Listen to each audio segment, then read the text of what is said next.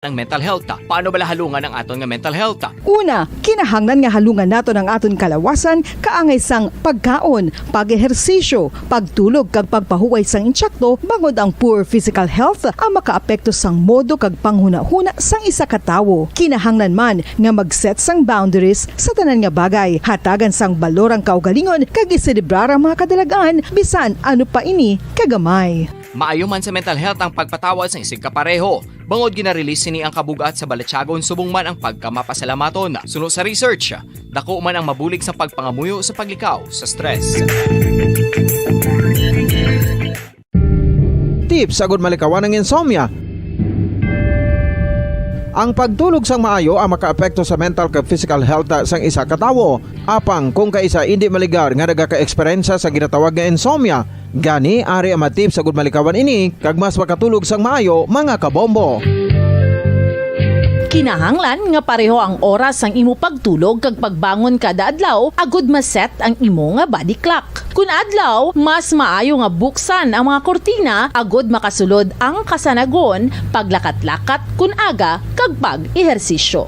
Kun gabi, likawan ang mga masanag nga screen kaangay sa mga gadgets kag TV. Limitahan man ang pagkaon kag mga ilimnon nga may caffeine kag nicotine bagod makatuga ini sang problema sa pagtulog. Likawan man ang pagkaon sang madamo, pag-inom sa alcoholic drinks, pag-inom sang madamo nga tubig kag ang pag-overthink antes magtulog.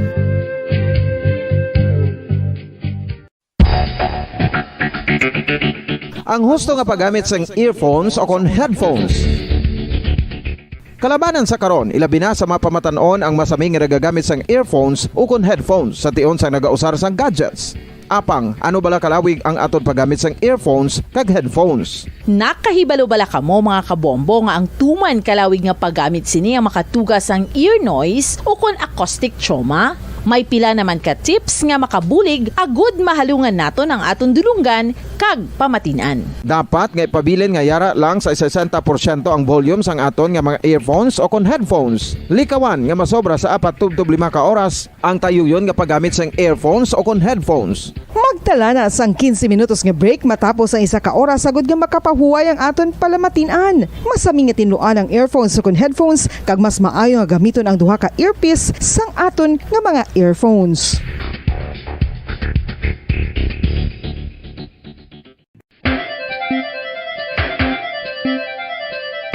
Ang talaba. Sino bala ang hindi maganahan magkaon sang talaba? Magluwas sa manamit sini nga sabor, ang talaba ang nagaunod man sa calories, protein, fat, vitamin D, thiamine, niacin, vitamin B12, iron, magnesium, phosphorus, zinc, copper, manganese kag selenium. Isa ini sa mga source ang high quality protein nga nagaunod sang siyam ka importante nga mga amino acids nga kinahanglan sang lawas sang tawo. Nagaunod man ini sa antioxidants nga maayo para sa atay. Apang ang pagkaon sang talaba ang mayara man sa mga risgo. Bangod nagaunod ini sa mataas nga amount sang zinc nga delikado sa kalawasan kon masobrahan. Ang pagkaon sini nga hilaw ang makatugaman sang bacterial infection kag makatuga sang diarrhea, pagsuka, hilanat kag iban pa nga seryoso nga kondisyon. Gani sa pagkaon sang talaba, kinahanglan hagan-hagan lang. Oral disease, nagapadayon nga seryoso nga public health problem sa Pilipinas. Ang prevalence sang dental caries sa mga permanent teeth ang nagapabilin nga mataas sa 90% throughout the years. About 92.4% sa mga Filipinos ang may tooth decay, kag 78% ang may gum disease o kon periodontal diseases. Santo sa report nagikan sa DOH. Bisan pa nga ini ang preventable o kung matapna, ini nga balatian ang nagapikto sa halos kada Filipino at one point or another sa iya nga pagpangabuhi. Ang pagpractice sang good oral kag dental hygiene kaangay lang sa paghalong kag pagtatap mo sa imo kaugalingon. Nagatap na ini sang bad breath, tooth decay, gum disease, resulta ang healthy nga baba. Ang healthy nga baba o kon mouth, maayo nga indicator nga maayo man ang imo lawas. Gani halungan gid ang aton nga dental health.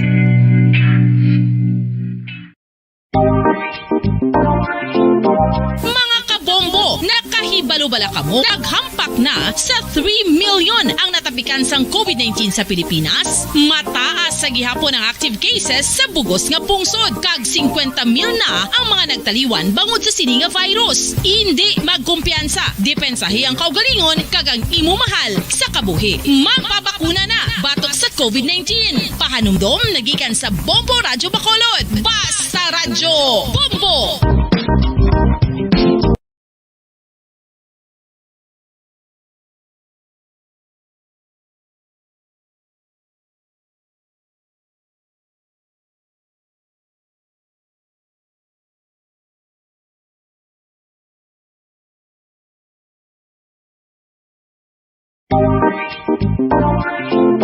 Mga kabombo, nakahibalo-bala kamo, naghampak na sa 3 million ang natapikan sang COVID-19 sa Pilipinas. Mataas sa gihapon ang active cases sa bugos nga pungsod. Kag 50 mil na ang mga nagtaliwan bangod sa sini nga virus. Hindi magkumpiyansa. Depensahi ang kaugalingon kag ang imo mahal sa kabuhi. Magpabakuna na batok sa COVID.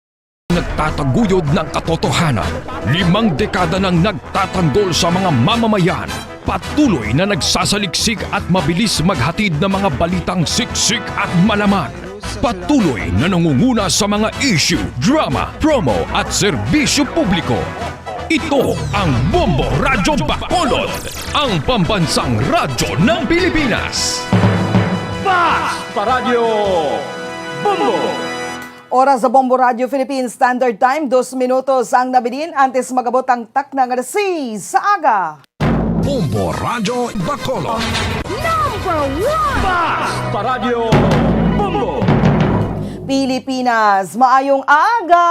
Welcome sa Bombo News and Views Morning Edition sang DYWB Bombo Radio Bacolod. Adlaw sang Huwebes, Pebrero 10 sa tuig 2022. Kagkaron sa tanang mga pangulong dinalaan sa mga nagapanguna nga balita lokal. Ginaligar miyembro sang Aki Quadra Robbery Group ginpatay sa ginaligar hindi magdubo. 12 ka mga suspetsado sa ilang balay sa Barangay Villamonte kagabi. Biktima nga si Arian Mark Salavera. Kahapon na nakapauli sa Barangay Villamonte suno sa kapulisan. Report niya ginabdak sa Barangay 13 ng lalaki agin salvage sa Ibi Magalona ginavalidate pa sa Bacolod Police Station 1. Iloy sang biktima nga si Julius Dumipeg. Nagasinggitan sang hustisya para si anak. Police Regional Office 6 nagmando sa mga pulis sa Negros Occidental nga hugton ang pagbantay sa election watch list areas samtang political orphans ni Senator Bongo kag mga supporters ni Presidente Duterte nagtipyok na kay Mayor Isko Moreno Dumagoso. Sa mga nagapanguna nga balita, National Presidential Candidate Bongbong Marcos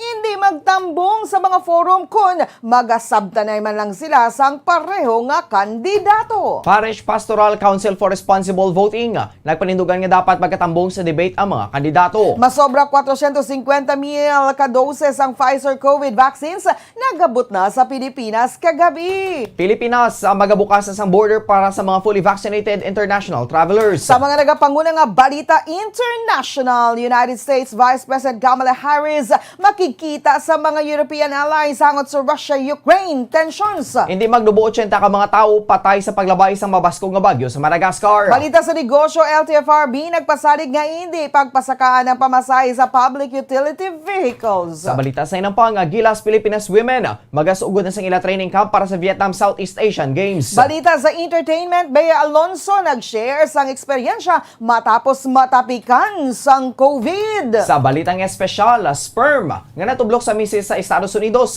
hindi iya sang iyang mister kundi iban nga lalaki. Oras sa Bombo Radio Philippine Standard Time in Punto Lizzy. Sa aga nga mo nga pag-abi-abi sa inyo din man kamo nga bahin sang syudad sang Bacolod, probinsya sa Negros Occidental nga nakatutok na nagapamati diri sa DYWB Bombo Radio Bacolod 630 kHz sa lilizuan sang inyong mga radyo kag subong man sa mga nagapamati kag nagatanaw worldwide pagi sa Facebook Live, sa Facebook fanpage kag YouTube channel sang Bombo Radio Bacolod. Kag karon sa mga detalye na sang mga balita kaupod sang inyo mga tagbalita. Bombo Franz, Sandro Burgos. Kag Bombo Mary Divine Grace Moreno Coelho sa mga detalye na sa mga nagapanguna nga balita lokal. Patay ang suspetsado sa seri sa mga pagpang-hold up sa syudad sang Bacolod matapos nga siya ang ginpululihan luthang sang wala makilalan nga mga persona sa ilang balay sa Purok Kabakawan, Barangay Villamonte, Bacolod City kagabi. Ang biktima ang ginkilala kay Arian Mark Salaver alias Jok.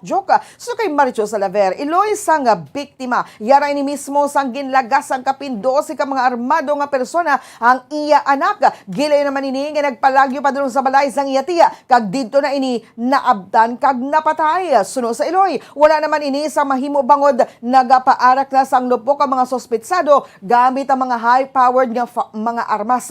Wala niya man nakilala mga sospetsado nga nakasibilyan bangod ang mga ini ang nakabonet. Pangabay sini nga hindi patulugon kag konsensyahon ang mga nagpatay sa iya bata. Aminado naman ini nga nagagamit sa illegal nga droga ang iya nga bata apang hindi dapat ibutang sa mga kamot ang layi. Suno pa diri nakahibalo man sila nga may kaso ang ila bata kag ginatugyanan o kon ginatugyanan nga magsungka apang wala sila sang mahimo bangod nagapanindugan ini nga hindi magsungka ilabi na nga nakahibalo na ini sa kabudlayan sa sulod sang prisuhan. Payag sini nga ang iya bata ang napriso na sa makapila ka beses kag nahunong naman ini sadto sa Muntinlupa. Nagasinggitan ang iloy sang hustisya bangod bisan pa nga pasaway si alias Jok nagapabili nini nga iya bata.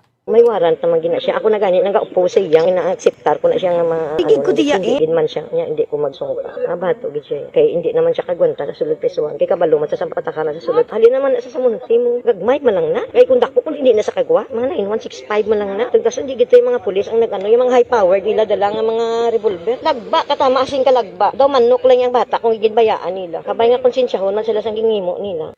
Si Maricho Salaver ang iloy ni Arian Mark Salaver alias Jok. Nagapating hepe sa Bacolod Police Station 4 nga katapos ang Aki Quadra Robbery Group si Arian Mark Salavera alias Jok nga ginlutang sa Purok Kabakawan, Barangay Villamonte, Basyutan sa Bacolod kagabi. Sunod kay Police Major Richie Gohe, ang Station Commander sa Bacolod Police Station 4. Kapon lang nakapoli sa lugar ang biktima kag wala na hibaluan kung sa date ini nagapanago. Inibangod may nakafile ng kaso batok diri sa bahin sa Bacolod Police Station 7 natuoy sa robbery hold-up pa sa karona. Wala pa may napanaog nga warrant of arrest sa biktima nga may kangtanan sa kaso. Patag ni Gohe nga nagapangtaya sa armas lutang sa mga nagamotorsiklo si Salavera. Sunod diri ang ulihing nga report nga sang wala ginhatag sang tagiyang iya motorsiklo. Gintiro pa nila ini sang iya nga kaupod. Ang kaupod ni Salavera ang nadakop apang siya ang nakapalagyo. Tubto sa nga siya ang napatay subong nga o kun sang nagligad nga gabi. Bisan sa Bacolod Police Station 4, may reklamo man dito sa pagpamuno apang wala gindayon sang ang kaso bangod na hadlok ang nangin biktima. Samtang nagapati naman si Gohe nga katapos sa Aki Quadra Robbery Group ang biktima. Inibangod ang sang napatay ang leader nga si Arnold Aki Quadra. Nakita sa mga barangay tanod sa balay sini nga sa Barangay Vista Alegre nga nagsulod si Salavera sa balay ni Quadra. Dala naman sini sa pagwa ang kapinto nga sa sako kag wala na tumod kun ano ang gindala sini. Bangod sini hugot nga nagapati si Gohe nga katapo ini sa grupo bangod wala man ini sang rason nga magsulod sa balay ni Quadra kun wala ang mga inisang koneksyon sa pihak nga bahin. Padayon man ang ilang investigasyon sa pagpaarak sang lutang sa biktima. Wala pa matumod kung pila ang igo sa biktima apang na makita sa crime scene. Ang pulo ang mga empty cartridges sa kalibre 45 nga pistola.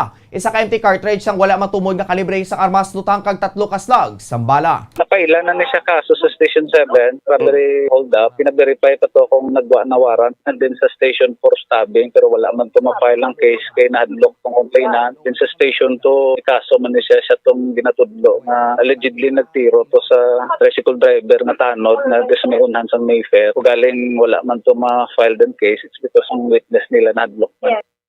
Nabatan na pa ni Police Major Richie Gohe, ang Station Commander sa Bacolod Police Station 4. 5 minutos na nakaligad sa atak ng alas 6 sa aga sa dugang pa nga balita lokal. Ginahibalo pa sa Bacolod Police Station 1 kung matuod gid man ang aligasyon sang live-in partner ni Julius Dumipig ngayon ang ginabdak sa Purok Boulevard, Barangay 13, Bacolod City. Ante sini nasapan nga wala na sang kabuhi sa banwa sang EB Magalona. Suno kay Police Major Ramil Zaron, ang Station Commander sa Bacolod Police Station 1, padayon ang ilang pag-background check sa biktima. Nibadoan niya ginkumpirmar sa mismo live-in partner ni Dumipig ngayon niyang anay na priso na sa kaso nga theft kag robbery. Ginkumpirmar man sa nga nagagamit sa iligang nga droga ang biktima. Sado sa pagsaysay sang live-in partner, magkaupo na mga ini samtang nagabiyay sang pampasero nga tricycle sang si Dumipig sang may duha ka mga persona nga nagsakay sa ilagigan sa Barangay 35, Bacolod City. Apang nagpagdangat sa Purok Boulevard, Barangay 13, Bacolod City, ginpalapitan ng mga inisang iban pa nga mga lalaki kag digdid to na gintiro kag gindala ang biktima. So kay Sarona, sa pagpadulong sa investigador sa area, ginatudlo na tabo ang abduction. Wala man ang mga ini nakakuha sa impormasyon sa mahimo saksi sa natabo. Magluwas sa live-in partner kasubang man nga wala nakabati ang mga pumuli sa lugar nga may nagduntad nga komosyon. Dugang pa ni Sarona nga wala man sila sa may nakita nga cartridge sang bala sa piyak sang pagpahayag sang live-in partner nga didto pa lang ginluthang na si Dumipig kag wala man sang bisan isa nga nakabati sang lupok sang armas sa luthang. Investigar pa man kita kay wala pa man kita ka kuha information kung ano kita tuod nga gin-abduct siya sa Purok Boulevard kay pagkadto kagapon sa investigador wala man to may nakakita iba nga tao kag wala man gid may nakabati man komosyon amo naging investigador pag gid nato kung ano gid katuod ang amo nga insidente. Ang kabayan sa pagpahayag ni Police Major Ramil Zarona, Station Commander sa Bacolod Police Station 1.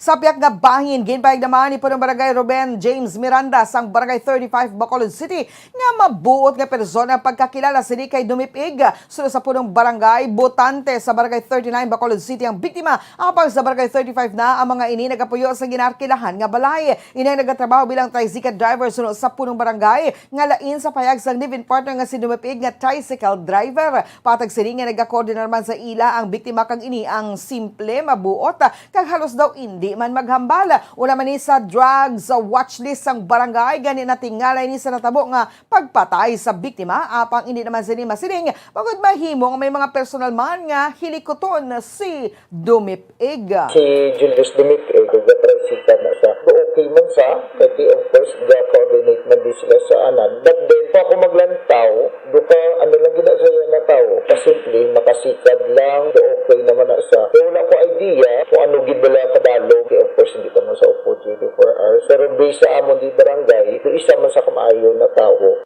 Si Punong Barangay Ruben James Miranda sang Barangay 35 Bacolod City. Nagapangay isang hostisyang Iloy ni Julius Dumipig nga gin-abduct sang Pebrero 8 sang gabi sa Purok Boulevard, Barangay 13, syudad sa Bacolod kaning sapuan na lamang nga wala na sa kabuhi sa Hacienda San Jose, Barangay Damgo, Banwas ang Ibe Magalona. Sa interview sa Bombo Radyo kay Juliet Dumipig, santo sa payag sa live-in partners ng iyang bata. Obdanay sila nga duwa nga nagabiyahe sang tricycle sang may nagsakay nga duwa ka mga lalaki kag nagpanawag sa Purok Boulevard, Barangay 13. Pagpanawag sa mga pasahero, may nagdulog nga isa ka van nga nagaduag sang gray o kon violet nga may nanaog nga tatlo ka mga persona sa van kag ginpilit nga pasakaod sa van si Julius.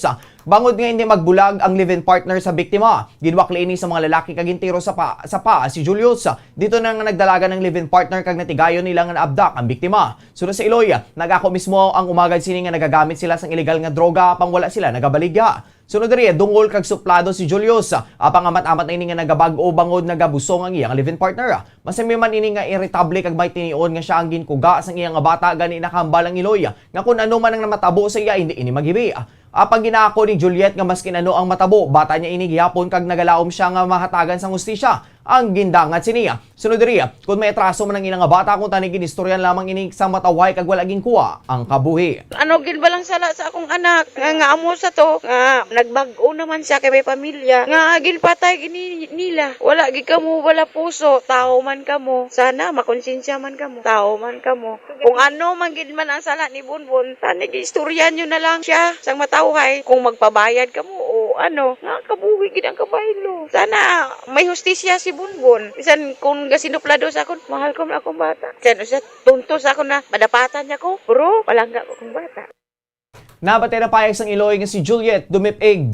10 minutos ang nakaligad sa Tacna-Grasay sa aga sa dugang pa nga balita lokal. Aristado ang isa ka 42 anyos nga lalaki sa ginpanigayon nga buy-bust operation sa Barangay 5, Silay City. Sa interview sa Bombo Radyo Bacolod kay Police Lieutenant Colonel Robert Petate, ang hepe sang Silay City Police Station, ginkilala ang sospetsado kay Remo Jimenea, 42 anyos, residente sa nasambit nga lugar, kay isa ka street level individual. Nakuha sa iya pagkinakopa ang 4 ka small heat sealed transparent plastic sachet sa suspected shabu, kag isa ka medium heat sealed transparent plastic sachet sang suspected shabu lakip ng buy-bust item.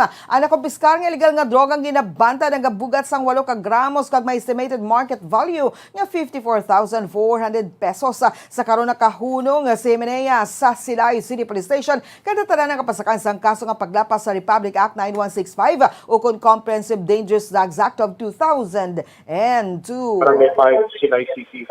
Ang arrested suspect natin dito mo si Remo Hininia Bigasa, 42 years old, male, the resident of Centerville Subdivision Phase 1, Barangay 5, Sinay City. Listed as a street level individual natin siya. Si Robert Ocon, ang hepe sang Silay City Police Station. Nagpapanawag na sang direktiba ang Regional Director sang Police Regional Office 6 o PRO6 sa mga unit commanders partikular na sa Negros Occidental sa hugot nga pagbantay sa mga lugar nga na-identify bilang areas of concern karon nga naghilapit ang Mayo 9 tuig 2022 national and local elections.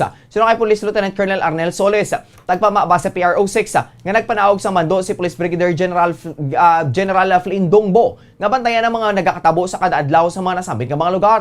Madumduman nga 13 tanan ka mga lugar ang ginpaidalom sa area of concern sa Commission on Elections sa Negros Occidental.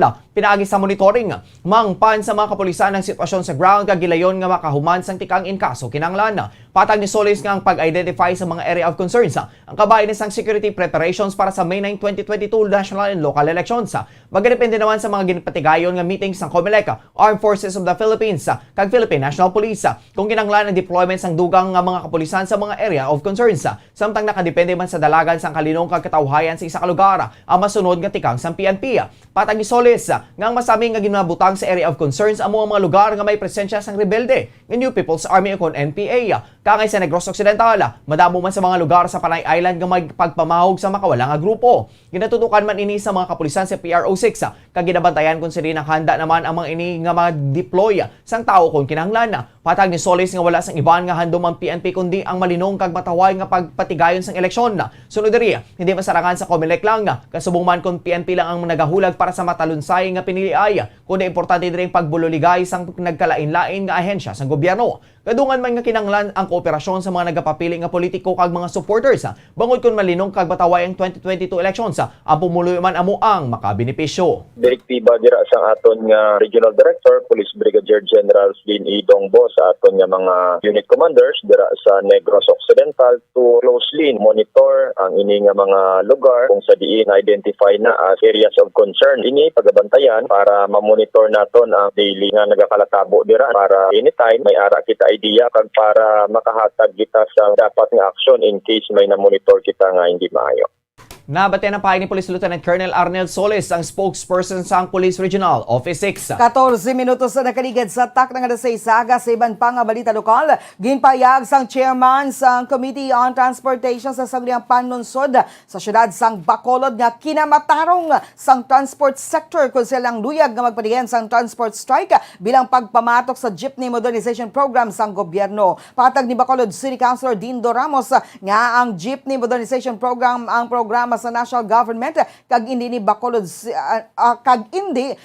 City Mayor Evilio Binglo Nadia o kung sa bisan sino man nga konsehal sang syudad. Ginakatingala naman sini ang desisyon sa transport group nga United Negros Drivers and Operators Center Kunundok nga magpatigayan sa isa ka sima nga transport strike bangod wala pa man sa ginapatigayan nga pag-phase out sa mga daan nga model sang mga salakyan. Suno kay Ramos, suportado sini ang jeepney modernization program apang nagapati ini nga hindi pasubong nga nagakaigo nga implementasyon sang programa. Gindumdum pa ni Ramos nga sang 2019 nagpangayuman sang bulig sa iyang ngundok nga ma-seminar ang mga ini sa Department of Transportation o kon DOTR kag seminar para sa collective bargaining agreement sang kooperatiba. Kung sa rin, personal pa sini nga kwarta gingamit sa pagpamahaw sa tiyon sa pagseminar nga ginpinsar sini nga ginbuhat sa mga drivers kag operators sa tinutuyo nga mapreparahanin kaso nga ipatuman ang programa sang national government. Patag ni Ramos galuyag nila nga makapreparar ang syudad sang Bacolod sa tion sang implementasyon kag hindi madulan sa masakyan ang mga commuters.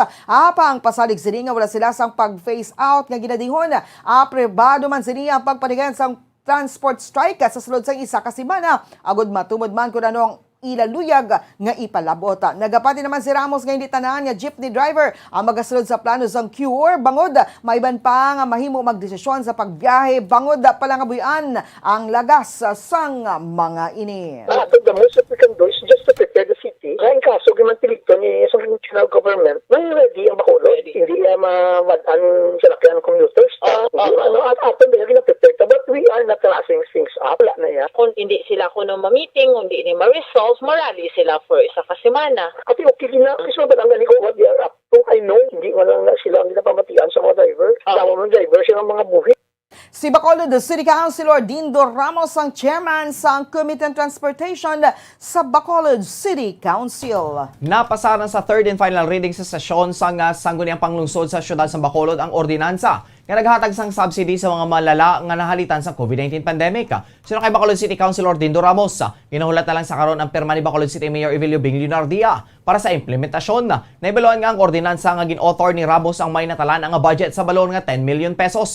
Ginatag naman sa mga ini ang ligwa sa Legislative Department kung sino ang magabaton sa mga benepisyo bangod sila sa Executive Department ang magahuman lang sa ordinansa. Apang hindi pa masiguro ni Ramos kung mahingagaw pa ini nga papatigayon, ilabi na nga nagahilapit na ang banning period sa pag-umpisa sang campaign period sa mga local candidates sa Marso 25. Bilang chairman sa Committee on Transportation, nagapanguna man sini nga ginaduso ang mga drivers nga mahatagan sang benepisyo. Patag sini nga tuman ka naapektuhan ang mga drivers bangod sa COVID-19 pandemic nga gindugangan pasang sagunson nga pagsaka sa valor sang gatong subong nga tuig. Pagluwas sa mga public utility drivers, nakita man sini nga labi man ang naapektuhan ang sektor sa mga market vendors, beautician kag musicians. Tama niya ng ordinance, and then pwede na siya kahatag sa mga adversely affected. For example, mga drivers, ganyan sa 1,000, di may law na nag-authorize siya. Pag-check ko sa may millions na mga pen ko. Hindi na kaniyar kung mabito niya na or not. Kung pagtaan niya ko, ako yung mga drivers na. Sa mga drivers, recommend ko silang magaan. They were prevented from work. Individuals in crisis situation ba?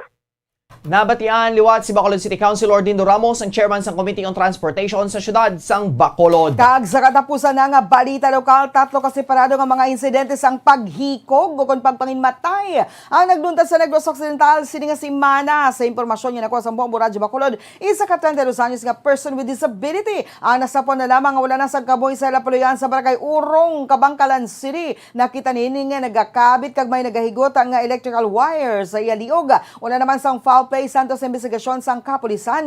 So sa Kabangkalan City Police Station, ate sa tabuang insidente, naghambal pang biktima kung siyang mapatay. Siyang himuson lamang nila. Naibalungan nga sang nagliligad ng mga tinuig, may mga suicide attempts naman nga ginhimo ang 32 anyos. Samtang nasapwan na lamang sa iyan nobyang isa ka 40 anyos nga lalaki sa Purok 5, Barangay 1 Hinubaan nga nagakabit gamit ang kalata. Sunod sa investigasyon sang santos sa investigasyon sa Hinubaan Municipal Police Station. Alas 7:30 sang gabi sang may nagluntad nga argumento sa ila duha o konsey nga duha kag ginpahayag sang biktima nga siya ang magahikog. Alas 10:45 sang gabi sang ginkantuan ini sang nobya sa Yapulian kada sapon na lamang nga nagakabit gamit ang kalat kag wala na sang kabuhi. Inagin deklarar nga dead on arrival sang kapulisan. Kahapon isa man ka 18 anyos nga babae naghikog sa balay sang iya abyan sa Barangay Kanhusa sa Banwa Sampuno Pandan. Ini na sapon nga nakabitin gamit ang nylon plastic cord. Santos sa inisyal ng investigasyon, nagasuper ang biktima sang depresyon. Wala naman sa may nakita niya senyalis ang foul play o kon physical struggle. Oras sa Bombo Radio Philippine Standard Time, 19 minutos na nakaligad sa tak ng alas 6 zaga. Bantayan sa pagpanumbalik sang Bombo News and Views Morning Edition. Mga detalye na sa mga nagapangunan nga balita national, international, kagiban pa diri sa gihapon sa DYWB Bombo Radio Bacolod. Bombo Radio Bacolod. Number 1! Basta Radio Bombo! Tip sagod malikawan ng insomnia. Ang pagtulog sang maayo ang makaapekto sa mental kag physical health sang isa ka tawo. Apang kung kaisa hindi maligar nga nagaka-eksperyensya sa ginatawag nga insomnia, gani ari ang matip sagod malikawan ini kag mas makatulog sang maayo mga kabombo. Kinahanglan nga pareho ang oras ang imo pagtulog kag pagbangon kada adlaw agud maset ang imo nga body clock. Kun adlaw, mas maayo nga buksan ang mga kortina agud makasulod ang kasanagon, paglakat-lakat kun aga kag pag-ehersisyo. Kun gabi, likawan ang mga masanag na screen kaangay sa mga gadgets kag TV. Limitahan man ang pagkaon kag mga ilimnon nga may caffeine kag nicotine bagod makatuga ini sang problema sa pagtulog. Likawan man ang pagkaon sang madamo, pag-inom sa alcoholic drinks, pag-inom sang madamo nga tubig kag ang pag-overthink antes magtulog.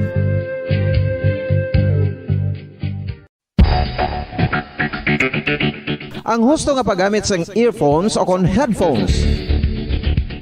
Kalabanan sa karon, ilabi na sa mga pamatanon ang masaming nga nagagamit sang earphones o kon headphones sa tion sang nagausar sang gadgets.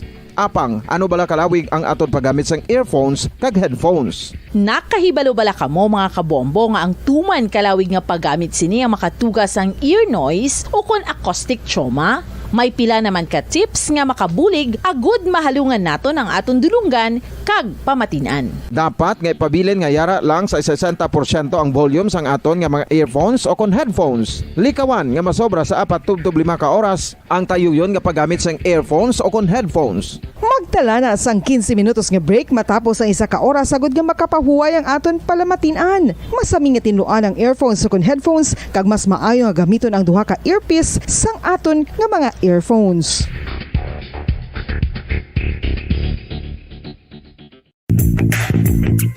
Sa karon nga may ginapangatubang nga pandemic, importante nga halungan gid ang ikayong lawas. Apang hindi lang physical health ang dapat hatagan sa pagtamuda, bangod importante Paradyo Bombo!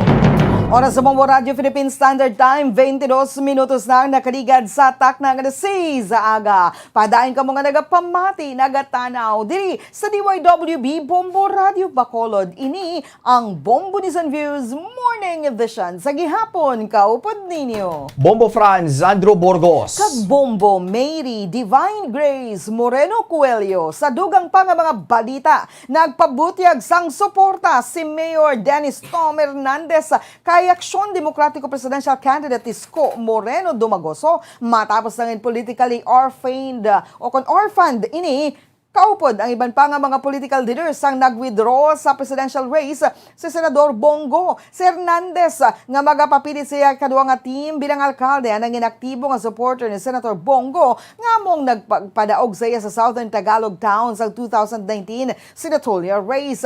Ang munisipalidad sang Rodriguez ang mayara sang 209,000 registered voters kag isa ka bago nga district sa Rizal Province. Sang Miyerkules ang ikaduwa nga adlaw sa 90-day campaign period para sa National Post.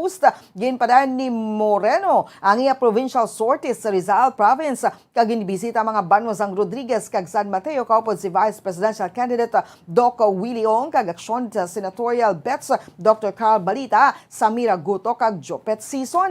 Nagpaligayan sang courtesy call si Moreno kag ang Aksyon Demokratiko Slate sa Rodriguez City kung sarin formal ang ipabutyag ni Mayor Hernandez ang iya suporta sa presidential candidacy sang alkalde. Oras sa Bombo Radio Philippine Standard Time, 23 minutos na nakaligad sa takna nga sa Izaga. Saylo kita sa mga detalye sa mga nagapanguna nga balita national.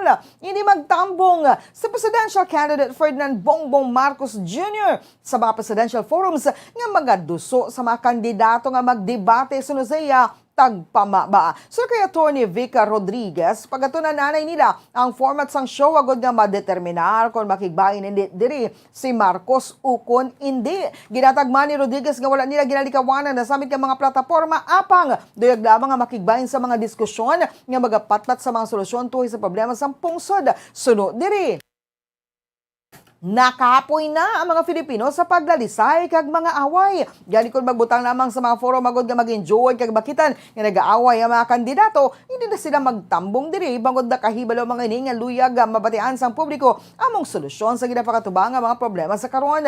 Ginpangit ba nini sa tagpamaba sa isa ka job application kung saan nag-apply ang mga kandidato para sa pinakamatas nga posisyon sa gobyerno. Gani hindi sila dapat nga magdebate sa interview. Gindugang pa ni Rodriguez nga hindi man makigaway ang aplikante siya amo, kundi magapa-interview kag itugyan na sa mga boss ukon management ang pagpili kag pagdesisyon.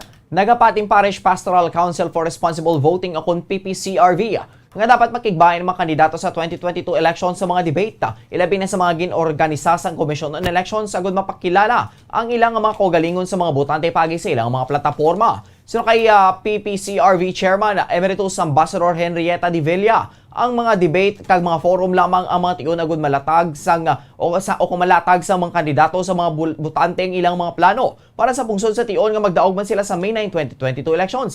Sunod diri sa pagtambog sa mga aktibidad kaangay siniya, mapamatudan sa mga aspirants ang ilang competence sa mga posisyon nga ilang aluyag. Sunod kay Di Villa, hindi dapat mahadlok ang mga kandidato nga makikigbahin sa mga debate kung matutuod gid man nga kamatuoran ang ilang mahatag sa publiko kag sa mga tawo. Kinangkat man ni Di Villa ang mga botante nga maglantaw kag mamati isang maayo sa mga debate kag hibaloon kung ano kaseryoso ang mga kandidato nga ila ginasuportahan.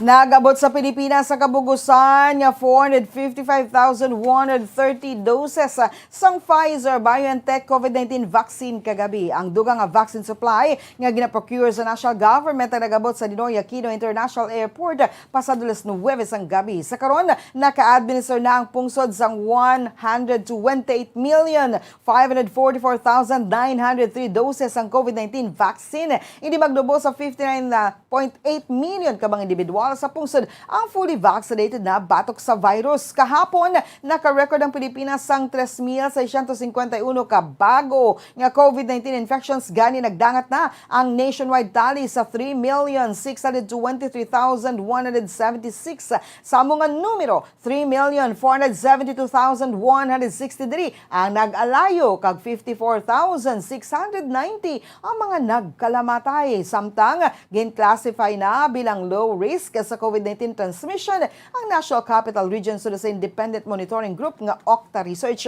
So kay Octa Fellow Dr. Guido David, ang reproduction number sa NCR ang nagdubo sa 0.25. Para sa katapusan nga balita nasyonal, pagabuksan sa Pilipinas ang borders sini sa mga fully vaccinated international travelers. Subugod sa Webes, bilang kabahin sang recovery drive sang turismo sa pungsod. Suno kay Tourism Secretary Bernadette Romulo Puyata, ginakabig niya ini nga exciting times para sa turismo sang Pilipinas kadungan sang pagsugod sang pungsod sang dalan padulong sa recovery. Suno sa iya, isa ka welcome development na pagpahanugot sa mga international travelers nga magaduso sa pagbalik sang travel kag tourism sector, pagbalik sa mga trabaho kag iban pang mga benepisyo nga mabatyagan sa bilog nga tourism value chain. Ginaaprobahan sang pandemic task force ng gobyerno. Sa katapusan sang Enero ang proposal sa Department of Tourism nga pahanugutan ng pagsulod sa mga fully vaccinated tourist nagikan sa 157 ka mga pungsod nga may visa-free arrangement sa Pilipinas. Kadindula naman sa nga task force ang color-coded classification system sa mga pungsod sa to sa ila COVID-19 status bilang kabahin sang plano agud ma-accelerate ang recovery sang tourism industry.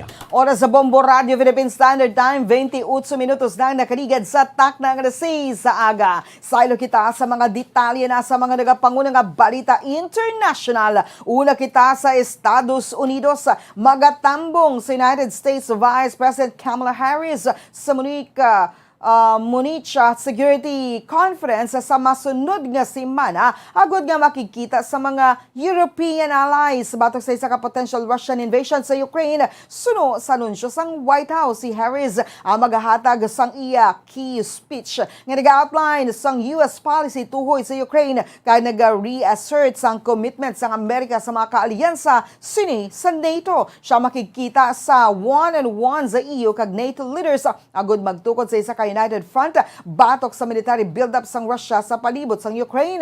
Ang annual conference nga ginorganisa sang Western nations sa tiyon sang Cold War ug diskusyonan ng mga military conflicts ang ginalakipan sa 350 ka mga senior figures nagikan sa dosena ka mga pungsod sa isa ka traditional venue sa Germany. Ang biyaya ni Harris ang nag-intensify sa US engagement sa ilang mga kalyansa kag mga partners sa Europe samtang nagapabilin ang isa ka gatos ka libo ka mga tropa sang Russia malapit sa border sang Ukraine. Sa sa atong katapusan nga balita internasyonal, sa Madagascar, nagdangat na sa hindi magdubo 80 ang death toll sa pagpanghalit ni Tropical Cyclone Batsirai. Sunod sa mga otoridad sa Madagascar. Sunod sa National Office for Risk and Disaster Management akong BNGRC, nagikan sa 30 ka mga fatalities ang Martes.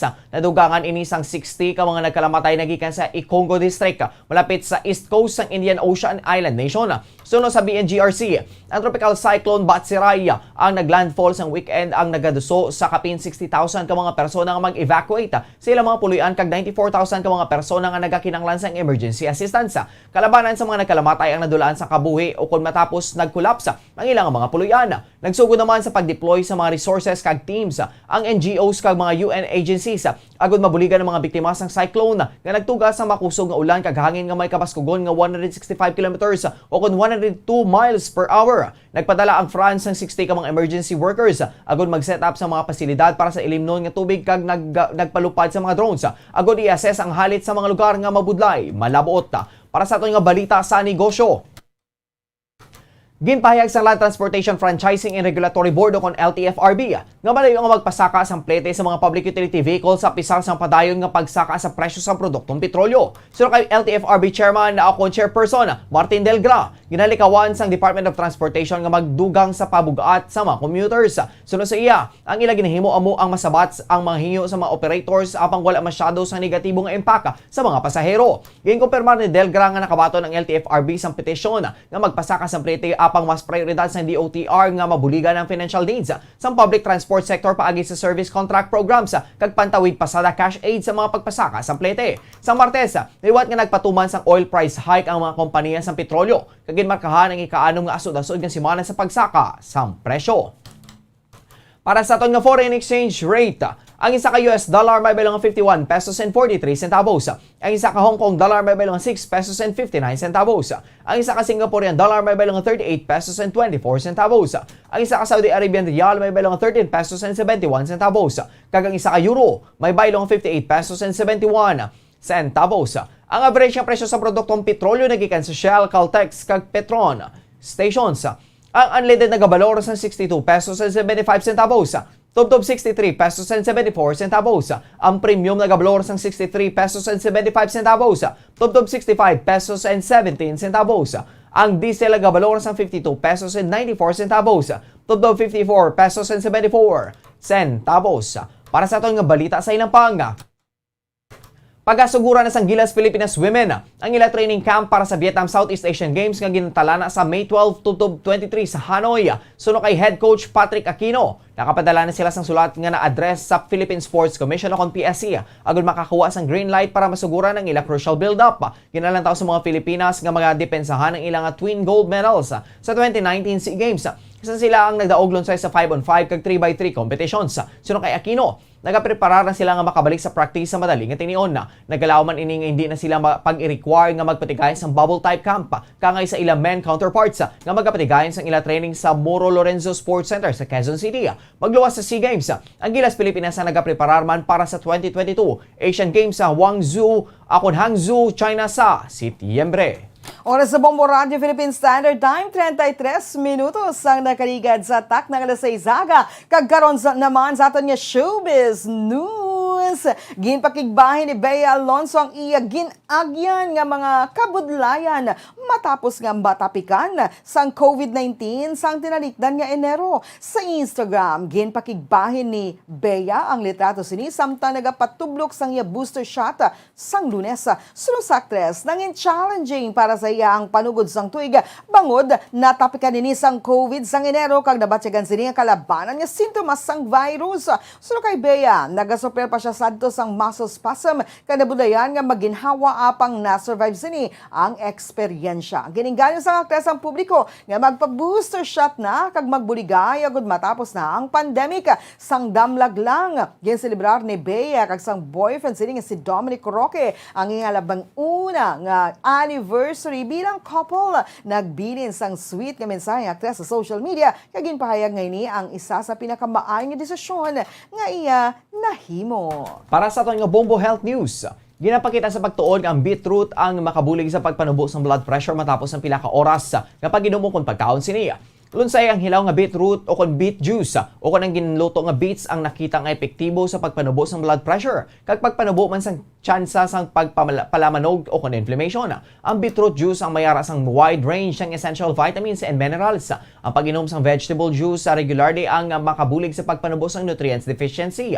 Ang beetroot sa makabulig man sa pagbulong sang anemia. Bangod ang components ni ang magaranon man sa iron nga makapadamo sang red blood cells. Oras sa Bombo Radio Philippine Standard Time, 35 minutos na nakaligad sa tak ng alas 6 aga. Mga kabombo, antis ang aton nga balita nga espesyal. Ang aton nga pag-imbitar sa inyo, magpamati, magtanaw sa aton nga special segment diri sa Bombo Radio Philippines. Sumugod-subong adlaw sa programa Bombo Haray Big Time sa Bombo Haray sa Uto kag Sona Libre program ang pagpabati namon kag magpakita sa inyo sang bago nga segment nga Valentine's Day Around the World.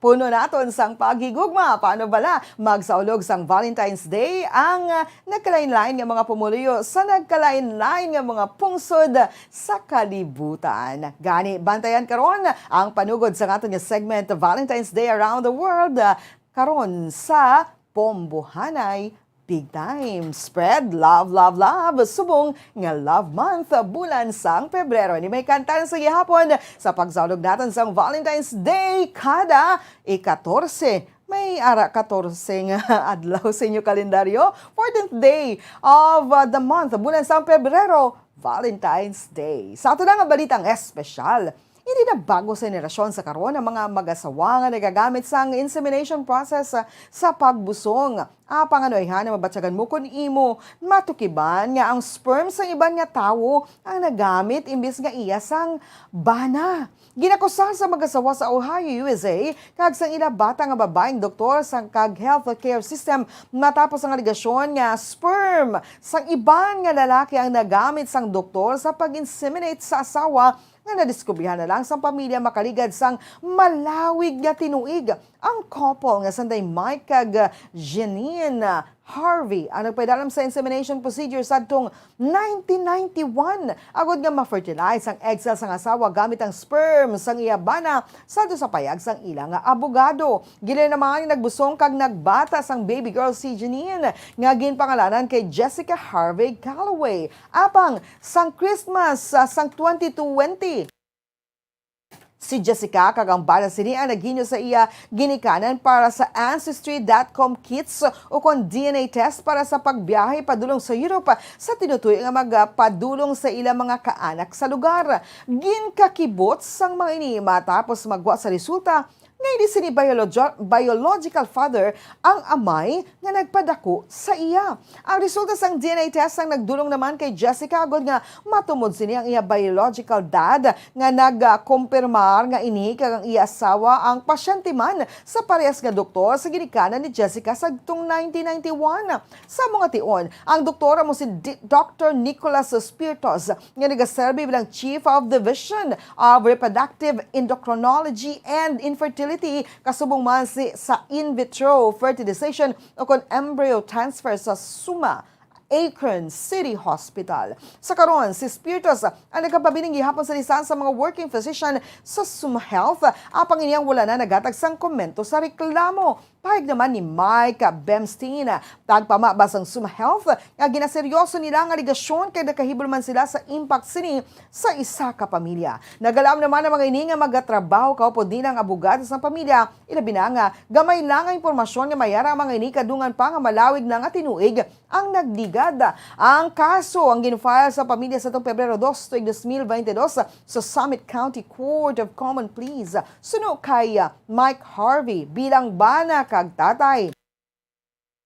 Tuman kabudlay sa iya nga makita ang iya nga pamilya nga nagakasakitan samtang rason naman sini ang hindi na niya mahimo nga magbabago. Pahayag sini nga mabudlay eksplikar nga ginapatihan sa bilog nga kabuhi sang ila anak ang hindi gali kamatuoran nga kaangay nga ini ang hinani na lang nagbugtaw sa lain na nga lawas kag kabuhi. Oras sa Bombo Radio Philippines Standard Time 39 minutos ang nakaligad sa takna ng sa aga. Kagkaroon sa ito naman nga weather update. Ang northeast monsoon ang nag-apekto sa extreme northern Luzon. Ang trough sang low pressure area ang nag-apekto sa nasilangan nga bahin sang Mindanao. Ang Caraga, Davao Region, Cebu, Bohol, Leyte, Southern Leyte, Samar, kag Eastern Samar ang mag-eksperyensya sa magalumon nga kalangitan nga may lapta-lapta nga pagulan kag pagpanaguob tugas sang trough sang LPA. Ang Batanes ang mag-eksperyensya sa magalumon nga kalangitan nga may pag-ulan tugas sang northeast monsoon. Ang Ilocos Region, Cordillera Administrative Region, kanabilin nga bahin sang Cagayan Valley ang maka-eksperyensya sa magalumon nga kalangitan nga may pag-ulan tugas sang northeast monsoon.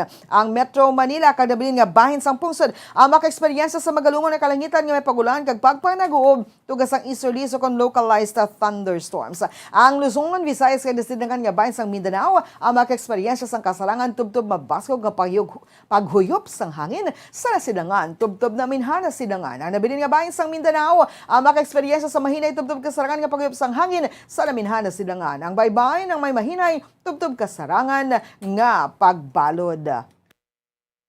Sa ato naman, antad sang temperatura, Metro Manila 24 to 33 degrees Celsius. 2% ang tsansa sang pagulan. Ang hangin ay makabasugon nga 10 kilometros kada oras with clear and periodic clouds. Sa Kawayan, 21 to 30 degrees Celsius ang antad sa temperatura. May 4% ka tsansa sang pagulan. Ang hangin may kabasgon nga 0 km per hour, partly cloudy. Sa Capiz, 25 to 29 degrees Celsius ang antad sang temperatura. 4% ang tsansa sang pagulan. Ang hangin ay may kabasugon nga 16 kilometros kada oras, partly cloudy. Sa Cagayan de Oro, 24 to 31 degrees Celsius ang antad sa temperatura. May 5% ka tsansa sang pagulan. Ang hangin may kabasgon nga 3 km per hour, cloudy. Kag diri sa syudad sang Bacolod, 25 to 31 degrees Celsius ang antad sang temperatura. 6% ang tsansa sang pagulan. Ang hangin may kabasugon nga 13 km kada oras, mostly cloudy. Ang adlaw nagbutlak na 5:55 subong nga aga kag magatunod la 6:10 karon sa Kasisidmon. Oras sa Bombo Radio Philippine Standard Time, 41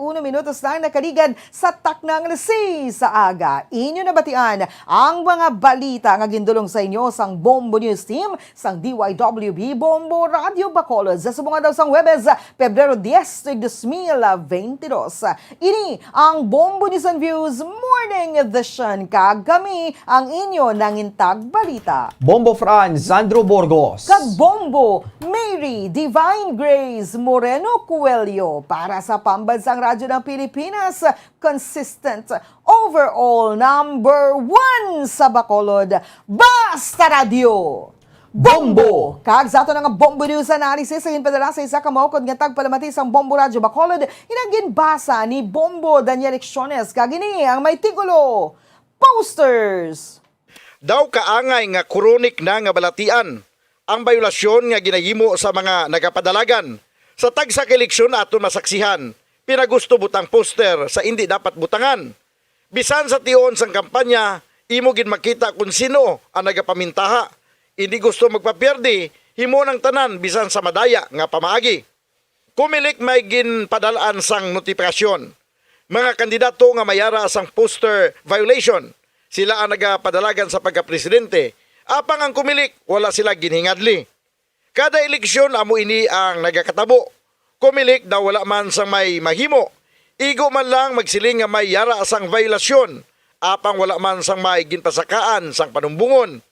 Sa kumilik kamo akon hangkaton. Ipagawa ang mga ngalan sang may violasyon.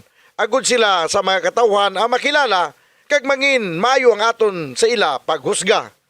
Ang ini pauna-una pananawan ang ginapadala ni Ricky De Vera sa Barangay Dumanan, Bacolod City.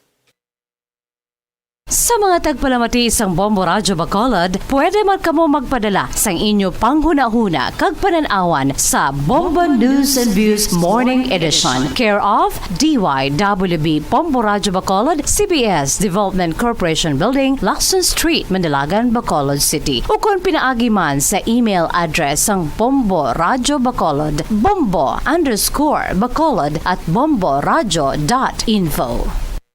Bombo Radyo Bacolod. Number 1! Basta Radio Bombo!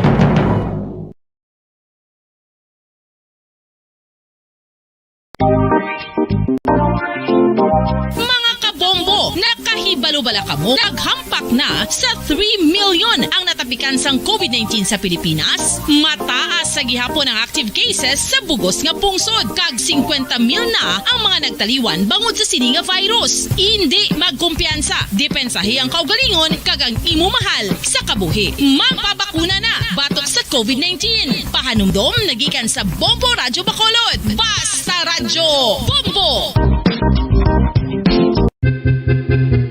San o ikaw ulihi nga nag-ilis ang sponge nga ginagamit mo sa paghugas sa mga kitchen utensils. Ang kitchen sponge mga kabombo, ang mas mahigko pa sa toilet. In fact, ginpahayag sang microbiologists nga ang mga butang nga ginagamit naton sa pagtilo sa mga dishes ang pinakahigko nga bagay sa balay. Sa isa ka pagtuon nga na-publish sa journal nga Scientific Reports, ang spongy bacterial colonies ang mas delikado sa aton ikaayong lawas. Bangod sini, ginarekomendar sa mga researchers nga dapat islan ang sponge kada simana. Ang kitchen ang lugar sa aton balay kung sa diin nagasugod ang mga new bacteria. Bangod sa human traffic kag food preparation. Bangod ang sponge ang masami nga warm, mabasa kag matrace ang old food. Ini ang ideal nga breeding ground para sa bacteria. Suno sa pagtuon, maayong idea nga tinluan ang sponge kada tapos gamit. Apang ginasuggest sa mga researchers nga regular nga islan ang kitchen sponge. Ang kitchen ang lugar sa aton balay kung sa diin nagasugod ang mga new bacteria. Bangod sa human traffic kag food preparation. Bangod ang sponge ang masami nga warm, mabasa, kag may trace ang old food.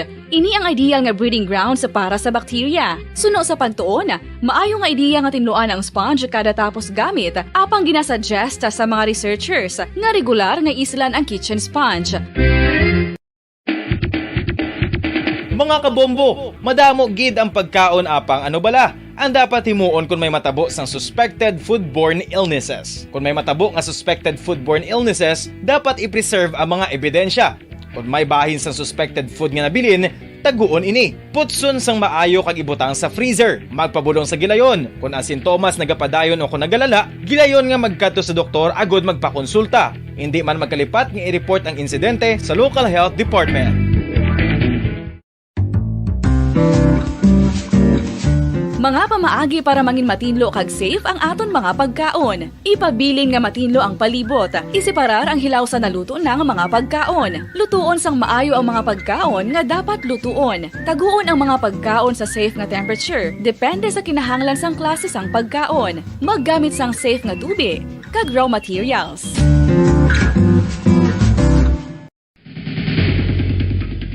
Ang food safety ang nagagarantiya nga ang pagkaon hindi makatugas sang anuman nga halit sa consumers o kung makakaon sini, samtang ini ang ginahanda o kung nakaon. Mayara man sa ginatawag food and waterborne diseases o kung grupo sa mga balatian, tugas ang anuman nga infectious o kung non-infectious agents. Ang mga masunod ginakabig common causes ng food and waterborne diseases. Unsafe nga ginahalinan sa ginainom nga tubig, improper disposal of human waste, unhygienic practices, unsafe food handling and preparation practices. Isa ka bala sa may hinuptanan nga ido, mangin responsable nga dog owner. Bilang nagapanag-iyas ang ido, siguraduhon nga ang mga ini ang regular nga nabakunahan batok sa rabies. Ipaidalom ini sa mandatory registration. Siguraduhon nga hindi ini manginlayaw o kon magsigilagaw o kon libot sa mga kalye o kon sa anuman nga mga public places. Imuman responsibilidad nga mapag-groom ang mga ini, matagaan sa bastante nga pagkaon kag shelter. Responsibilidad mo bilang pet owner nga gastuhan ang anuman nga gastuhon medikal sa tion nga makakagat ang imo ido. Rabies is preventable. Mangin responsable nga dog o kon pet owner.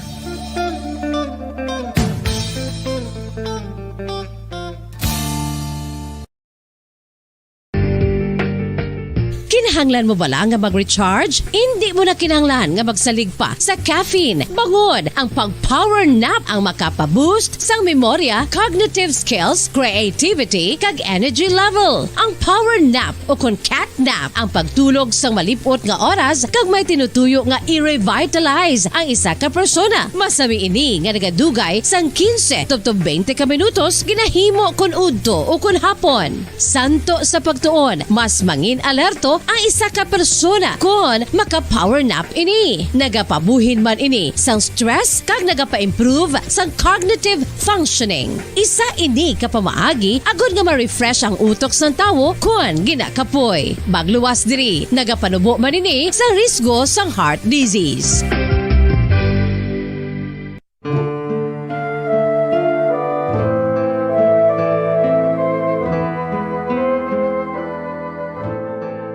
Pangamuyo para sa 2022 elections. Sa ngalan sang Amay, sang Anak, kag sang Espiritu Santo.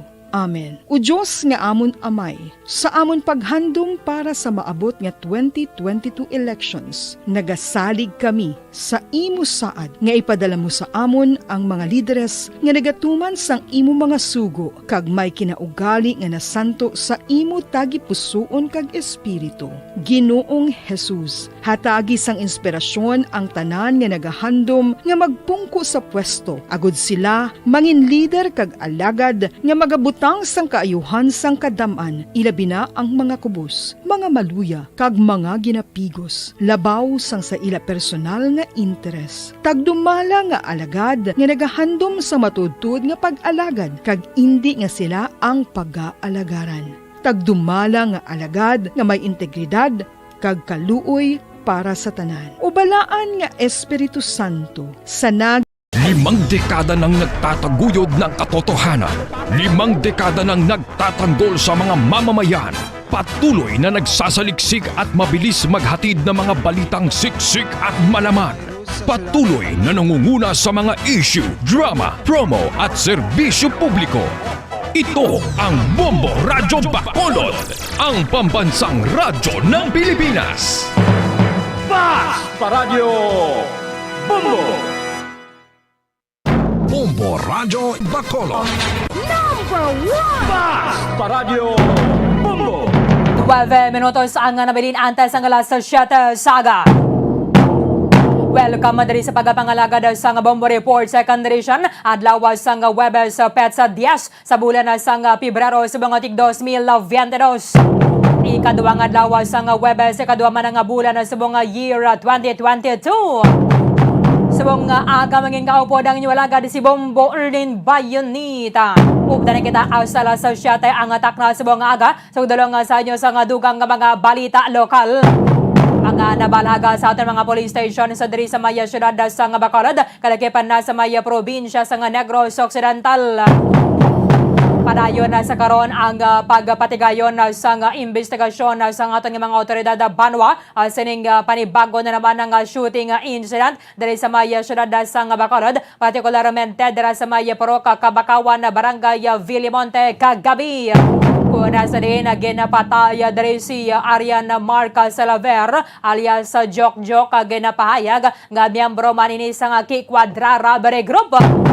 Ikwan na sumahon nato na pila na ka mga miyembro sa nga grupo ang gintumba and upo din naman na diri ang leader sa nga grupo nga si Arnold Aki Quadra nga gin-abdak kag ginabdak dira sa ginarkilahan nila nga balay sa may Villa Home sa Barangay Vista Alegre. Pinatay dira sa may higada sang Saba sa may Barangay Villimonte sang Enero 8 subong nga tuig. Kagaupo na niya man nato iba na pang mga miyembro sa nga grupo nga sanday Jundel kag Leonel Ravols nga pinatay dira sa may Barangay Blumentritt Banwa sang Murcia. Si Rene Boy Dasilio ang pinatay dira sa may Barangay Atipuluan na syudad sang Bago. Dunga naman nila ananday Aki Quadra. Ginasundan at tinalikdan naman ng mga sinemana sining si Donald Joseph Casiano nga pinatay dira sa may Poroca Sigaya Barangay 2. Kag si Ariana Marca Salaver amo naman ni ang pinatay kagabi dira sa may area sang Barangay Villamonte. I-check at nakaroon na sa dugang diri nga investigasyon sa Bacolod Police Station 4 nga muning nga nagasako padra sa may Barangay Villamonte. Ang kangtanan sa pag-abduct sa kay Julius Dumipig dira sa may Barangay 35 Banwa kag ginabilin nga wine sa nga kabuhi dira sa may Barangay Damgo Banwa sa nga Ibi Magalona. Subong nga mapaning nga taw-taw ron nato na konektado ini nga nasambit ang mga insidente. Duwa ka mga alleged drug personalities ang naaresto sa Maya Syudad sang San Carlos Banwa. I-check naton mga detalye sini mga recovery sa aton mga otoridad with Bombo Liani Zil Minardo. Bombo Liani sa report. Kamin. Yes, sa Bombo Erlin. Bombo Erlin, tatlo ka mga persona ang nagkaladakpan na sini sa bypass operation sa nga San Carlos PNP dito sa may Magsaysay Street, Caballero Subdivision, Barangay to San Carlos City, Negros Occidental. Nung sa diin na Bombo Erlin, ang isa ka suspetsado amo si Jofel Bacalla. Jofel Bacalla, 40 anyos, isa ka SLI o kana street level individual ini siya Bombo Erlin, wala sang obra kag residente sang nasambit nga lugar. Ang ikaduwa nga suspetsado amo si Ryan Española. Ryan Española, 32 anyos, hindi siya surrendery kag isa man ka street level individual, no? Kag residente man sa nga amo nga barangay kag lugar Bombo Erlin. Kag ang ikatatlo nga suspetsado amo si Eli Entero. 39 anyos, kag isa man ka street level individual kag residente man sa nga Caballero Street, Barangay 2, San Carlos City, Bombo Erlin. Kung sa diin ini ang tatlo ka suspetsado na kuhaan ini sa nga 18, no, ka heat seal transparent plastic sachet containing suspected shabu Bombo Erlin, isa ka empty plastic sachet, tatlo ka plastic straw filler, tatlo ka disposable lighter, duwa ka improvised nga tutor, isa ka Nokia cellphone, 780 pesos, no, as cash proceeds ni Bombo Erlin, kag 1,100 pesos as a bypass money. Ini ang nakuha Bombo Erlin nga mga ginasuspetsohan shabu kon illegal droga, mayara kabugaton nga 3 gramos, kag mayara standard price value sa nga 20,000 pesos kag 400 pesos sa Bombo Erlin. Subo ini ang tatlo ka mga suspetsado yara na sa kustodiya sang San Carlos City Police Station for proper disposition, kag nakatalana na nga pasakaan sang kaso sa pag-alapas sang Republic Act 9165 Bombo Erlin. Way gapon na sang kadudlaan, iba na diri nga mga pinangatumba bala may ramala sang mga illegal drug charges, no? Bombo Lian. Although hindi pa na nato na sa masiling ma-conclude nga basikon na may kang tanan ni sa illegal drug activity nila ang pagpataya diri para sa sining ginatumba naman nagagabi adra sa may barangay Villamonte. Correct kada Bombo Erlin, kaya mostly gid sa ila sini, especially bala Bombo Erlin, tika miyembro man ini siya sa Aki Quadra Robbery Group, which is mga connected gid siya or link gid sa may illegal drugs sa Bombo Erlin. So amo man ni ang ginatan-aw nga rason daw kung illegal drugs na gani ang pag-istoryahan, kaga kung may na aluthang patay diri sa laban-laban ang motibo, no, angot gid ang Bombo Erlin sa may illegal nga droga. Okay, sige. Check ka na karon nga dugang nga investigation kay duhaning ginasolbaro sa mga otoridad naton adra sa may barangay Villamonte, and then ang abduction ni Julius Dumipig.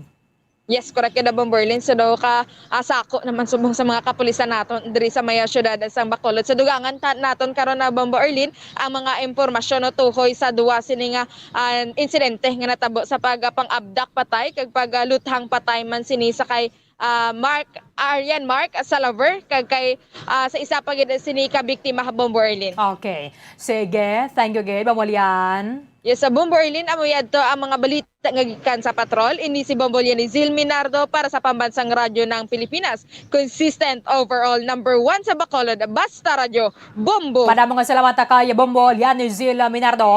Palikada ta na karon sa may Bacolod Police Station 4 ining pagpataya sa kay Ariana Marcal Salaver. Ginapahayag sa nga miyembro sa sining pamilya nga di magadubo kuno 12 karmado nga mga persona ang nagapadulong adra sa ila sining balaya sa may Purok or sa may barangay Villamonte, Purok Kabakawan na barangay Villamonte kagabi kaga siya ang ginatiro. In fact, nakapalagyo pa ni Contani sa piyakang balay ang ining biktima pero ginalagas sa gida sa mga suspetsado kaga siya ang tiniro. At yan naman lang bato sa isa diri sa 12 kabang suspect sa Banwa nga mo ni ang nagpadulong sa ilang balay because siya Salaver sulo sa otoridad kaga sa mga miyembro sa iyang pamilya. Kahapon man lang ni siya nagpauli dira sa may barangay Villamonte pero tinatiktikan sang sining mga suspetsado kaga siya ang ginakadtuan sa puloy-ana nila. Kaga siya ang pinatay kaga nagagwa diri sa may record sa Bacolod Police Station 4 nga si Salaver ang miyembro man sa Aki Quadra Robbery Group. Kamo ni ang responsable sa pila ka mga hold up incidents diri sa aton sa may syudad sang Bacolod. Kaya nagatalangkas sa tangkas na lang ang shooting incidents o konda serious ang killings diri sa aton sa may syudad. Iba natin diri gina-abduct sa may Bacolod and then ginadala sa kaiping nga mga kabanwahanan o kon kasyudaran diri sa may probinsya sa Negros Occidental. Kag para sa ning kaso ni Dumipig nga nasa puan na gid lamang kahapon dira sa may higada sang highway sa may Banwa sang EB Magalona. Impunto alas 7 na yare na ang Bombo Network News. Ang inyong tagapagbalita. Magandang umaga Pilipinas, anumang oras sa buong mundo, narito ang Bombo Network News Morning Edition sa ulo ng ating mga balita. Mga kabombo ka Star Nation, simula ngayong araw pinapayagan ng makapasok sa Pilipinas ang mga dayuhang turista na walang visa basta mayroong negatibo sa RT-PCR test. Samantala naman, ang POAA maglalabas din ng guidelines sa muling deployment ng mga OFW sa Taiwan, pero deployment ng mga OFW patungong Saudi Arabia suspendido pa rin. Ang hotel industry naman umaapila ng tulong sa pamahalaan matapos na alisin ang mandatoryong quarantine para sa mga biyahero mula sa ibang mga bansa. Samantala, ang COMELEC Technical Team abala ngayon sa pag-validate ng bumubuhos ng mga sumbong na ipinapadala ng mga video na rin ukol naman sa mga campaign violations ng mga politiko. Ang pagrekonsidera naman sa no selfie rule at pag-relax sa iba pang mga alituntunin sa campaign rallies pinag-aaralan na ng COMELEC. Samantala, yung bilang ng mga biktima ng cholera outbreak umakyat pa sa mahigit sa 500 katao doon naman sa Davao. At sa international news, abangan si U.S. Secretary of State Blinken nasa Australia para patatagin pa ang relasyon sa mga Asia-Pacific allies sa gitna ng tensyon sa China at Ukraine. Sa sports balita naman, kakulangan ng ilang manlalaro itinuturing na malaking hamon naman sa national team Gilas Pilipinas sa gaganapin ngayong buwan na FIBA World Cup Asian Qualifiers. At sa entertainment news naman, ang young actress na si Barbie Imperial nilinaw na good breakup ang nangyari sa kanila ni Diego Loizaga. At live nationwide, worldwide via satellite mula sa Bombo News Center Makati. Ngayon po ay araw ng Huwebes, Pebrero 10. Kami po ang maghahatid ng mga balita. Ako si Bombo Everly Rico. Ako naman si Bombil Maracol at ngayon sa detalye ng ating mga balita.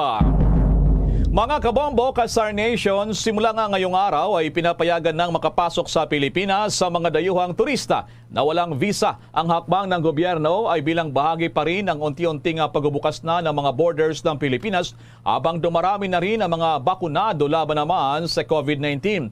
Nalinaw naman ng Bureau of Immigration na ang mga fully vaccinated lamang ng mga foreigners ang papayagang makapasok sa Pilipinas nang walang visa mula naman sa listahan ng 157 mga bansa na nakapaloob naman sa inilabas na executive order. Kabilang sa mga bansang ito ay ang mga nationals na magmumula sa Canada, Japan, Singapore, USA o sa Amerika, New Zealand, Malaysia, South Korea at marami pang mga bansa. Meron ding programa ngayon na 1-year balikbayan privilege para sa mga fully vaccinated na papayagan ng makapasok sa Pilipinas. Ito'y para pa rin sa dating mga Filipinos, kabilang kanilang mga dayuhang mga asawa at mga dependents na kasama naman nila sa biyahe ay papayagan na rin ng visa-free sa loob ng 1 taon sa pagbisita nila sa Pilipinas. Una rito ay inireport po ng IATF ng mga darating na mga alien tourist ay kinakailangan na magpresenta lamang ng negative RT-PCR test na kinuha ng 48 oras bago namang bumiyahe sa pinanggalingan ng bansa patungo ng Pilipinas. Sa karagdagan pang balita, nakatakda namang maglabas ang Philippine Overseas Employment Administration o POEA ng guidelines kaugnay na rin sa muling deployment ng mga kababayan nating overseas Filipino workers mula sa Taiwan.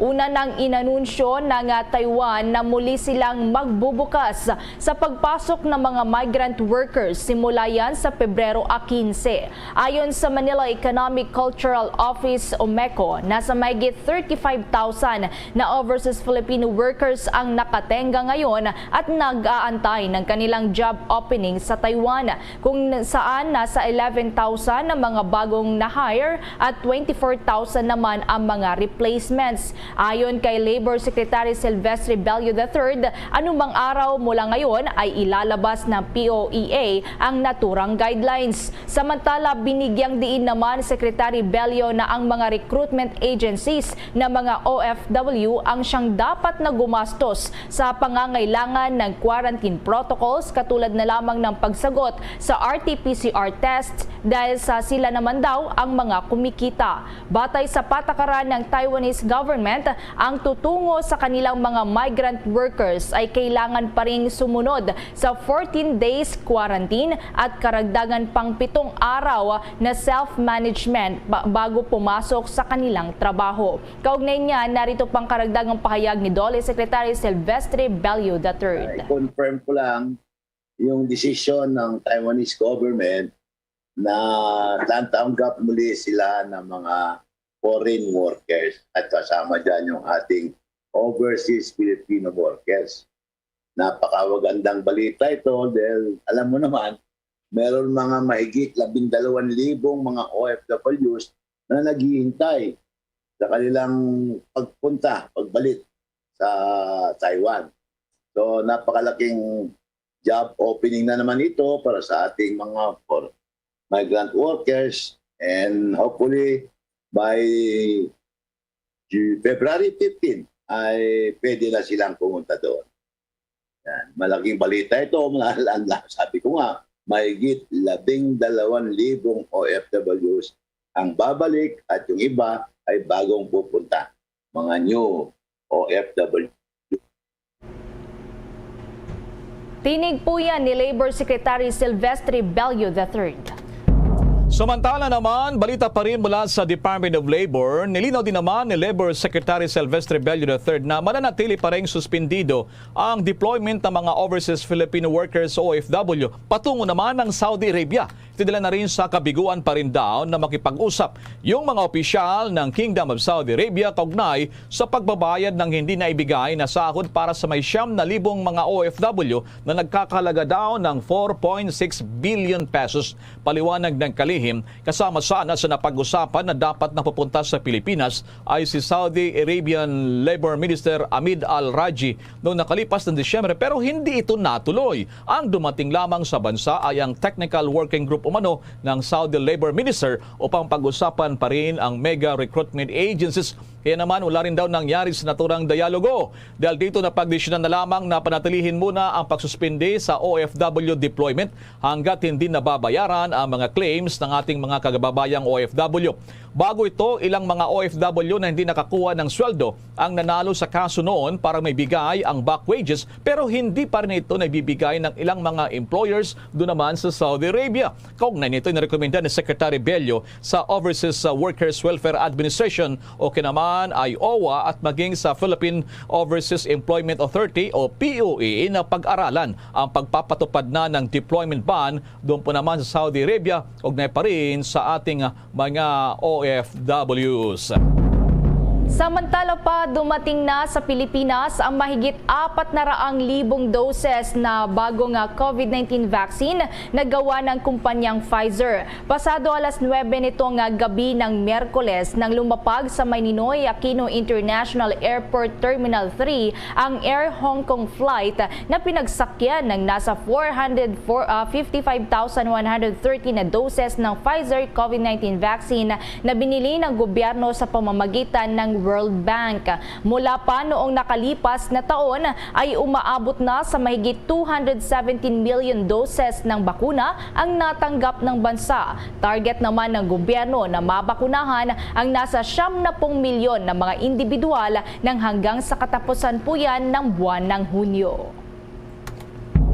Samantala naman sa iba nating mga balita, nasa ikalawang sunod na araw na ngayon na mababa pa rin sa 5,000 ang nitatala ng Department of Health o kinaman ay DOH matapos may record yung mga bagong tinamaan ng COVID-19 sa Pilipinas. na umabot lamang sa 3,651 kahapon. Kumpara ito sa nakalipas na Martes na itala sa daily record tally ay nasa 3,574 cases. Sa ngayon, itong mga tinamaan ng coronavirus mula noong taong 2020 ay nasa mahigit na 3.6 million. Samantala, mayroon namang tinatawag naman na mga naitalang bagong gumaling na nasa 12,834. Yung mga nakarecover po sa bansa mula sa pagsimula ng pagtala ng Department of Health ay nasa 3.4 million mahigit na. Ito mga bagong nidagdag na mga pumanaw ay nasa 69. Yung total death toll bunsod ng deadly virus sa Pilipinas ay nasa 54,690 na.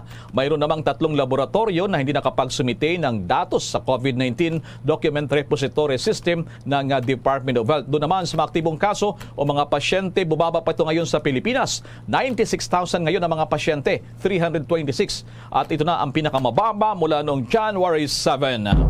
Samantala naman, balikan na muna natin yung issue naman ng pagluluwag na dito sa Pilipinas sa mga papasok naman ng mga turista kasama yung mga dayuhan.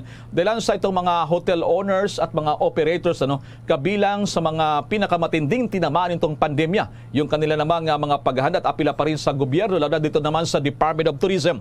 May dadagpang mga detalye dito si Bombo Dave Vincent Pasit. Bombo Elmara, Bombo Ever, umaapela nga sa national government ang hotel industry dito sa Pilipinas ng ayuda matapos nga luwagan ng pamahalaan ang quarantine requirements ng mga biyahero mula sa ibang bansa.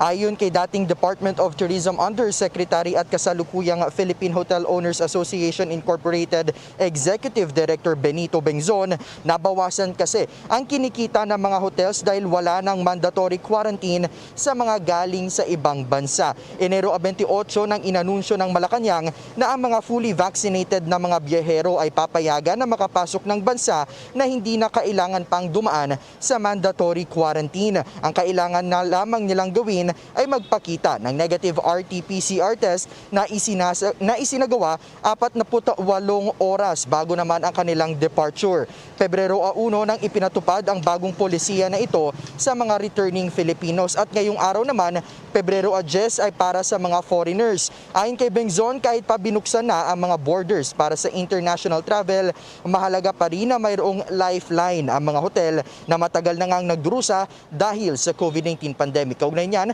pakinggan natin ang bahagi naging pahayag nitong si PHOA Executive Director Benito Bengzon. I think it's also important for everyone to have a better understanding of the current situation of hotels here in the Philippines, particularly in light of the recent decision to remove quarantine requirements for certain groups. Right now, some of our hotels, or many of our hotels, are recording single-digit occupancy, and the reason for this is that many of them were really banking on the quarantine guests for their revenue stream. So this has been put to a halt almost completely and has therefore affected the revenue stream. So moving forward, even as we open our borders to international traffic, it is important to provide a lifeline to the hotels which have been suffering. We see that the next 6 to 12 months will be very difficult. Of course, we look forward to getting confirmation on the onward bookings. This is something that we will have to work on very closely with the tour operators. But what we would like is some kind of financial assistance coming from the government to help us tide us over in the next 6 to 12 months. And perhaps this is something that we can discuss in greater detail with the relevant agencies, particularly with respect to the possibility of a stimulus program for hotels, whether they are members of FOA or otherwise. Samantala, Bombo Elmara, tiniyak naman ni Tourism Secretary Bernadette Romulo Puyat na handa na rin naman ang Pilipinas sa ginagawang pagluluwag sa quarantine restrictions para sa mga fully vaccinated na mga individual na manggagaling mula sa ibang mga bansa. Ito ay kahit pa ang mga fully vaccinated ay exempted o labas pa doon sa 5,000 na arrival limit na itinakda naman ng pamahalaan. Narito naman ang bahagi ng pahayag ni Tourism Secretary Bernadette Romulo Puyat. But as I've said earlier, we are ready as we can be as of today. But of course, we will only see everything as we implement all these programs. Kasi admittedly, the private sector naman is always with us when we have the IATF, TWG. They're with us, but sometimes as we are closing, to February 10, some questions come up that nobody thought of. So because this is actually the nature of the business. Like I was last Monday, I was talking to I still call him Yusek Bong Bengzon, Jojo Clemente, HSMA also, and Philtoa. We were talking to them, and there were a lot of questions that cropped up that we didn't think of during the IATF. So if we are ready, yes, we are ready as we can be. In fact, with regard to health and safety protocols, last September 2020, we also already got the WTTC, the World Travel and Tourism Council, Safe Travel Stamp. That means that our protocols pass international standards. And in fact, we already have a lot of hotels that have the Safe Travel Stamp. We're continually evaluating it. So with regard to world standards, I think our health and safety protocols are at par or even stricter, because those are the complaints of the private sector, that why are we so strict.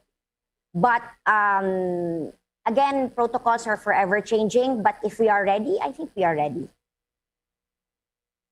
Sa ngayon, Bombo Elmar, nasa 76 na mga hotels na ginagamit kasalukuyan bilang quarantine facilities ang umapela na sa Department of Tourism, na kung maaari ay payagan na rin silang makabalik sa kanilang regular operations. Gayong simula nga ngayong araw, pati yung mga fully vaccinated na mga biyahero mula sa ibang bansa na mga foreigners ay maaari nang hindi na sumalang sa mandatory quarantine. Bombo Elmar.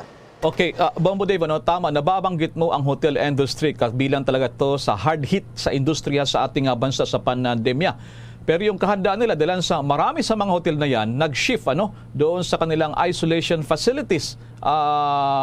Bombo Dave, ngayon pa lamang magsimula ngayong araw yung pagpasok ng mga dayuhan ng mga turista, pero abutin pa raw ng ilang buwan, Bombo Dave, bago makabawi itong hotel industry. Dahil sa iba nga naman dyan ay ginagamit ng mga quarantine facilities sa Bombo Dave. Kaya nga, Bombo Elmar, umaapela talaga ang hotel industry dito sa Pilipinas sa gobyerno na kung maaari ay bigyan din sila ng lifeline o di kaya ng ayuda, kasi hindi naman nangangahulugan na binuksan na nga daw yung international travel, magiging balik na sa pre-pandemic levels yung kanilang kinikita. Dahil batid pa rin daw nila, ang epekto pa rin talaga ng COVID-19 pandemic na siyang naglilimita sa ibang sa galaw ng maraming tao, Bombo Elmar, kahit pa fully vaccinated na. Pero welcome development daw para sa kanila na nagluwag nga ng quarantine restrictions o ng para sa lahat ng mga biyahero na fully vaccinated na manggagaling mula sa ibang bansa, Bombo Elmar. Ano naman ang assurance dyan ng Department of Tourism na kung magbabalik na itong mga hotel doon sa ordinary o normal na pagtanggap ng mga turista coming from the isolation facilities na kanilang tinanggap, mga bakunado na rin ang mga nandyan sa mga hotel workers na yan, Bombo Dave? Well, guided pa rin naman daw sila, Bombo Elmar, na mga nakalatag na mga at mga guidelines. Halimbawa na nga dyan, yung mga inilalabas na guidelines ng IATF. Kaya yan yung magiging basis pa rin daw ng Department of Tourism.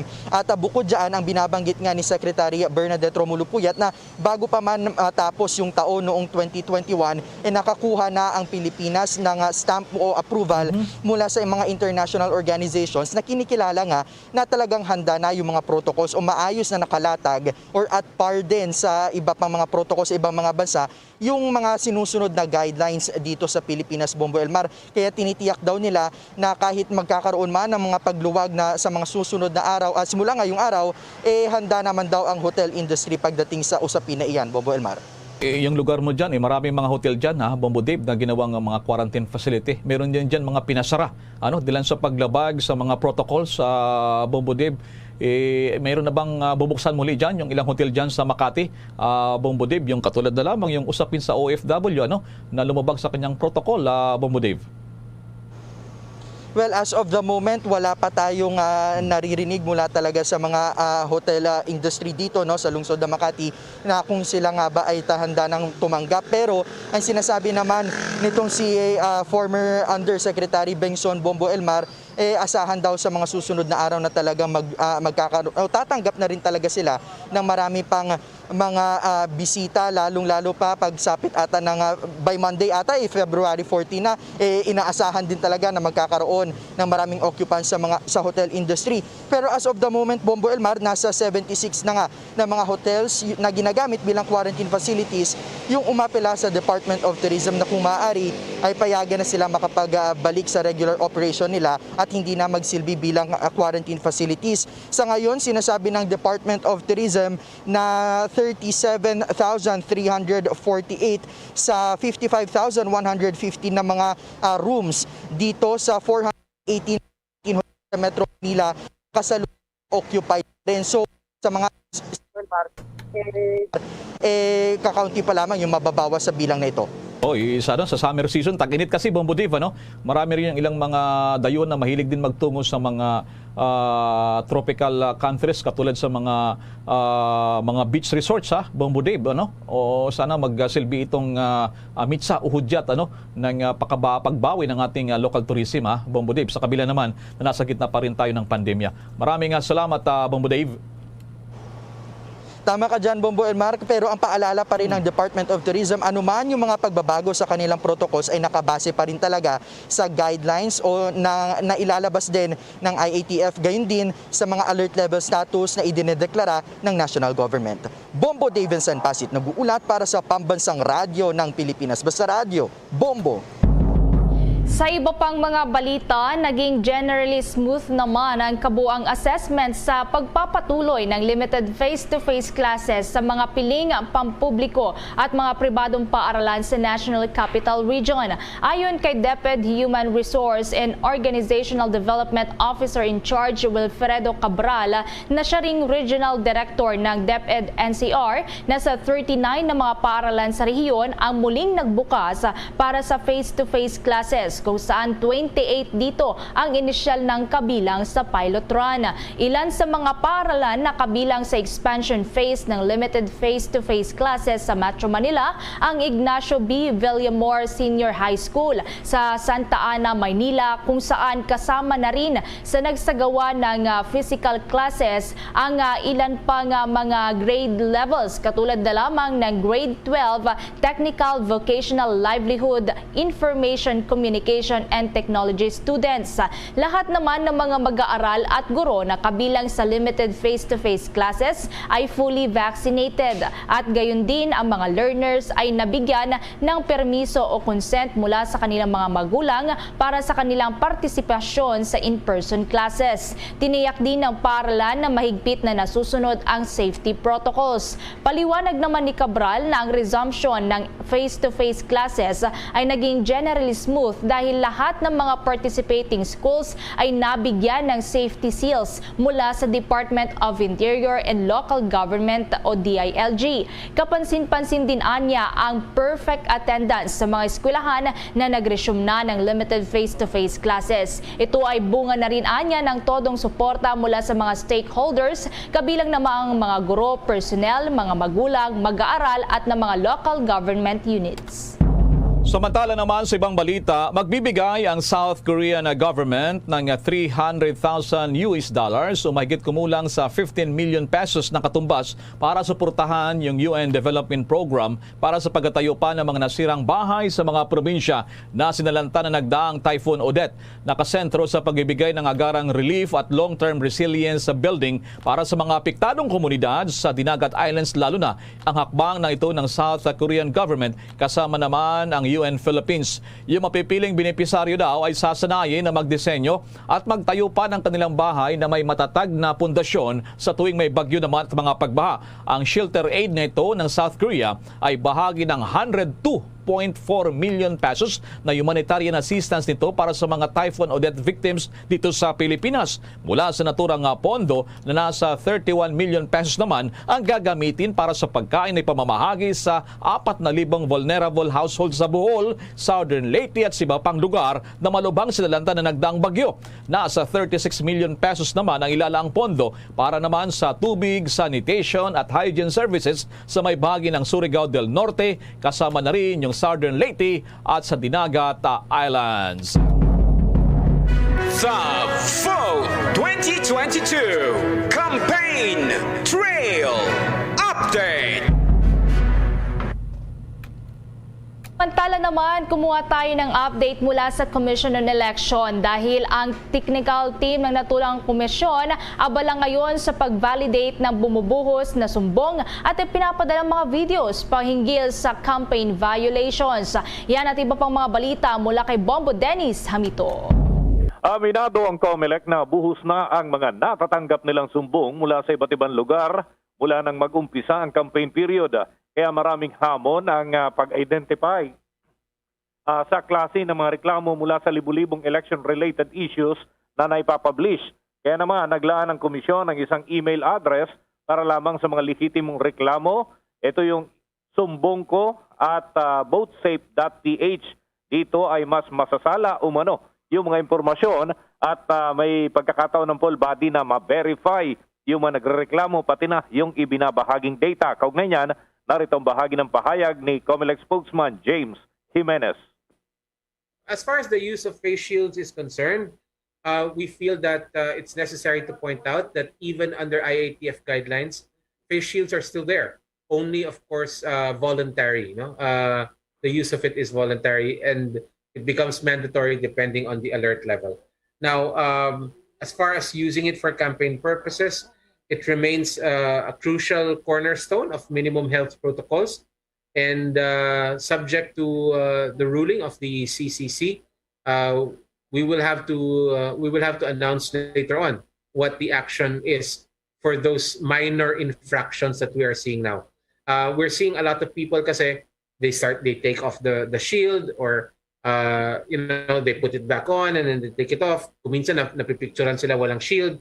Then later on, meron na naman.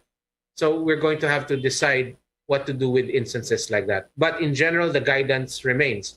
The guidance is still use face masks and face shields, especially for high-risk environments such as campaigns.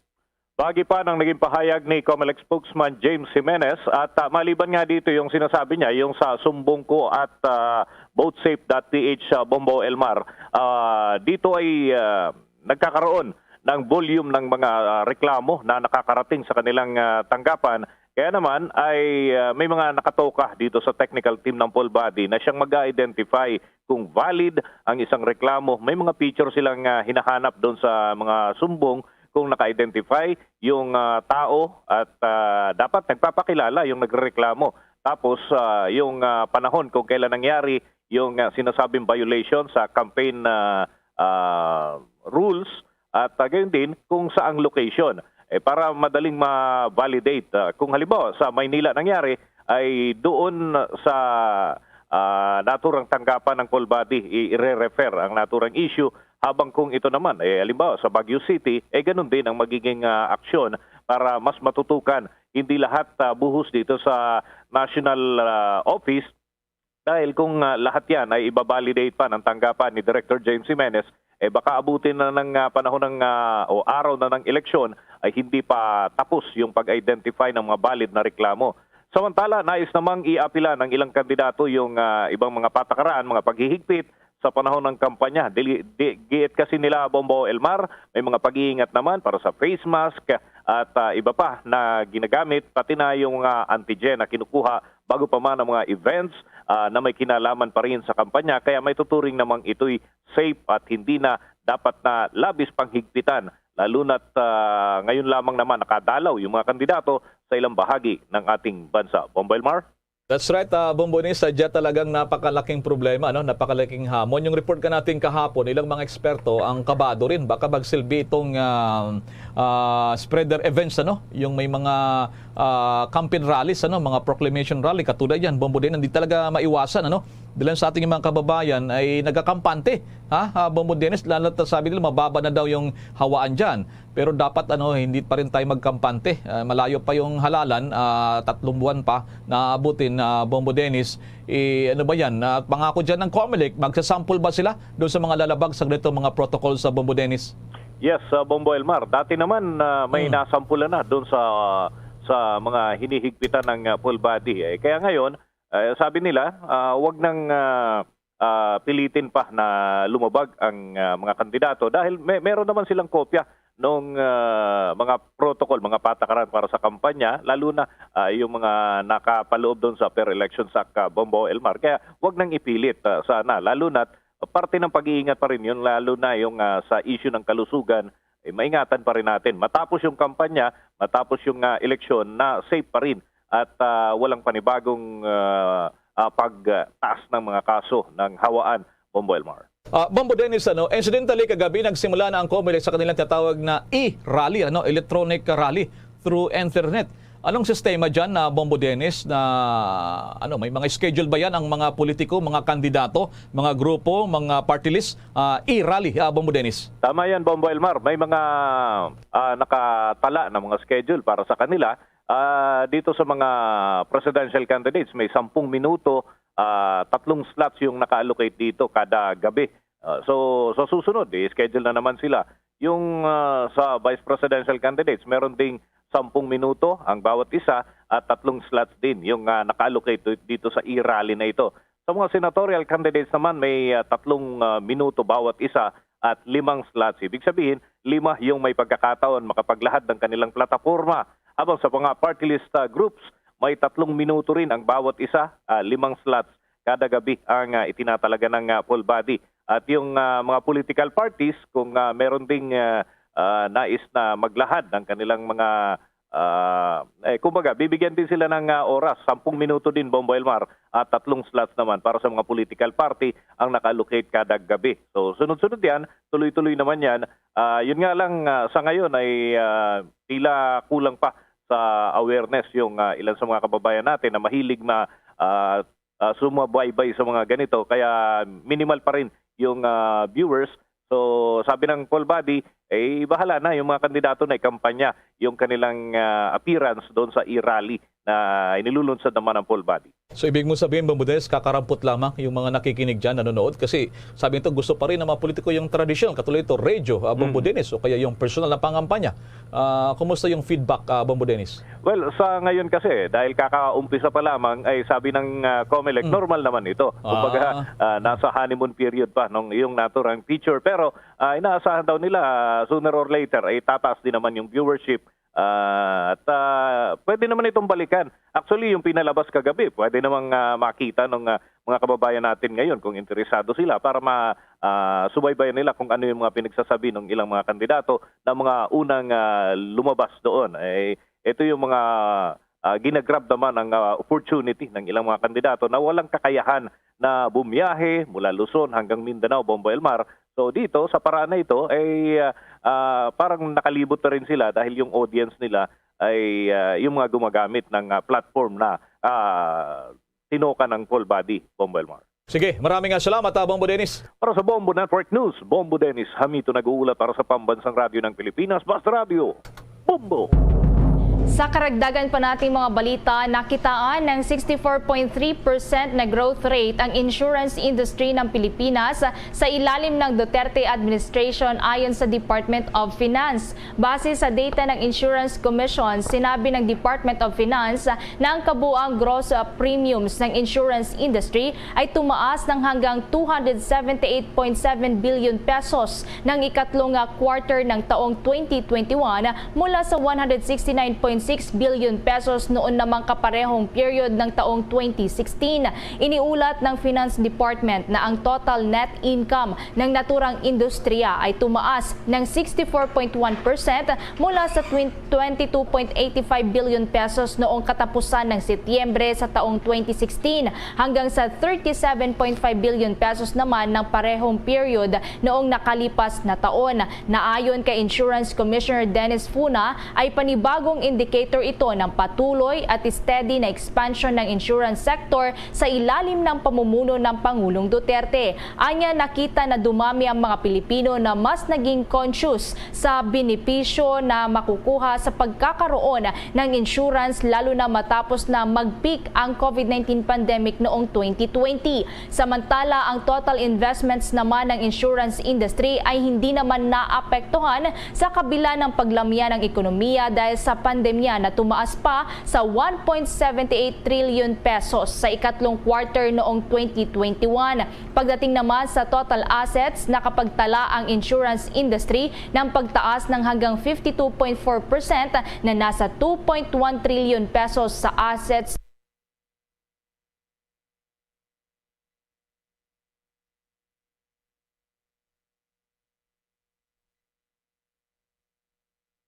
noong ikatlong quarter ng 2021.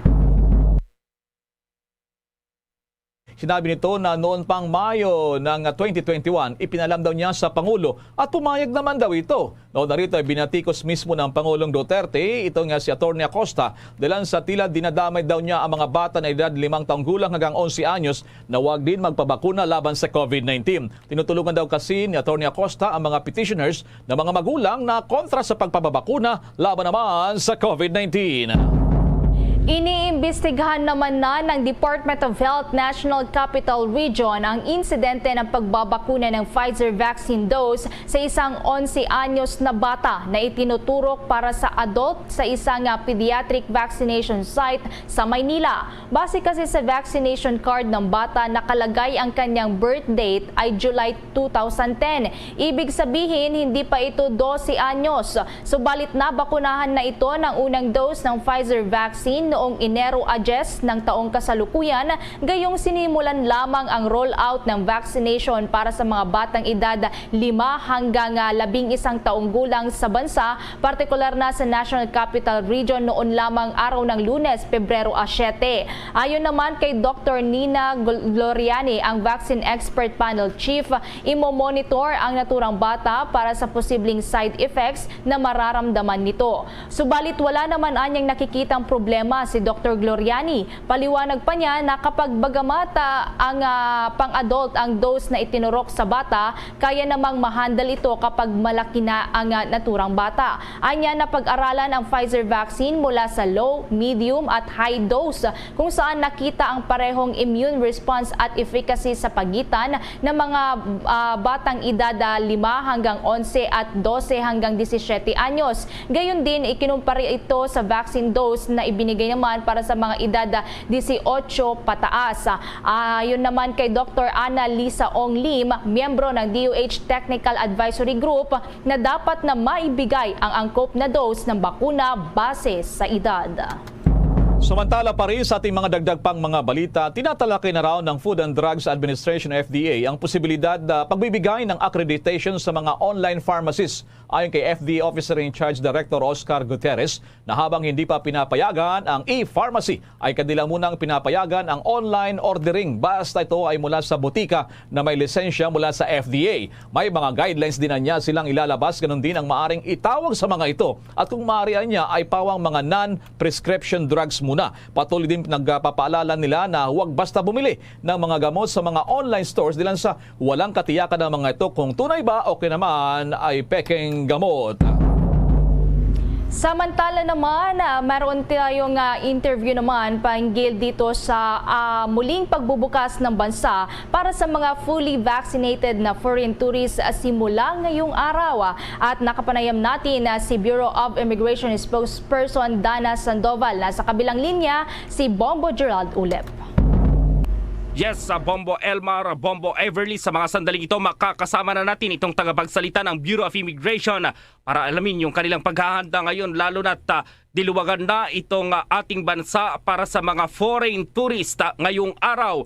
Ma'am Dana, magandang umaga po. Live na po tayo sa Bombo Radio Philippines Nationwide Worldwide. Makasama natin si Bombo Elmar at si Bombo Everly. Hi, magandang araw po sa inyo. And of course, magandang araw po sa mga tumatangkilik ng inyong programa.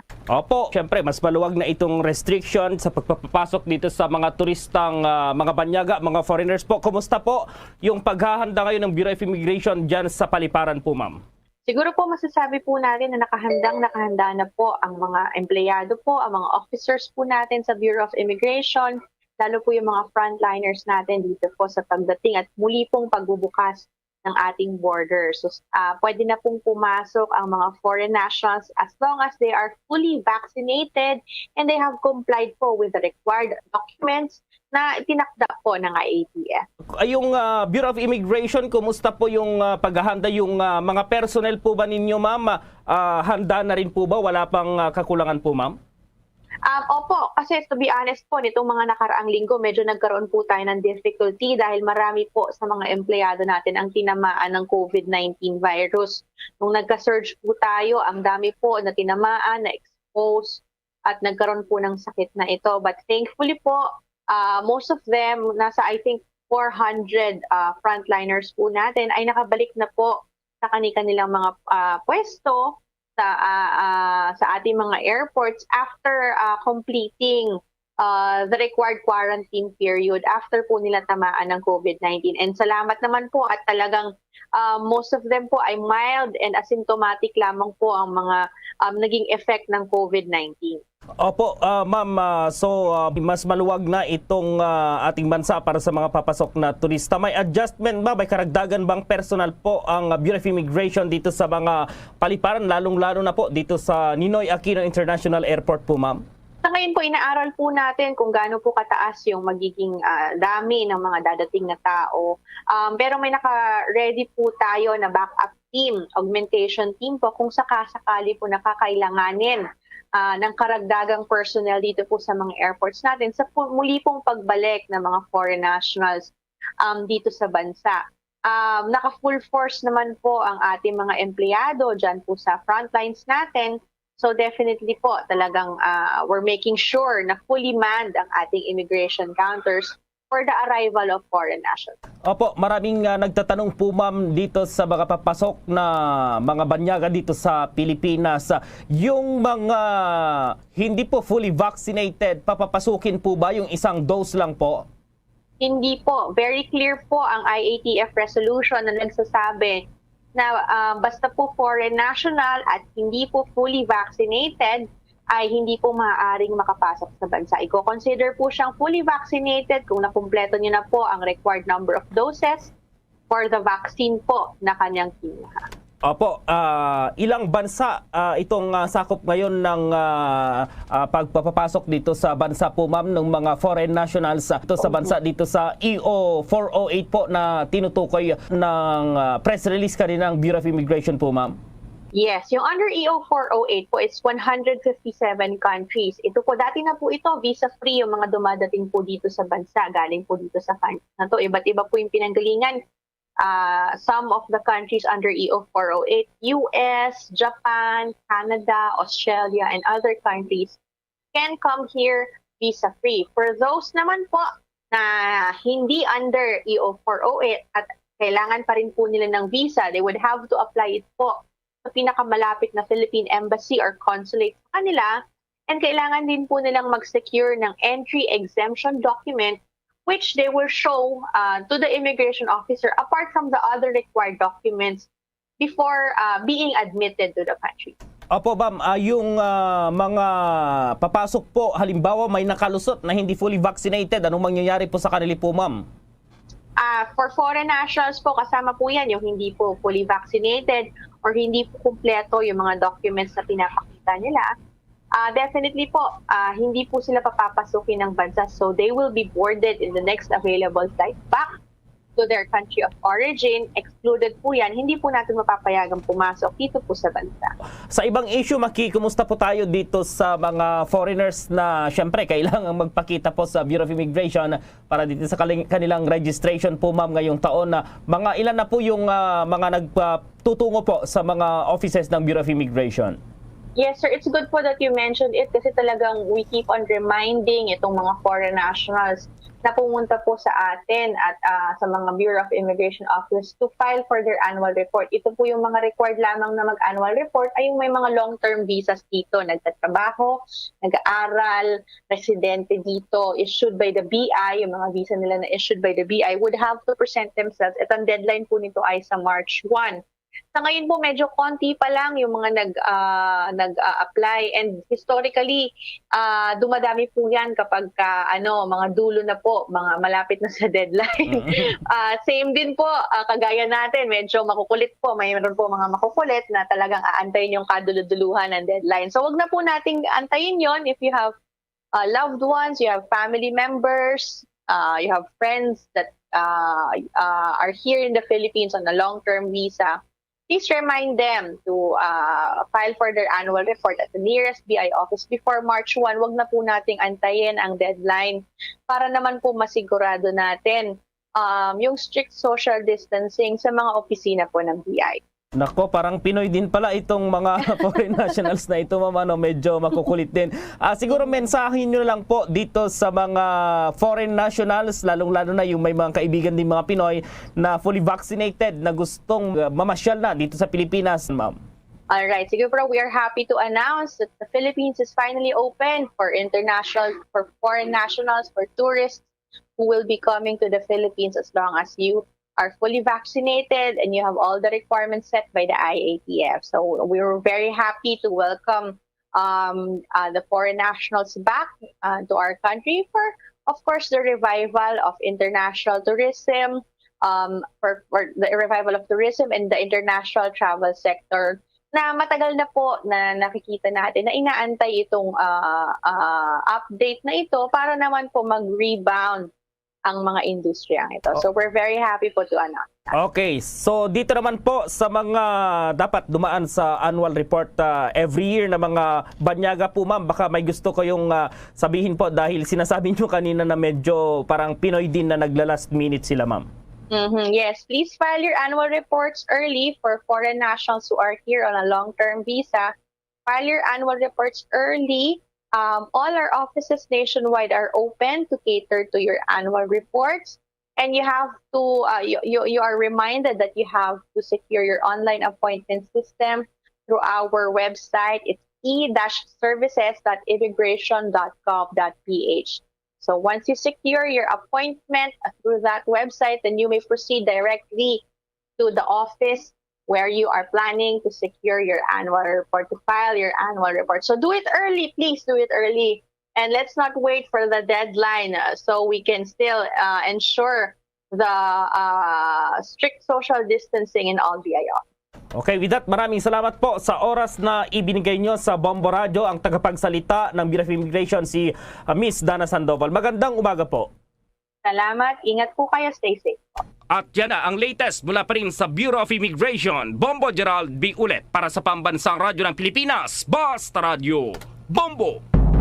Maraming salamat sa mga updates na yan para naman sa mga dumarating sa bansa ng mga foreign nationals sa Bombo Gerald. Samantala, abangan pa rin yung follow-up natin doon sa panawagan pagrekonsidera sa no self-enroll ng mga kandidato at pag-relax iba pang alituntunin sa campaign rallies. Sa Showbiz Balita, young actress na si Barbie Imperial nilinaw na good breakup ang nangyari sa kanila ni Diego Loizaga. Samantala muna sa paalala.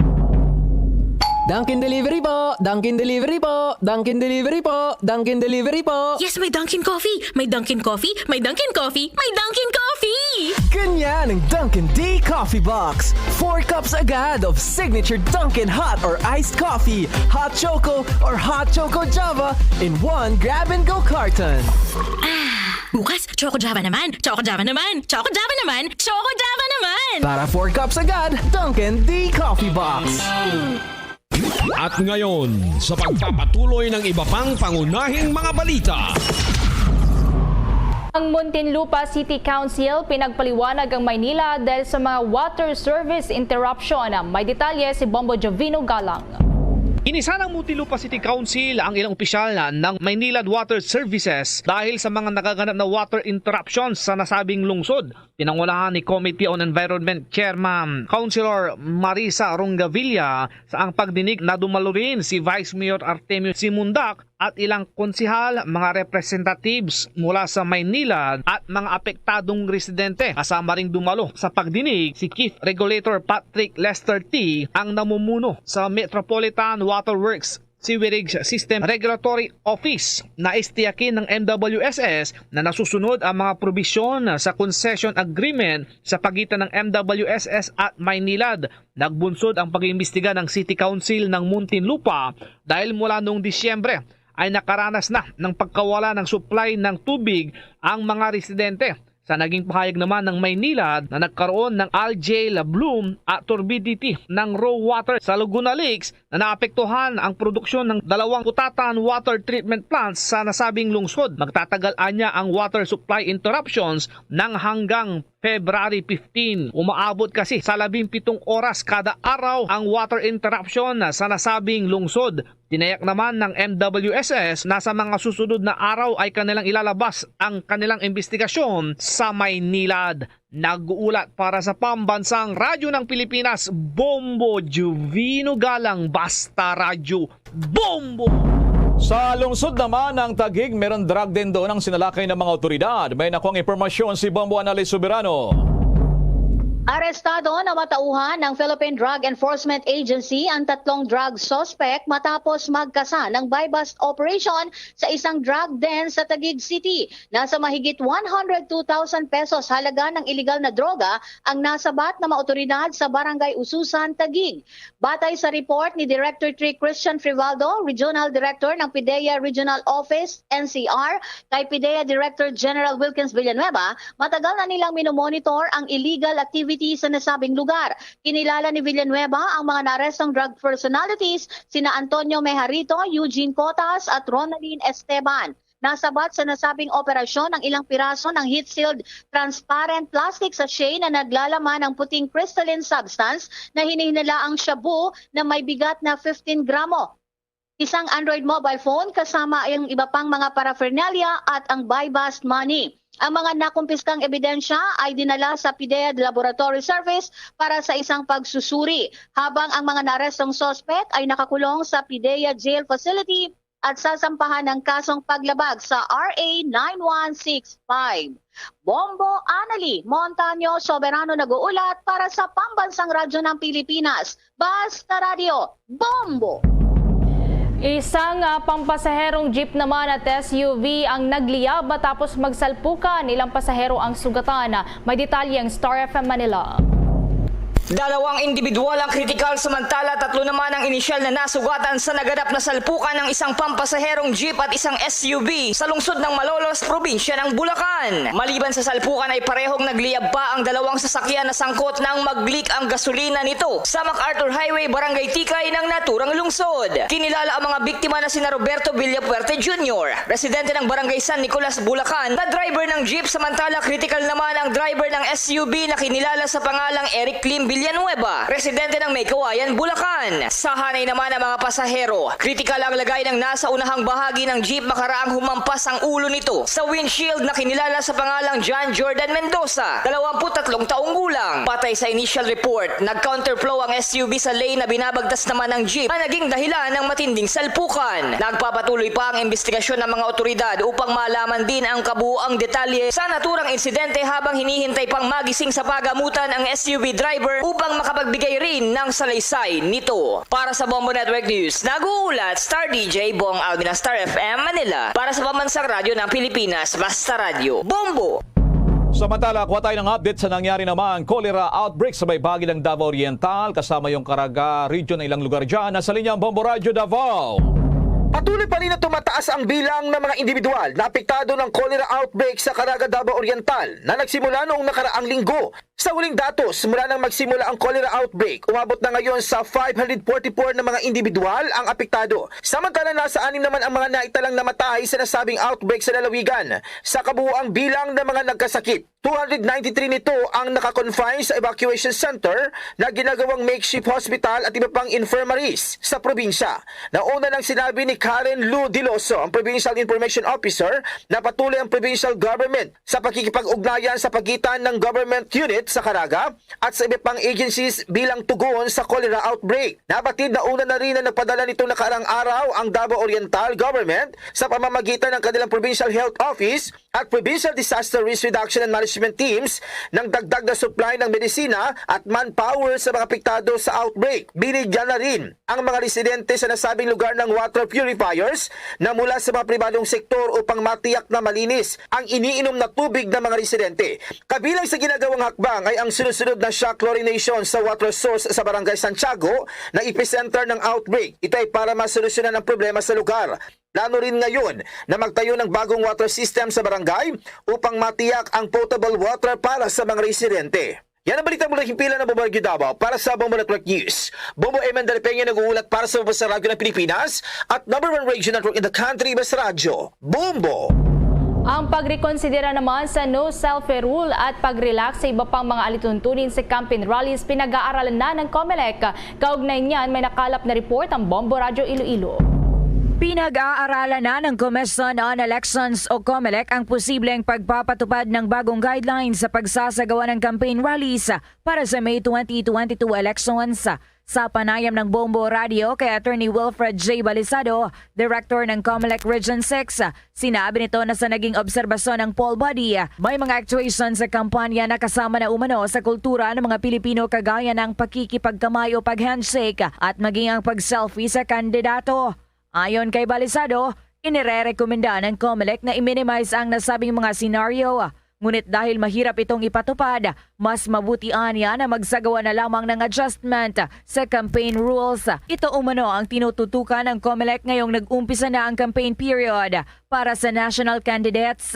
Napagalamang sa isinagawang proclamation rallies ng mga national candidates noong Pebrero 8, kasabay ng unang araw ng 19-day period ng election campaign.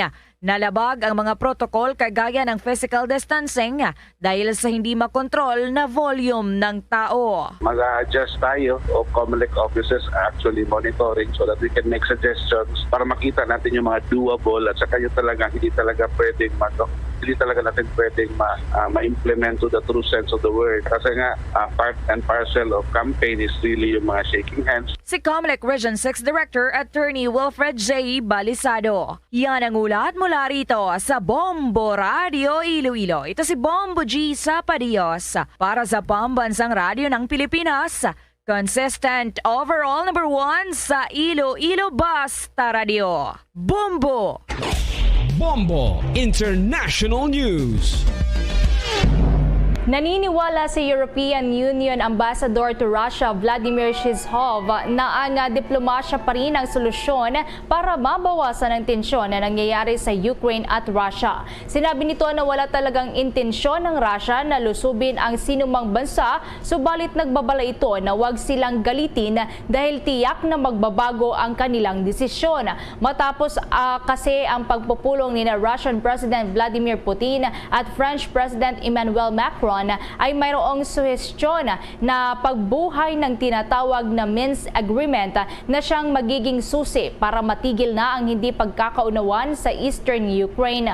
Ang nasabing kasunduan ay itinaguyod pa noong taong 2014 ng mga bansang Ukraine, Russia, France at Germany. Magugunitang naglagay na mahigit 100,000 na mga sundalo ang Russia sa border ng Ukraine na ikinabahala naman ng Amerika at marami pang bansa. Samantala, nasa Australia ngayon si U.S. Secretary of State Antony Blinken para makipagpulong sa Asia-Pacific allies. Isa sa posibleng tatalakayin nito ay ang patuloy na pagpapalakas ng China ng kanilang militar. Kabilang sa pagpupulong ang mga mataas na opisyal ng Japan, Australia at ng India. Itinaguyod noon pang taong 2007 ang Quadrilateral Security Dialogue o ang Quad na sinimulan sa pamamagitan ng US-India-Japan Naval Exercise sa may Indian Ocean o kaya naman ay sa may Malabar Exercise. Sinabi ni Marise Payne, ang Minister for Foreign Affairs ng Australia, na nakatuon din ang pagpupulong sa vaccine distribution, cyber at critical technology, countering malicious disinformation, counter-terrorism at climate change. Bombo Entertainment News. Ang young actress na si Barbie Imperial nilinaw na good breakup ang nangyari sa kanila ni Diego Loizaga. May chika dyan si Bombones kaya Biab Mercado. 4 na araw bago ang Valentine's Day, tiniyak ni Barbie Imperial na masaya at okay naman daw ang kanyang puso. Ito'y kasunod ng kanyang pagkumpirma kamakailan na nauwi na nga sa hiwalayan ang 1 taon lamang na pagiging magkasintahan nila ng kapwa-artistang si Diego Loizaga. Sa detalyadong pahayag, hindi anya bad breakup ang kinahinatnan nila ng 26-year-old actor at katunayan ay in good terms sila. Ayon sa 23-year-old actress, sa ngayon ay abala siya sa healthy lifestyle kung saan bukod sa pag-workout ay naglalaro na rin siya ng golf. Sa panig ni Diego na nooy naugnay sa sexy star na si AJ Raval, wala itong say sa failed relationship nila pero nakatulong daw sa kanya ang tila soul-searching trip sa Amerika. Wala ring nabanggit si Barbie sa revelasyon ni OG Diaz na nakakasakal umano na karelasyon ng young actress na umabot sa puntong napagsabihan daw ni Teresa Loizaga noong napadalas ang pagtambay sa bahay ng anak na si Diego. Yan ang latest chika, ito si Bombones kaya Biab Mercado nag-uulat para sa Pambansang Radyo ng Pilipinas, Basta Radio, Bombo! Bombo Foreign Exchange Update.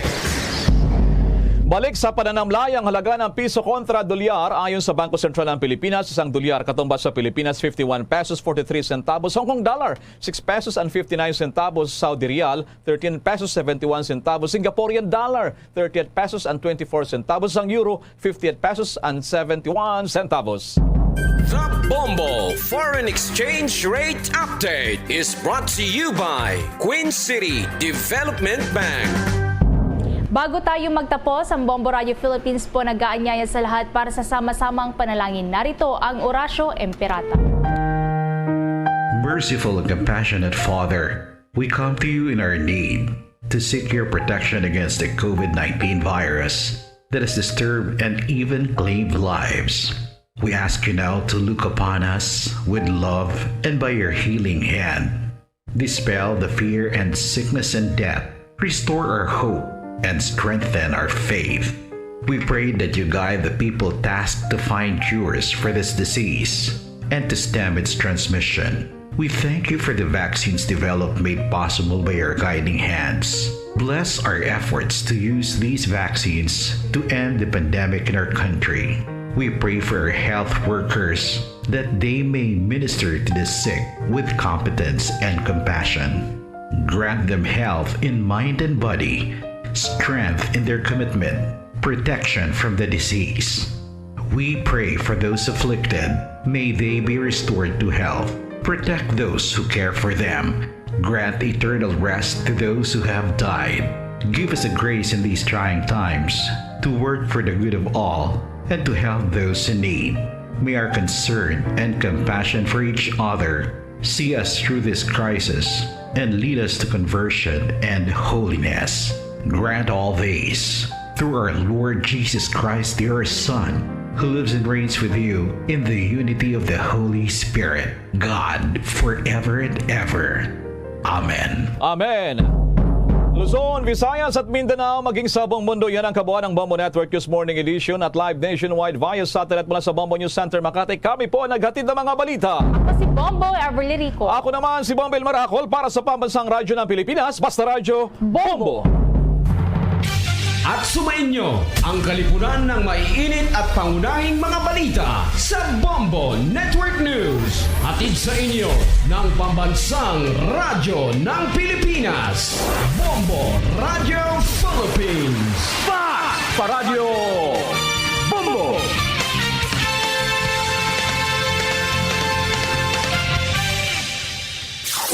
Limang dekada nang nagtataguyod ng katotohanan. Limang dekada nang nagtatanggol sa mga mamamayan. Patuloy na nagsasaliksik at mabilis maghatid ng mga balitang siksik at malaman.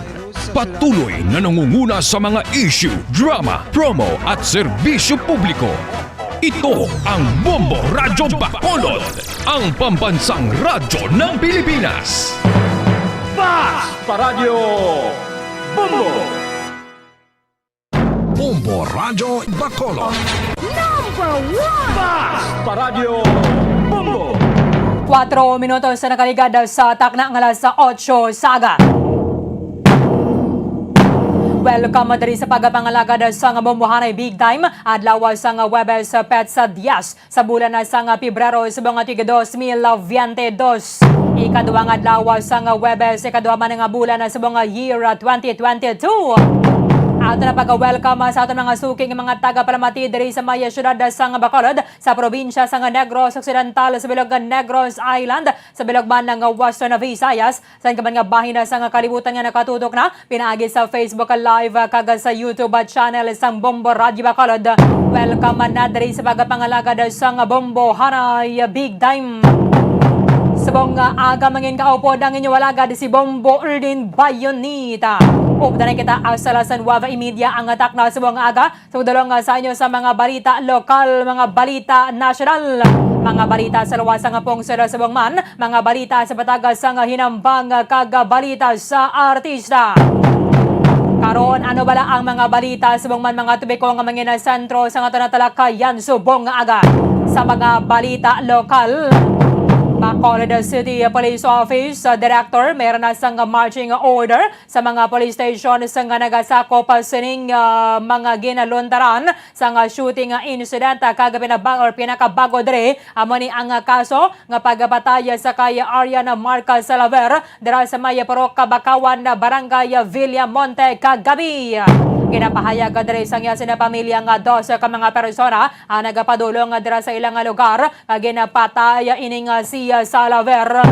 Kinapahayag nga miyembro man ni sa nga Aki Quadra Robbery Group nga mo ni ang responsable sa serya sa mga robbery incidents diri sa aton sa syudad. I-check na karon na kamera diri sa nga pahayag ang City Director sa nga BCPO Police Colonel Thomas Joseph Martir. Samtang parayon na pamanang investigasyon sa EB Magalon Municipal Police Station kag sa Police Station 1 ang wata diri sa pag-abdak kag pagpatay kag pagwigit sa bangkay ni Julius Dumipig dira sa may banwa sa EB Magalona. Kaya at sa siya nasa puwan ng wayna sa kabuhi dira sa may barangay Damgo Banwa sa EB Magalona. Ining si Dumipig ang gin-abdak dira sa may Poroca Boulevard Barangay 13. I-check na karon sa report with Bombo Yanizil Minardo. Sa iba na pang mga balita lokal, syempre mo ni kinalauman na to na banwa nga kung pwede nila magasaka ang pamasahe sa mga pampublikong mga salakyan. Kahapon na ginapahayag diri sa Lada Transportation of Franchising and Regulatory Board nga wala man kuno sang posibilidad nga magasaka ang pamasahe sa mga public utility vehicle kasunod sining serye or sunod-sunod nga mga semana nga nagasaka ang presyo sa produktong petrolyo. Sa iba na pang mga balita lokal, base mga nakapo dato na karon ang pinuno sa Department of Social Services and Development because sa timay nga nagapamangkot nga mayara sang pagkatagtagan na ilang kuno sining ladderized nga cash aid para sa mga centenarian sa syudad sa lamang sa may bulan sang Marso. Pero para mataga na kita karon na nagpadal na kita sa mensahe sa pinuno sa DSSD kay Mama Pasita Atero at least madalata naman lang ining pagpanagtagal sa financial assistance para sa mga survivors sa Typhoon Odette.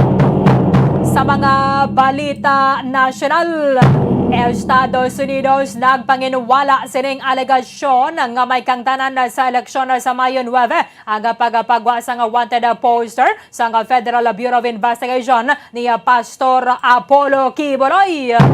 Sining diri sa Amerika mayroon sa bastante nga mga ebidensya agod nga i-extradite si Quiboloy gining duha ka kaupod niya dito sa Amerika. Para nga matubang niya ini mga nagrainlain nga mga kaso bago naman sa violation sa US criminal law.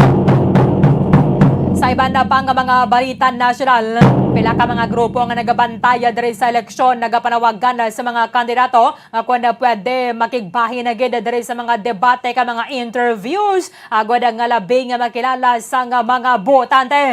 Kasunod din isang pahayag sa kampo ni Anaya Senador Bongbong Marcos kaya hindi siya magatambong sa mga forum kung may posibilidad diri nga sila man mismo nga mga kandidato sila man kuno nga ilinaway. Kaya may pila na ka mga kahiganan nga nag-absent diri sa may forum kaga interview ang presidential aspirant. Samtang National Bureau of Investigation nagpahayag ang person of interest ang ining nag-surrender sa may NBI ang nag-TikTok kabala. Kasunod sining pagbatigayon sang investigasyon nga may naghaboy sang death threat batok sa kay presidential candidate Bongbong Marcos. Santa nga maayo ni nga balita, sugod sa mga adlaw sa Webes sa bukas na ang border sa Pilipinas para sa mga fully vaccinated nga mga foreign tourists. Sa tinutuyo banwa nga at least sa bisan na paano, abat-abatan na nga makabangon ang tourism industry sa pungsod Pilipinas. Sa mga balita international, si Pope Francis ang nagpasalamat sa mga nag-upo diri sa may Day of Prayer for Peace para sa may Ukraine. Kaga nagapati diri ang pinakamataas nga leader sa simbahang Katoliko. Kinaglanagid ang seryoso nga dialogue para at least bisan na paano mapatahaw-tahaw ang ining tensyon sa tunga sang Russia kaga Ukraine. Subong adlaw aton man nga made na presentation sang Valentine's Day around the world. Diri sa ato sa maya syudad sang Bacolod so swerte daw ang paggatimbo o kasang presyo sang bulak. Kaya mo na nakadan especially sa mga lalaki or sa mga kabataan man dara nga maghatag sang bulak sa inyong mga ginikanan o labi na sa Iloy o kon sa lola. Kadungan na sang Valentine's Day. Magapanglugayawan naman na kita sa bilog nga kalibutan para nga kumustahon kung paano ginaselebrar sang nasambit ang pungsod ang Valentine's Day. Valentine around the world. Valentine pungsod Mozambique hamang ginakapod naton sa Philippine Honorary Consul Donald Tulsidas. Kagiban pa ang mga impormasyon ka mga balita banwa nga posible magaluntad samtang nga nagapangalaga kita diri sa palatuntunan na Bombo Hanay Big Time. 11 minutos na nakaligad sa takna ng alas 8 sa aga. Nadugangan na pa ang mga pinamatay diri sa aton sa may syudad sa Bacolod. Kag sa tinalikdan na itong mga shooting incidents, wala pagid sang natumod ang sospetsado ang aton nga mga otoridad. Apisar pahalin sa tuig 2020, hasta na sa tinalikdan ng tuig 2021, kag subong sa imbokada nga bulan sang tuig 2022, may mga pinamatayan na naman dari sa aton sa syudad. Kagabi, nadugangan pa ang miyembro sa Ki Quadra Robbery Group nga pinatay diri sa aton and then ang ining biktima nga si Arian Marca Salaber ginkatuan sa hindi magnubo kuno 12 ka mga armado nga mga lalaki sa ilang nga puloy andra sa may Porok, Kabakawan, Barangay Villamonte. Tiro, tubdob nga madulaan sang kabuhi ining biktima nga mas ginatawag man sang iyang nga mga himata nga si Jok. Ariana Marca Salaver nga base sa pagpangusisa sa ngaton nga mga otoridad, siya ang nakapauli or kahapon lang actually ni siya nakapauli dira sa may area sang Barangay Villamonte, pero natiktikan sang sining mga sospetsado. Gingatuan nila dira sa balay and then pinatay ang ining biktima nga kung matuod siya ang miyembro sang Aki Quadra Robbery Group, subong nagadangat sa anom ka miyembro sining grupo nga sospetsado.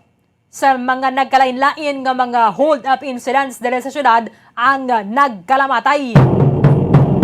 Balikan naton sa nga nagligad ang Enero 8. Ginabdak sa Nayaki Quadra si Lionel Raffles kag Jundel Raffles dira sa ginarkilahan nila nga balaya sa may Villa Home sa Barangay Vista Alegre. And then pinatay si Aki Quadra nasa puan nga wala na sang kabuhi dira sa may Suba sa likod sang Trinity Christian School sa may Barangay Villamonte. Si Lionel kag si Jundel Raffles gindala sa may sitio Langob, Barangay Blumentritt, Banwa sa Murcia, kag didto man sila pinatay. Isa pa gid ka miyembro sang grupo, si Rene Boy Dasilio sang Barangay 35 ang nasapuan nga wala man sang kabuhi sang mga pumuloyo dira sa may Porok Malipayon, Barangay Atipuluan, Syudad sang Bagong. Ang mga sospetsado diri Banwa ang nagasakay man sa may pribado nga salakyan and nagpadulong kag nagbalik man kuno diri sa may syudad sa Bacolod, especially ning kay Rene Boy Dasilio. Kahit nakita sang mga pumuloyo dira sa may Barangay Atipuluan, Banwa. So nagligad nga adlaw nagligad lang gid ang semana nasapuan man nga wala sang kabuhi agin napatay dira sa may Porok Sigay, Barangay 2 ining miyembro sang Aki Quadra Robbery Group nga si Donald Joseph Casiano sang Glendale Homes Subdivision dira sa may Barangay Granada. Tiuli man to na tukiban and natumo digid ang identity niya after a few hours. Pinagid diri sa mga identification cards nga na-recover sa iya nga salakyan. Kung pambalon ng aton nga mga otoridad Banwa, ining si Casiano na siplatan ang iya nga salakyan dira sa may katubuhan sa may Blumentritt, Murcia, sang na sapuan ang ining bangkay sa mabakay sa nga Raffles. At the same time, nasiplatan man ang iyang salakyan nga dala sa nagbisita siya dira sa may Porok Sigay, Barangay 2 sa area kung sa diin nasapuan ang bangkay ni Aki Quadra sa may Barangay Villamonte. Tiniman na natin makwestiyon ng memory sa mga otoridad. No? Namo man sa mga nagatagad sa ilas ang information. Nga ining salakyan atong Toyota Wigo nga gray bala ni Casiano na siplatan nga naglantaw man to siya siguro sa mga upod nga to sa may sitio Langob, Barangay Blumentritt, kag sa leader gid sang grupo nila nga si Aki Quadra dira sa may area sang Barangay Villamonte.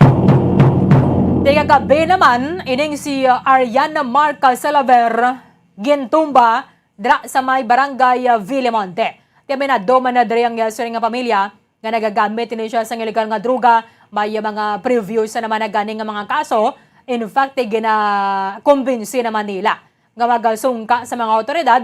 However, hindi mo man na mapilit ang tawo kung hindi siya voluntaryo nga mag-surrender. Medyo naglululaylo man siguro ka nagpahunay-hunay.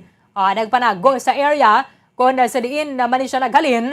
And then kahapon na nagpauli dira sa ila sa may Barangay Villamonte. Pero tinatek-tekan. Natabuan man nga tiya mo ni siyempre siguro ganasunod man siya kung ganapaydalom sa may surveillance. Kung nga siya ang natumod kag siguro gid nila nga yara dara si Salaver sa balay nila. Ginakatuan sa mga suspetsado nga nagasakay sa pribado nga salakyan o kon van sa ilang pagkadto dira kag sa pagabiya nila dira sa may area. Tiamo naman yung subong nga isa sa mga nagadugang sa ginaimbestigaran sa katon nga mga otoridad. Nga basi kung ini maangot man or may kang tanan diri sa tong ginabdak dira sa may barangay 13 bala. Purok Boulevard, Barangay 13 isang Martes ang gabi. Adan kahapon isang aga nasa puan nga way na sang kabuhi sa igad isang highway dira sa may Hacienda San Jose, Barangay Damgo, Banwa sang Ibi, Magalaw na.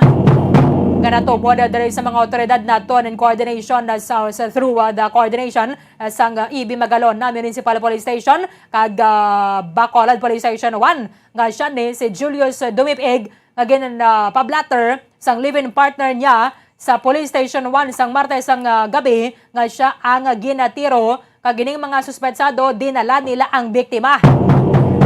Nga nagakasanay pa to sila upo sila sa may tricycle sang tiniro sang mga suspensado ining si Dumipig kag ginataban nila. Kapon sang aga sa puan gaway na sang kabuhi ining si Dumipig dira sa may Banwa sang Ibi, Magalona. Ano karon ang marching order sa ngaton nga City Director, Bacolod City Police Office Director, Police Colonel Thomas Joseph Martir, sining duha ka mga police stations nga muni ang may jurisdiction sining mga naglulundan nga mga shooting incidents. Sa piyakalinya, Bombo Franz Andrew Burgos sa report. Kamin. Berlin, isa na ka dako naman nga pala mga botanon ang ginhatag naman sa mga otoridad, especially sa mga kapulisan. Kay Bomberlin, kahapon nagluntad naman ang kahapon sa aga, no? May nasapuan nga isa ka bangkay.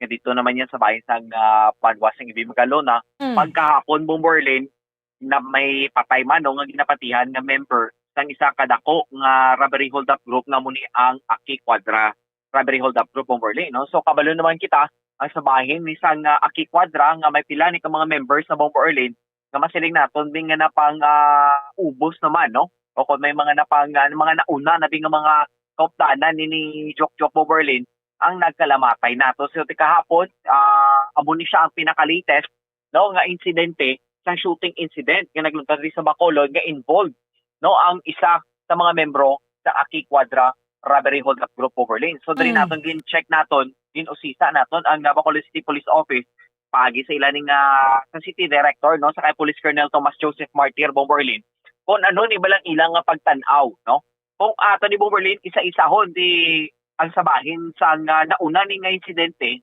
nga nagluntad mismo sa may Barangay 13 sa Purok Boulevard nga involved ring biktima nga si Julius Dumipig, no, nga ginapatihan Bomberlin nga gin-abduct ni siya sang wala matumod nga mga suspect kag hindi ni ganito Bomberlin hambal sa mga witnesses, no, ang tutuod nga duag sang salakyan nga nagdala sa kay Dumipig. Sang gabi na, so sang kaagahon gintala ang bangkay ni Dumipig dito sa Banwa sa Ibi, Magalona kag nasapuan sang pila dra ka mga naga-jogging o kon mga residente nga malapit sa dra nga area ang iya ni nga bangkay Bomberlin, no. So kahapon man sang hapon dra man nagluntad o kon may nagluntad man nga pagpatay sa isa ka ginaaligar nga notorious man nga individual sa Barangay Villamonte, diri naman sa syudad sa Bacolod. So amo na Bomberlin subong nga kinatanaw sang Bacolod City Police Office kung ano ni ang mga rason sa likod sa pagpatay o kung separado nga mga pagpatay, no, sa nasiling ni nga mga biktima. So nag-mention diri si Police Colonel Martir Bomberlin kung unahon naton to ang sa abduction, ang sa alleged abduction sa Purok Boulevard sa Barangay 13 sa kay Julius Dumipig, hindi ni siya Bomberlin related, no, sa sini nga insidente kahapon, no, ang latest nga incident ng shooting nga involved diri si Salaver Bomberlin, no. So tanaw mismo sang BCPO, especially sa kay Police Colonel Martir Bomberlin, lain ang kaso, no, lain ang involvement ni Dumipig, lain man ang involvement ni Salaver Bomberlin. So hindi nila siya ma-disclose o kung hindi nila Bomberlin maangot ang insidente sa tunga sang amuni nga mga pagpatay So nag-mention din So sa ato si hindi Police Colonel. sila connected, no, Bombo France? Actually, Bomberlin, malayo ko mo. Kung tanawon nato ang insidente between sa duwa ni ka mga bangkay, ang ilan nga mga records bala Bomberlin. Kaya as of now, si Dumip Igni, gina-check pa rin background niya mo, no? Kaya tuod ng kapahayag mismong live-in partners sini, nga ma-involve siya sa pila ni ka mga illegal man din nga mga buluwaton, especially sa drugs Bomberlin. No, nga ginako man mismo sa live-in partners ang biktima nga nagagamit saya, no? Sila mismo nagagamit ng illegal nga droga. Ang samahin Bomberlin ni Salaver, kabalugi kita nga pending ang pila ka mga warrants sini, no? Correct. Aminado man to ang pila ni Iloy niya, Bombo France. Correct, Bomberlin. Iti mismong Iloy, admit man sang Iloy ang bata, involved sa pila ni ka mga masiling naton ding nga mga notorious gid nga mga buluwaton da o na nanido ka mga heinous crime na bala Bomberlin. Imagine mo daan may referee hold up pa sa, no?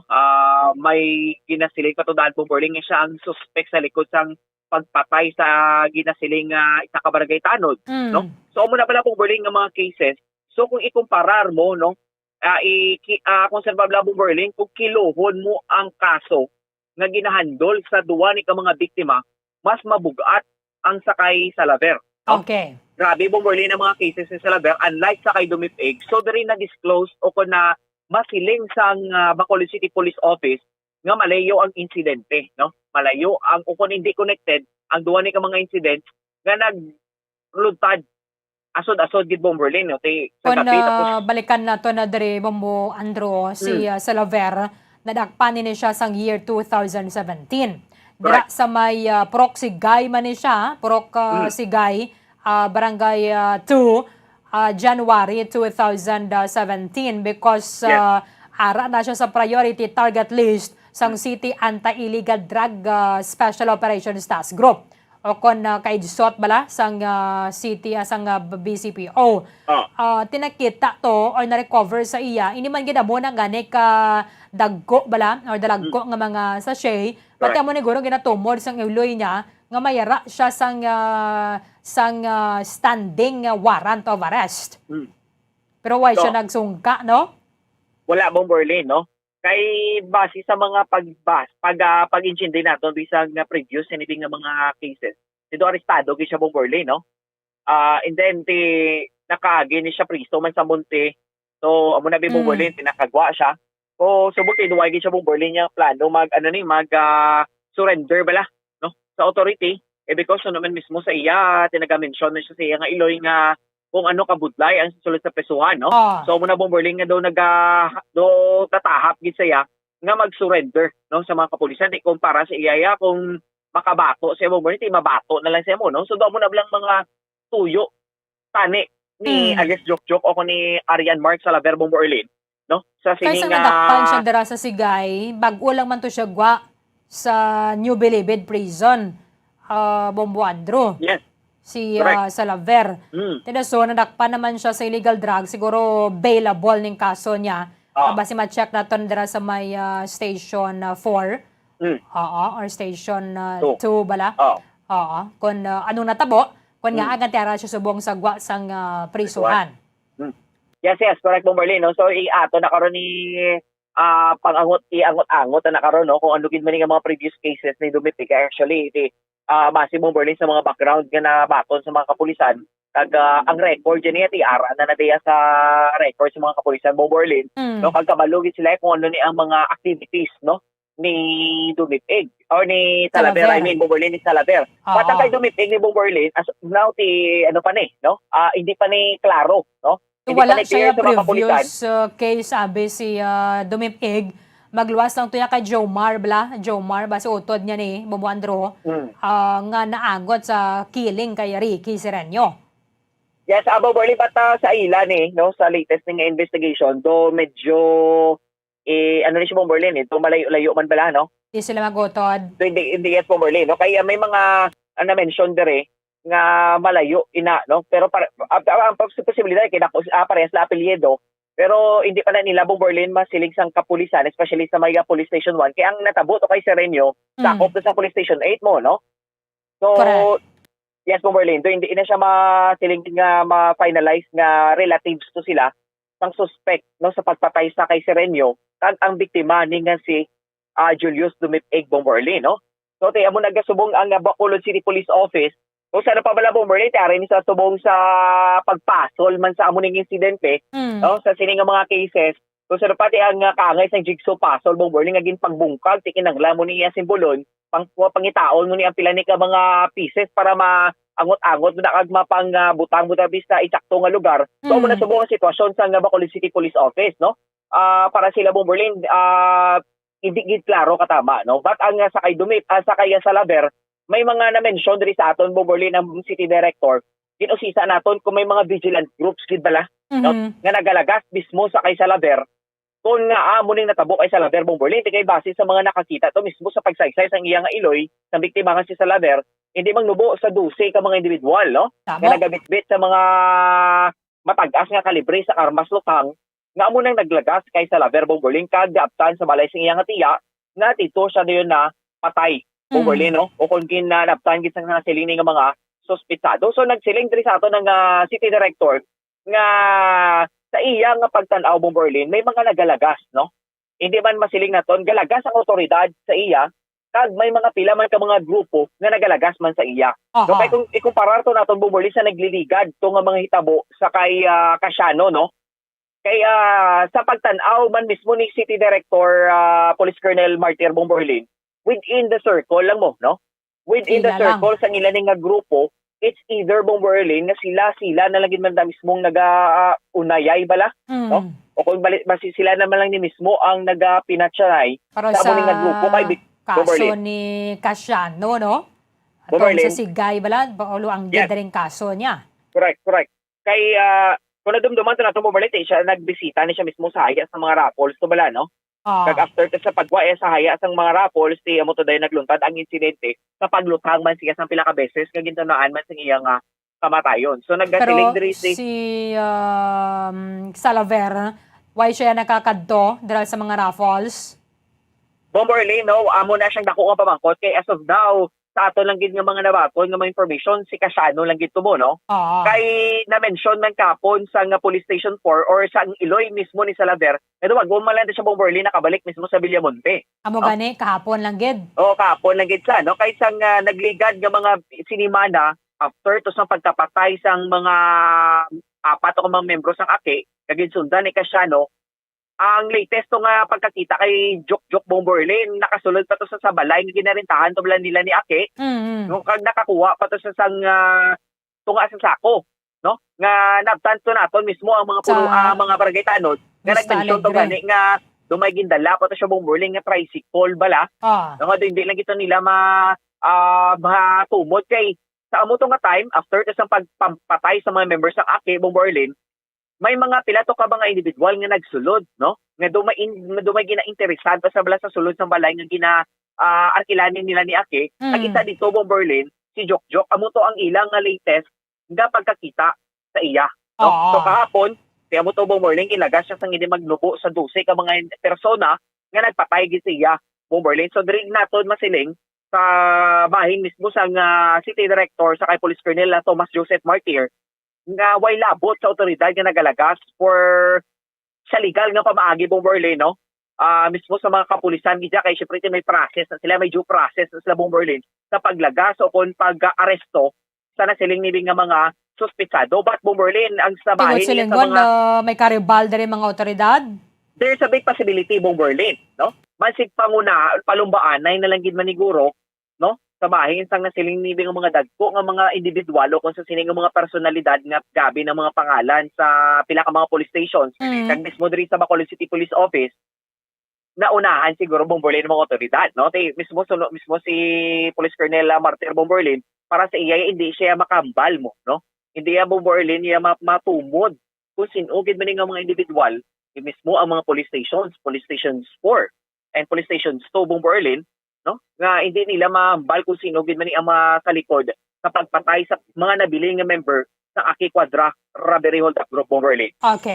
Okay, sige, Bombo Franz. Yes, Bomberlin, no? So may payag diri sa aton ang City Director sa Bacolod City Police Office nga si Police Colonel Thomas Joseph Martir. Na ano po man na-receive ko na report sa Station 4 regarding sa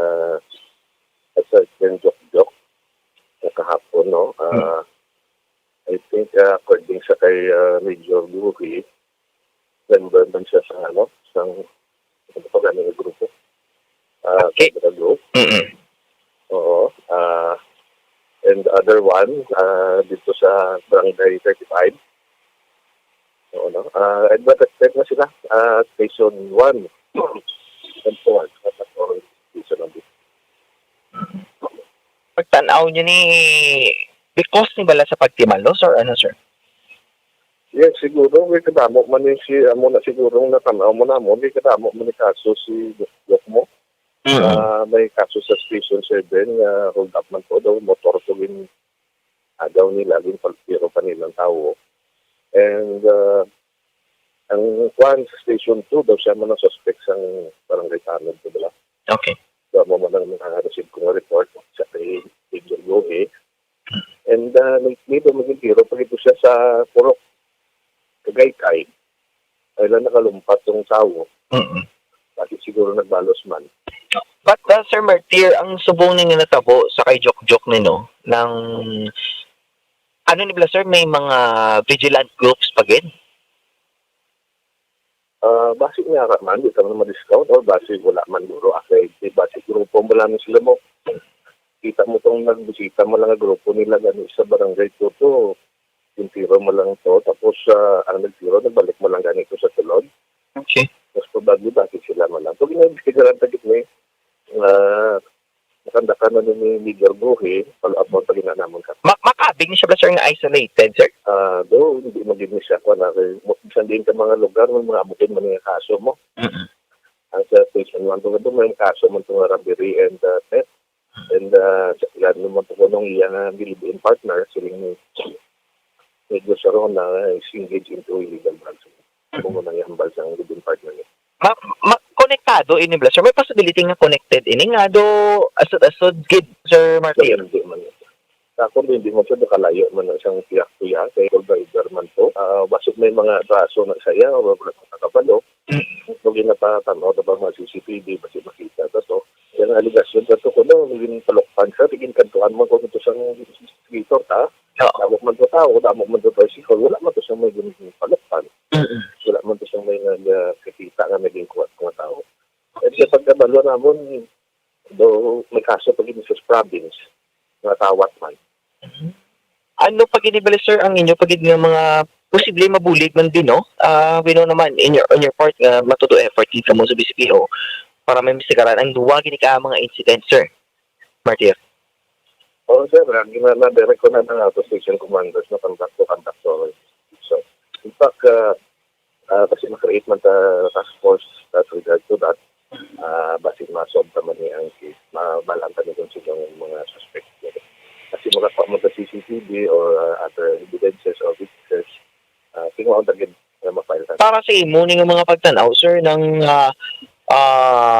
ano na ni bala ayhan? Sinok panay na ni bala para sa ila?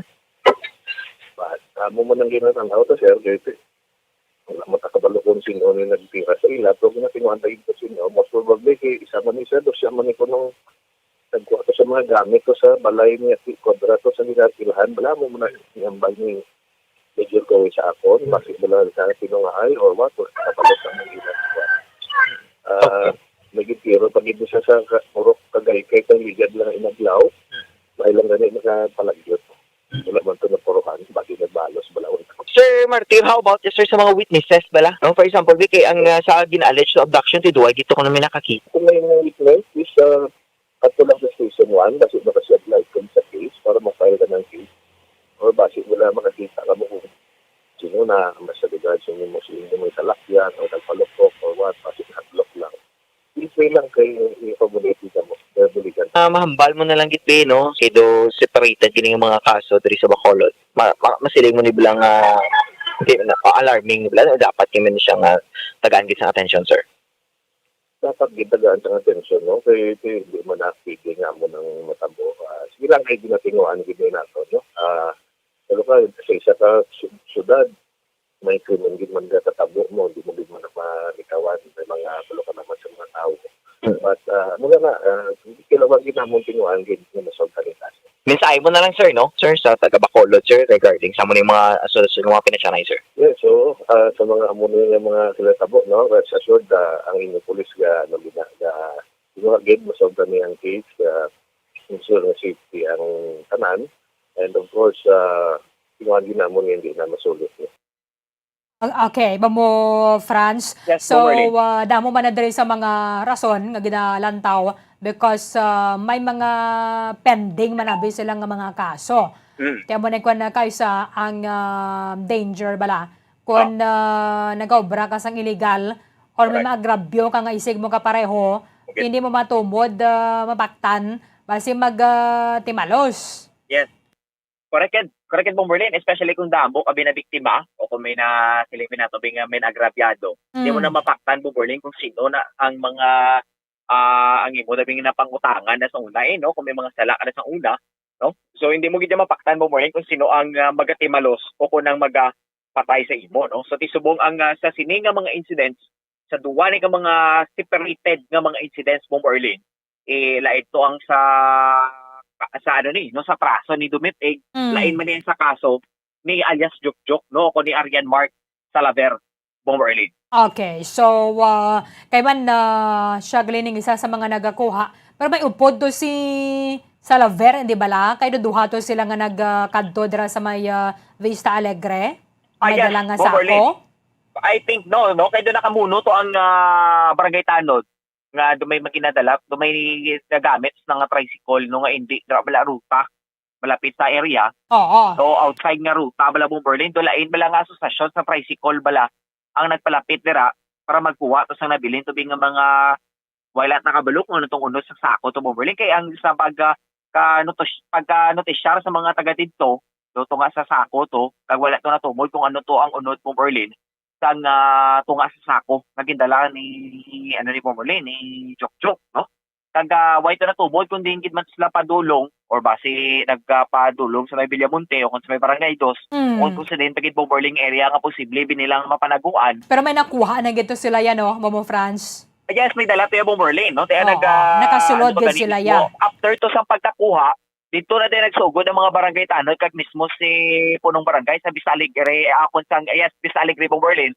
nga kandaduhan to ang gate sang nasilining nga balay. Kay may mga ga-attempt at patudaan Bomberlin nga magasulod mo may ara to gani nga nagsaka agad mismo sa atop sang tricycle biskan nga nakandaduhan na balang gate kay taklason ta nila ya tingalingan nun mo na Bomberlin kaya na nagwardyahan sa mga barangay Tanod no kasang ni sa barangay Kagawa dira sa barangay Vista Alegre nga na-assign dira Bomberlin. So wala na to no, wala to nila na penetrate pagid o kung nakasulod para makakuha pagid sa nabilin tubing nga mga valuable nga mga items sa nabilin dito nga o sa sulod sang balay. Bomberlin wala ta kabalo kay ba sigurong balay to tidodamo to daan ba kasulok-sulukan to base may mga importante patos na kon mas may valor gid nga mga items Bomberlin nga nabilin sa nasilina nga balay nga kinarkilaan sa mga membro sa Aki Quadra Hold Up Group Bomberlin. Diba si sunod adlaw may kuan man na dira may establish bala nga mas mabako na diri nga motibo sa sining krimen Bombo Franz because tiwisan may mga pending ni sila nga mga kaso. Yes. Why kitaya sang kinamatarong patyo ng isigta kapareho mo. So kung may warrant o varas sa dira ang serbihan inayati obligasyon inasang warrant and isang pina section isang police station. Correct Bomberlin. Di amo na subong do ka di mismo ang iloy sang pilanik ka mga victims no. Halos tanan Bomberlin iloy gid no. Ang mga iloy gid sa ni Dumitig kag ni Salaver nagapanawagan gid Bomberlin sa hustisya kay nagmensionar man sila daan nga hindi pagbutang sa kamot ang layi no. So dapat may due process gid na siling na saad man na sa layi Bomberlin nga kung tuod no bisan ano man na ang sala nga nabuhat ng inang individual. Dapat ipaagi gid sa eksakto nga proseso no. Pero tigaling hindi mo man niya matumod kung may lain man niya nga grupo or mga kagrupo man nila ang nagapunta riyan sa ila Bombo Franz. Correct. Amo na Bomberlin na dako nga pamangkot no. Ang authority kag ang samahin sang masiling natunding nga mga vigilante nga grupo o kung sino man sa Bomberlin no.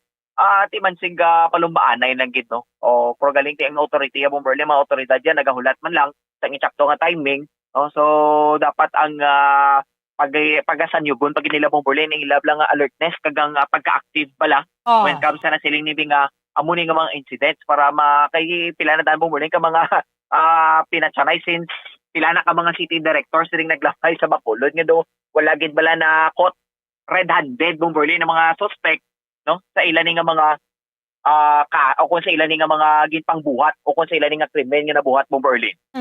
Gadugang nga nagadugang lang no. Correct. Kaos lang lati wa nagyapo na diri sang killing nga may suspetsado. Timba siling man nga aton nga mga otoridad nga basi kon ka grupo man lang nila ang nagpatay diri sa ila pero hindi mahingadlan amo lang galing problema.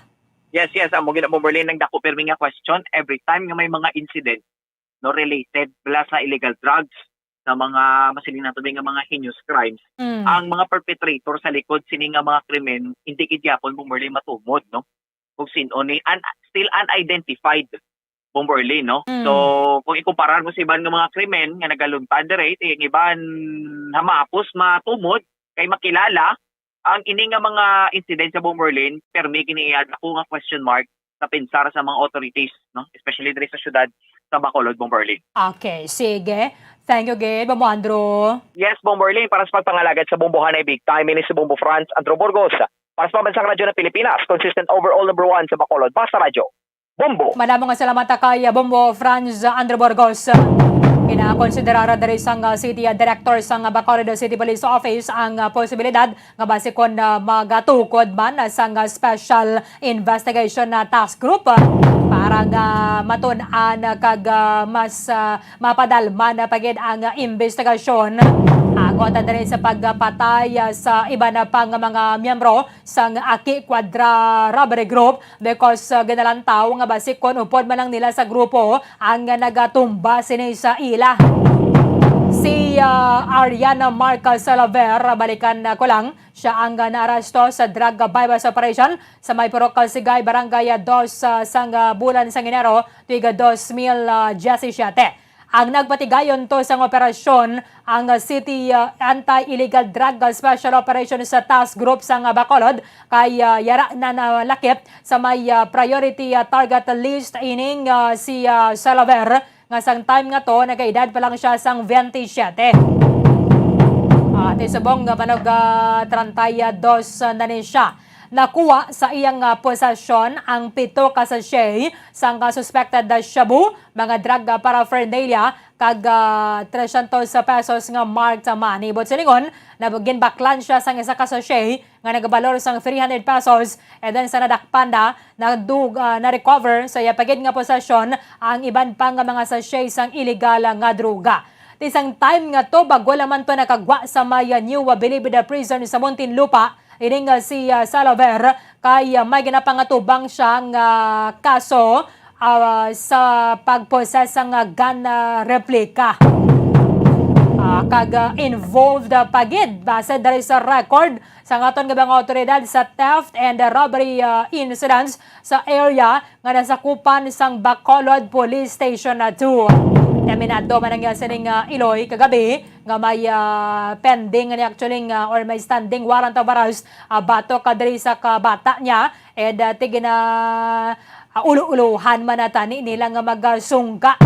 However, hindi mo man mapilit ang tao kung hindi siya voluntaryo nga magsungka. Abisar pa nga tikon ikaw nagapangatubang dra sang kaso mayara na sa ginpagawa nga warrant of arrest ay isa gina sa mga pamaagi para nga maka-stay safe ikaw ang voluntary nga pag-surrender.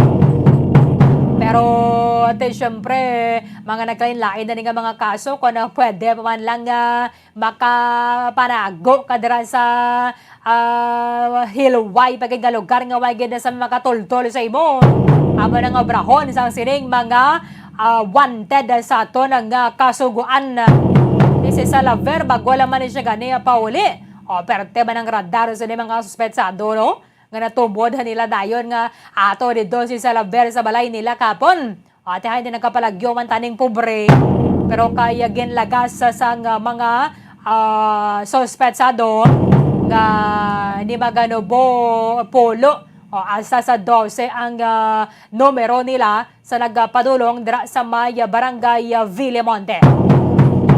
Amo ni sa nasiling tarating natugyan na taranin sa mga otoridad nato ng pagbatigayon sa investigasyon para matumod kung ano ang rason sa likod akon nga anga silang ginapatay. It's either personal maning got-got sa ila or may gusto man niya nga magatibalo sa ila because kung lang tawon ta kanabo naman sa mga biktima ang Aki Quadra Robbery Group. So, nagabantay sining mga developments and may posibilidad man sa pagpati sa aton nga mga otoridad nga base kung sila manang dira sa grupo, sila man ang nagapinatyanay. Kasi sila man lang niya ang kilalahay mo. Pero sa kaya kasyano to, nagbisita lang dira sa may haya o kon balay sa mga raffles. Kay ining nalubong naman to sila actually. Pero nagbisita sila dira base kung may mga pagatelepon. Ate ato man dito ko ang iban nga mga miyembro sa Aki Quadra Robbery Group kag may hindi pagintindihanay sa tunga sa sini mga miyembro sa grupo kag ni Kasyano. Ati pagwasang isa ginasunod nila kag ginpos angan. Way natabangan ang ining biktima nga si Donald Joseph Kasyano sa barangay Granada. Aba naman yung subong nga natabo sa kay Salaver. Away kita sa kinamatarong upat yun ang isiga nato na kapareho because kung mayroon man isang sala ang tawo mayroon sang due process of law para sa ila. So, ang ini, kung makita naton, ang ini mga pinamatay diri sa aton sa syudad, may mga previews o kung may mga kaso, ganyan bala. It's either nagkapadayo ng trial sa kaso nila or suspetsuhan nga sila na ni ang may kaymuana sini. Pero hindi mataymingan sa aton nga mga otoridad. That is why nga di man sila madakpan, kagang iba na diri may mga nagkalain-lain na gidyang nga mga kaso. Hindi mo matumod kung sino ang mga suspetsado o kung mga nagatira ni sa ila, kabanti nagasuksok man siyempre sang bonnet. Kaya hindi man makita man sa mga pumuluyo o kung sa mga residente malapit dara sa may crime scene, pero hindi mo man ma-describe sa mga otoridad naton, abisan sa sketch lang na dara, kahit may tabon man ang ilang mga nawong. So amo ni subong ang isa sa mga nagdugang pagid sa mga sululbaron sa ato ng mga otoridad. But amo na ning isa sa mga appeal naton sa mga mahimata daraw kon sa mga pamilya nga mayan kamo sang himata nga engage sa illegal nga druga, mga nagapang hold up, mga nagapangawat, kamo na mismo bulig sa ila. Kay kung ginatolerar ninyo ang ining miyembro sa pamilya nga engage sa mga illegal nga nga mga aktibidad, hindi man sila makamuklat. Makitanda na lang susunod ng mga idadlaw nga natumba na sila. May mga nagtumba, may mga nagpatay na sa ila. So as long as ginatolerar na to ng illegal nila nga buluhaton, para ya sa ila, okay nang kanimang makabulig man sila sa pamilya nila. Kung ikaw dara otod kaabi, o kung ikaw man niya ang ginikanan, para sa tanan ini nga mga may family members nga involved, it's either nagaduso man na sila sa illegal nga druga, o kung nagagamit man sila sa illegal nga druga, kung why man sila trabaho, kag may ginatan-ay sila sa inyong kwarta, tidra na nga daan, maduda ka na kung di nila ginakuha. O kung man sila trabaho, pero nagakadula sila sa balay naton o sa balay ninyo. Di ko imbulbado sa legal nga mga aktibidad ng family member mo, kung ikaw dara isa lang kamo ka bubongay na istaran, maabot mo ganda ang ginaubran niya. So kita mo lang mismo, ibuligan nato ng aton nga miyembro isang pamilya. Kung ikaw naman na dara imbulbado sa illegal nga ni, di high time na ni para nga marealisar mo, nga basta nag-involve ka ganay sa illegal nga mga buluhaton, una lang na ang imo swerte. Una lang na ang imo di buenas nga may madala ka pa uli nga kwarta, may ma-income ka dira from these illegal nga mga paagi sang nga mga kwarta ka, pero maabot ang tiyempo, madakpan nga gani sa mga otoridad. O kung may madamo ka man sa mga nag-agrabyo o na-agrabyo, nga nagadumot na gusto nga magatimalos sa imo. Kati ko lang tawon ta sino mga nagkalamatay sa serya sa mga pinamatay dari sa aton sa syudad, wala man sang tawo nga maayo bumbulits. Wala man susulin na sus kaayo gini saya nga tawo ni why gini sang criminal record, wala ni sang mga standing nga mga kaso, warrant of arrest. Pati nga pinatay ni siya nga nagapusinggitan gigata sang hustisya. Sining mga nagalantaw subong, nagapamati subong, nga kamo imbolbado sa illegal nga mga buluhaton, this is a wake-up call para sa inyo. Tanan sa aton may tsansa nga magbag-o sa kabuhi. Di kung way ka pa dara nadakpan, way ka pa dara yan ang tirohan o kung gintiro, basi may tsansa man sa imo nga magabag-o. Kinumat na mga yara ganin sa New Bilibid Prison. Ibandara makasulat sang libro to inspire others ngara sagwa sang prisuhan nga kung pwede pa lang. Hindi nga ginmagubra sang amo nga krimen kay ako lang tawa I am deprived of my liberty. I-deprive ka sa imong kahilwayan na hindi mo ma-enjoy kung ano ang katahom sang kalibutan. Nga sa sining nga paagi, sa pagsulat nila sang libro, may inspire sila. Mapahibalo sa mga tao nga wala paya sang kaso o kung nakaubra sang krimen nga hindi mo gid ni siya pag-ubrahon. Kay ma-eksperyensyahan mo gid kung ano ang gina-eksperyensya ko diri sa munti, diri sa sulod sang New Bilibid Prison, our national penitentiary. Di ko nining mga tao nga ning mga pinamatay. Wala sang hustisya nga mahatag para sa kamatayon nila because nga wala sang suspect nga matumod ang aton nga mga otoridad kung kaysa gani mismo pamilya nyo ay nag-kooperar sa otoridad eh. Di ano man abi ang i-extract ng information isang mga otoridad ta kung ano ning mga aktibidad nila because ang miyembro sang pamilya mo nga nagaugtas man sa imo sa illegal mo nga ginabuhat, waman gani isang bisan isa ka tinaga nga ginatag sa aton nga mga otoridad. Di paano masulbar ang imo kamatayon? Hindi gid. Kung kaysa gani dara tong mga siling pa nga di mayo man lang gani way nagkatas ang ugtasan. No? Which is very sad nga kung tingwa ba lang kita nga maayo man lang ang paagi naton nga magkakwarta. Kung ginapa eskwela dra eskwela gid because hindi ka makakita obra kway ka tinapusan. Bisan mga tinapusan pag gani budlayan pag ganing iban dra makasulod sa trabaho because kataas ang aton nga unemployment rate.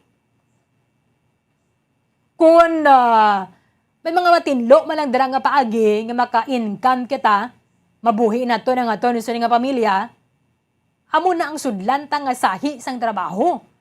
Hindi nga mga illegal nga droga. Di syempre una-una, pero tiyang kalipat, kati sus, kadako sang kwarta nga ginadala. Nadakpan nga ni si El Chapo, bla bombolets, sa may Mexico, nga amo na gina siya kadako, nga drug lord. Di ko ikaw dara, ning kung sa bagat, ito mga pedye-pedye malang bla, hasta gidi ng paras mo man. Din gidasta ang swerte mo, maabot ang tiyempo nga ikaw madakpan, maabot ang tiyempo nga basi ikaw tiruhon, patay. Okay na ako no, madakpan ang kanadara kag mga bailable mo kaso. Pero kung pag piyansa mo, nagatag ka to sang problema sa pamilya mo, kay mangita naman sa inog piyansa, pagwa mo sa prisuhan, illegal malang gyapon ang imo obrahon. So kabay pang mag-survey ni bilang leksyon sa mga kotoranta, ng mga nag-engage dira sa illegal nga droga, kag sa iban pang illegal nga mga aktibidad, kung isa gareklamo ka sa kapigato sa pungsod Pilipinas. But you ask yourself, ano ang imo yung paagi para nga mga income ka? Because sa mga nag-engage sa illegal nga droga, Kung nag-untat ang aton ng mga otoridad sa pagpatigayon isang anti-drug operation. Di makitid ang dala ninyo, why na kamo isang ma-income. 4 minutos sa nakaligad sa takna ang alas, 4 minutos sa nabilihan antay sa alas 9 sa aga. Magabalik kita dito sa palatuntunan, Bombohanay Big Time. Bombo Radyo Bacolod. Number 1! Basta Radio Bombo! Sa karon nga may ginapangatubang nga pandemic, importante nga halungan gid ang ikayong lawas. Apang hindi lang physical health ang dapat hatagan sa pagtamuda, bangod importante man ang mental health. Paano bala halungan ang aton nga mental health? Una, kinahanglan nga halungan nato ang aton kalawasan kaangay sang pagkaon, pag-ehersisyo, pagtulog kag pagpahuway sang insyakto, bangod ang poor physical health ang makaapekto sang modo kag panghuna-huna sang isa ka tawo. Kinahanglan man nga mag-set sang boundaries sa tanan nga bagay, hatagan sang balorang kaugalingon kag iselebrar ang mga kadalagaan bisan ano pa ini kagamay. Maayo man sa mental health ang pagpatawad sa isig kapareho. Bangod ginarelease ni ang kabugat sa Balatyagon subong man ang pagkamapasalamaton. Suno sa research, dako man ang mabulig sa pagpangamuyo sa paglikaw sa stress. Tips sagud malikawan ng insomnia. Ang pagtulog sang maayo ang makaapekto sa mental kag physical health sang isa ka tawo. Apang kung kaisa hindi maligar nga nagaka-eksperyensya sa ginatawag nga insomnia, gani ari ang matip sagud malikawan ini kag mas makatulog sang maayo mga kabombo. Kinahanglan nga pareho ang oras ang imo pagtulog kag pagbangon kada adlaw agud maset ang imo nga body clock. Kun adlaw, mas maayo nga buksan ang mga kortina agud makasulod ang kasanagon, paglakat-lakat kun aga kag pag-ehersisyo. Kun gabi, likawan ang mga masanag nga screen kaangay sa mga gadgets kag TV. Limitahan man ang pagkaon kag mga ilimnon nga may caffeine kag nicotine bagod makatuga ini sang problema sa pagtulog. Likawan man ang pagkaon sang madamo, pag-inom sa alcoholic drinks, pag-inom sang madamo nga tubig kag ang pag-overthink antes magtulog.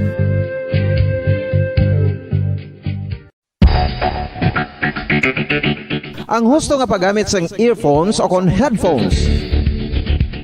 Kalabanan sa karon, ilabi na sa mapamatanon ang masami nga nagagamit sang earphones o kon headphones sa tion sang nagausar sang gadgets. Apang, ano bala kalawig ang aton paggamit sang earphones kag headphones? Nakahibalo bala kamo mga kabombo nga ang tuman kalawig nga paggamit sini ang makatugas ang ear noise o kon acoustic trauma? May pila naman ka tips nga makabulig agud mahalungan naton ang aton dulunggan kag pamatinan. Dapat nga ipabilin nga yara lang sa 60% ang volume sang aton nga mga earphones o kon headphones. Likawan nga masobra sa 4-5 ka oras ang tayuyon nga paggamit sang earphones o kon headphones. Magtala na sang 15 minutos nga break matapos ang isa ka oras agud nga makapahuway ang aton palamatinan. Masami nga tinluan ang earphones o kon headphones kag mas maayo nga gamiton ang duha ka earpiece sang aton nga mga earphones.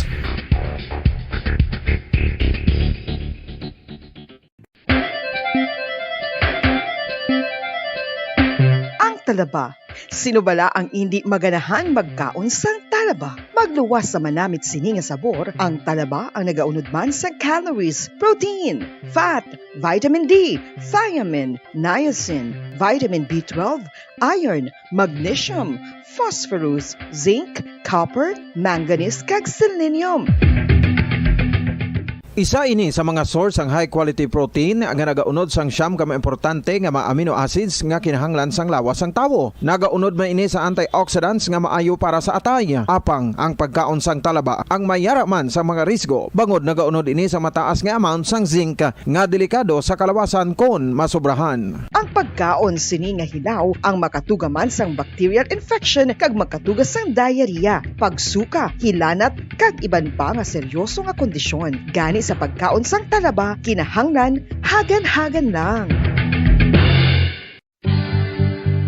Oral disease, nagapadayon nga seryoso nga public health problem sa Pilipinas. Ang prevalence sang dental caries sa mga permanent teeth ang nagapabilin nga mataas sa 90% throughout the years. About 92.4% sa mga Filipinos ang may tooth decay, kag 78% ang may gum disease o kon periodontal diseases, santo sa report nagikan sa DOH. Bisan pa nga ini ang preventable o kun matapna, ini nga balatian ang nagapekto sa halos kada Filipino at one point or another sa iya nga pagpangabuhi. Ang pagpractice sang good oral kag dental hygiene kaangay lang sa paghalong kag pagtatap mo sa imo kaugalingon. Nagatap na ini sang bad breath, tooth decay, gum disease, resulta ang healthy nga baba. Ang healthy nga baba o kun mouth maayo nga indicator nga maayo man ang imo lawas. Gani halungan gid ang aton nga dental health.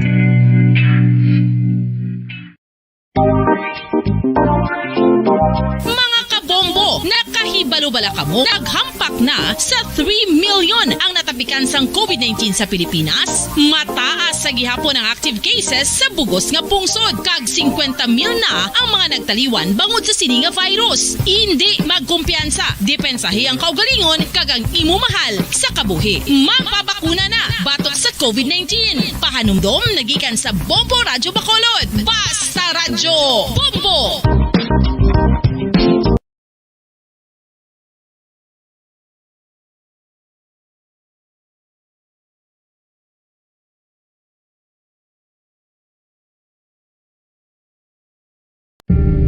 Tips agud malikawan ng insomnia. Ang pagtulog sang maayo ang makaapekto sa mental kag physical health sang isa ka tawo. Apang kung kaisa hindi maligar nga nagaka-eksperyensya sa ginatawag nga insomnia, gani ari ang tips agud malikawan ini kag mas makatulog sang maayo mga kabombo. Kinahanglan nga pareho ang oras ang imo pagtulog kag pagbangon kada adlaw agud maset ang imo nga body clock. Kun adlaw, mas maayo nga buksan ang mga kortina agud makasulod ang kasanagon, paglakat-lakat kun aga kag pag-ehersisyo. Kun gabi, likawan ang mga masanag nga screen kaangay sa mga gadgets kag TV. Limitahan man ang pagkaon kag mga ilimnon nga may caffeine kag nicotine bagod makatuga ini sang problema sa pagtulog. Likawan man ang pagkaon sang madamo, pag-inom sa alcoholic drinks, pag-inom sang madamo nga tubig kag ang pag-overthink antes magtulog.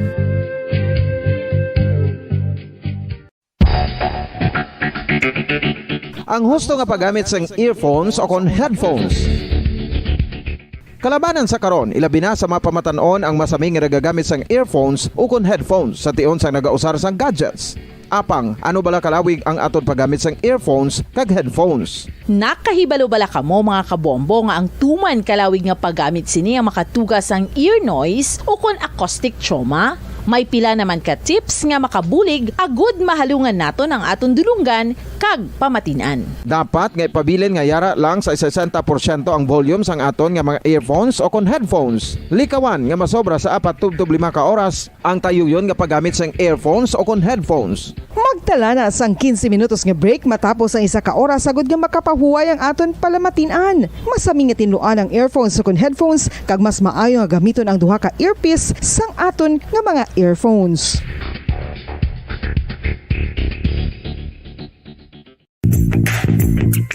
Sa karon nga may ginapangatubang nga pandemic, importante nga halungan gid ang ikaayong lawas. Apang hindi lang physical health ang dapat hatagan sa pagtamuda, bangod importante man ang mental health. Paano bala halungan ang aton nga mental health? Una, kinahanglan nga halungan nato ang aton kalawasan kaangay sang pagkaon, pag-ehersisyo, pagtulog kag pagpahuway sang insyakto bangod ang poor physical health ang makaapekto sang modo kag panghuna-huna sang isa ka tawo. Kinahanglan man nga mag-set sang boundaries sa tanan nga bagay, hatagan sang balorang kaugalingon kag iselebrar ang mga kadalagaan bisan ano pa ini kagamay.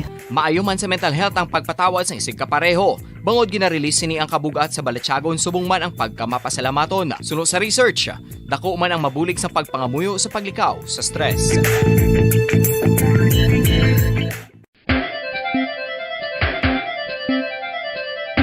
Ang talaba.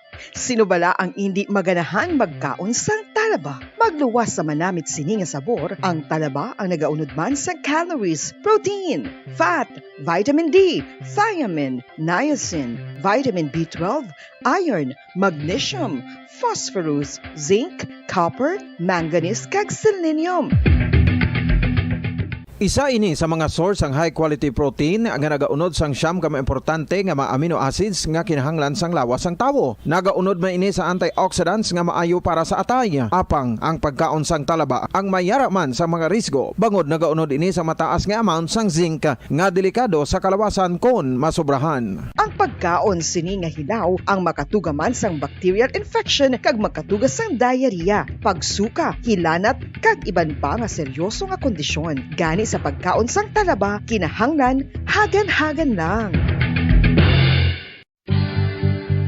Oral disease, nagapadayon nga seryoso nga public health problem sa Pilipinas. Ang prevalence sang dental caries sa mga permanent teeth ang nagapabilin nga mataas sa 90% throughout the years. About 92.4% sa mga Filipinos ang may tooth decay, kag 78% ang may gum disease o kon periodontal diseases, santo sa report nagikan sa DOH. Bisan pa nga ini ang preventable o kung matapna, ini nga balatian ang nagapikto sa halos kada Filipino at one point or another sa iya nga pagpangabuhi. Ang pag-practice sang good oral kag dental hygiene kaangay lang sa paghalong kag pagtatap mo sa imo kaugalingon. Nagatap na ini sang bad breath, tooth decay, gum disease, resulta ang healthy nga baba.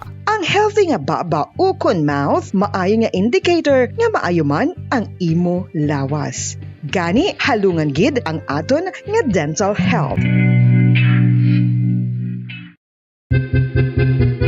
San o ikaw ulihi nga nag-ilis ang sponge nga ginagamit mo sa paghugas sa mga kitchen utensils? Ang kitchen sponge mga kabombo, ang mas mahigko pa sa toilet. In fact, ginpahayag sang microbiologists nga ang mga butang nga ginagamit naton sa pagtino sa mga dishes ang pinakahigko nga bagay sa balay. Sa isa ka pagtuon nga na-publish sa journal nga Scientific Reports, ang spongy bacterial colonies ang mas delikado sa aton ikaayong lawas. Bangod sini, ginarekomendar sa mga researchers nga dapat islan ang sponge kada simana. Ang kitchen ang lugar sa aton balay kung sa diin nagasugod ang mga new bacteria. Bangod sa human traffic kag food preparation. Bangod ang sponge ang masami nga warm, mabasa kag matrace ang old food. Ini ang ideal nga breeding ground para sa bacteria. Suno sa pagtuon, maayong idea nga tinluan ang sponge kada tapos gamit. Apang ginasuggest sa mga researchers nga regular nga islan ang kitchen sponge. Ang kitchen ang lugar sa aton balay kung sa diin nagasugod ang mga new bacteria. Bangod sa human traffic kag food preparation.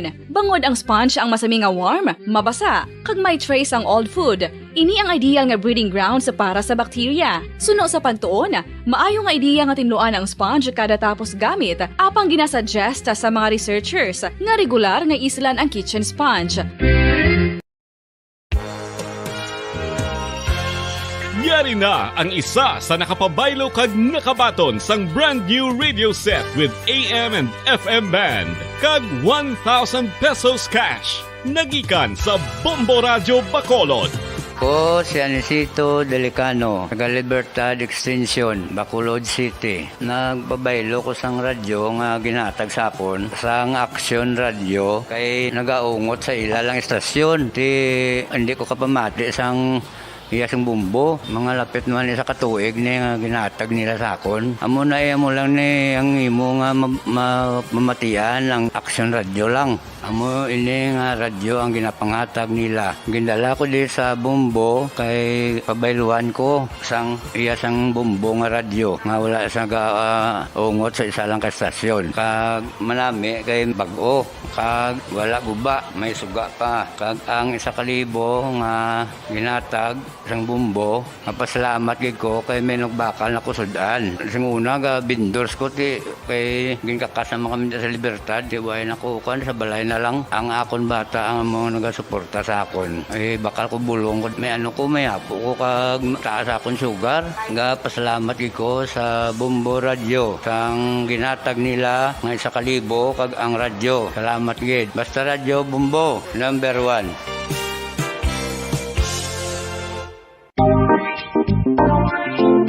Mga kabombo, nakahibalo bala kamo. Naghampak na sa 3 million ang natapikan sang COVID-19 sa Pilipinas. Mataas sa gihapon ang active cases sa bugos nga pungsod. Kag 50 mil na ang mga nagtaliwan bangod sa sini nga virus. Hindi magkumpiyansa. Depensahi ang kaugalingon kag ang imo mahal sa kabuhi. Magpabakuna na batok sa COVID-19. Pahanumdom nagikan sa Bombo Radyo Bacolod. Basta Radyo Bombo! Mga kabombo, madamo gid ang pagkaon apang ano bala. Ang dapat himuon kung may matabo sang suspected foodborne illnesses. Kung may matabo nga suspected foodborne illnesses, dapat i-preserve ang mga ebidensya. Kung may bahin sang suspected food nga nabilin, taguon ini. Putson sang maayo kag ibutang sa freezer. Magpabulong sa gilayon. Kung ang sintomas nagapadayon o kung nagalala, gilayon nga magkadto sa doktor agud magpakonsulta. Hindi man magkalipat nga i-report ang insidente sa local health department. Mga pamaagi para mangin matinlo kag safe ang aton mga pagkaon. Ipabilin nga matinlo ang palibot. Isiparar ang hilaw sa naluto ng mga pagkaon. Lutuon sang maayo ang mga pagkaon nga dapat lutuon. Taguon ang mga pagkaon sa safe nga temperature. Depende sa kinahanglan sang klase sang pagkaon. Maggamit sang safe nga tubig kag raw materials.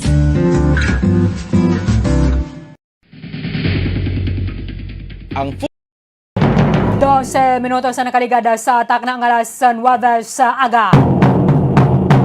Pabalikan na diri sa pagpangalaga sa bombohanay big time. Kalitan natin na report ni Bombo Waliani Zil Minardo antay sa nga Valentine's Day around the world. Kaya kahapon may minasapuan nga isa man na kalalaki. Igo mura gali kinabdakin ni siya sa may syudad sa Bacolod. Ining nasapuan ng gaway na sa kabuhi dira sa may Hacienda San Jose, Barangay Damgo, Banwa sa Ibi, Magalona. Sa pagapati dahil sa Bacolod City Police Office through Director Police Colonel Thomas Joseph Martir, hindi man ni maangot ang kaso nga pag-abdak kag pagpatay kay Julius Dumipig sa Barangay 35 and sa kaso naman nga pagpatay sa kay Ariana Marca Salaver dira sa may Barangay Villamonte kagabi. Kaya isa lang kagabi ang gap sang time ang gin-abdak ining si Julius Dumipig and then ginpataya naman ining si Ariana Marca Salaver dira sa may Pro Kabakawan na Barangay Villamonte. Tiwag giniya sa mga nakabati diri kon may lupok man na dira sa may area.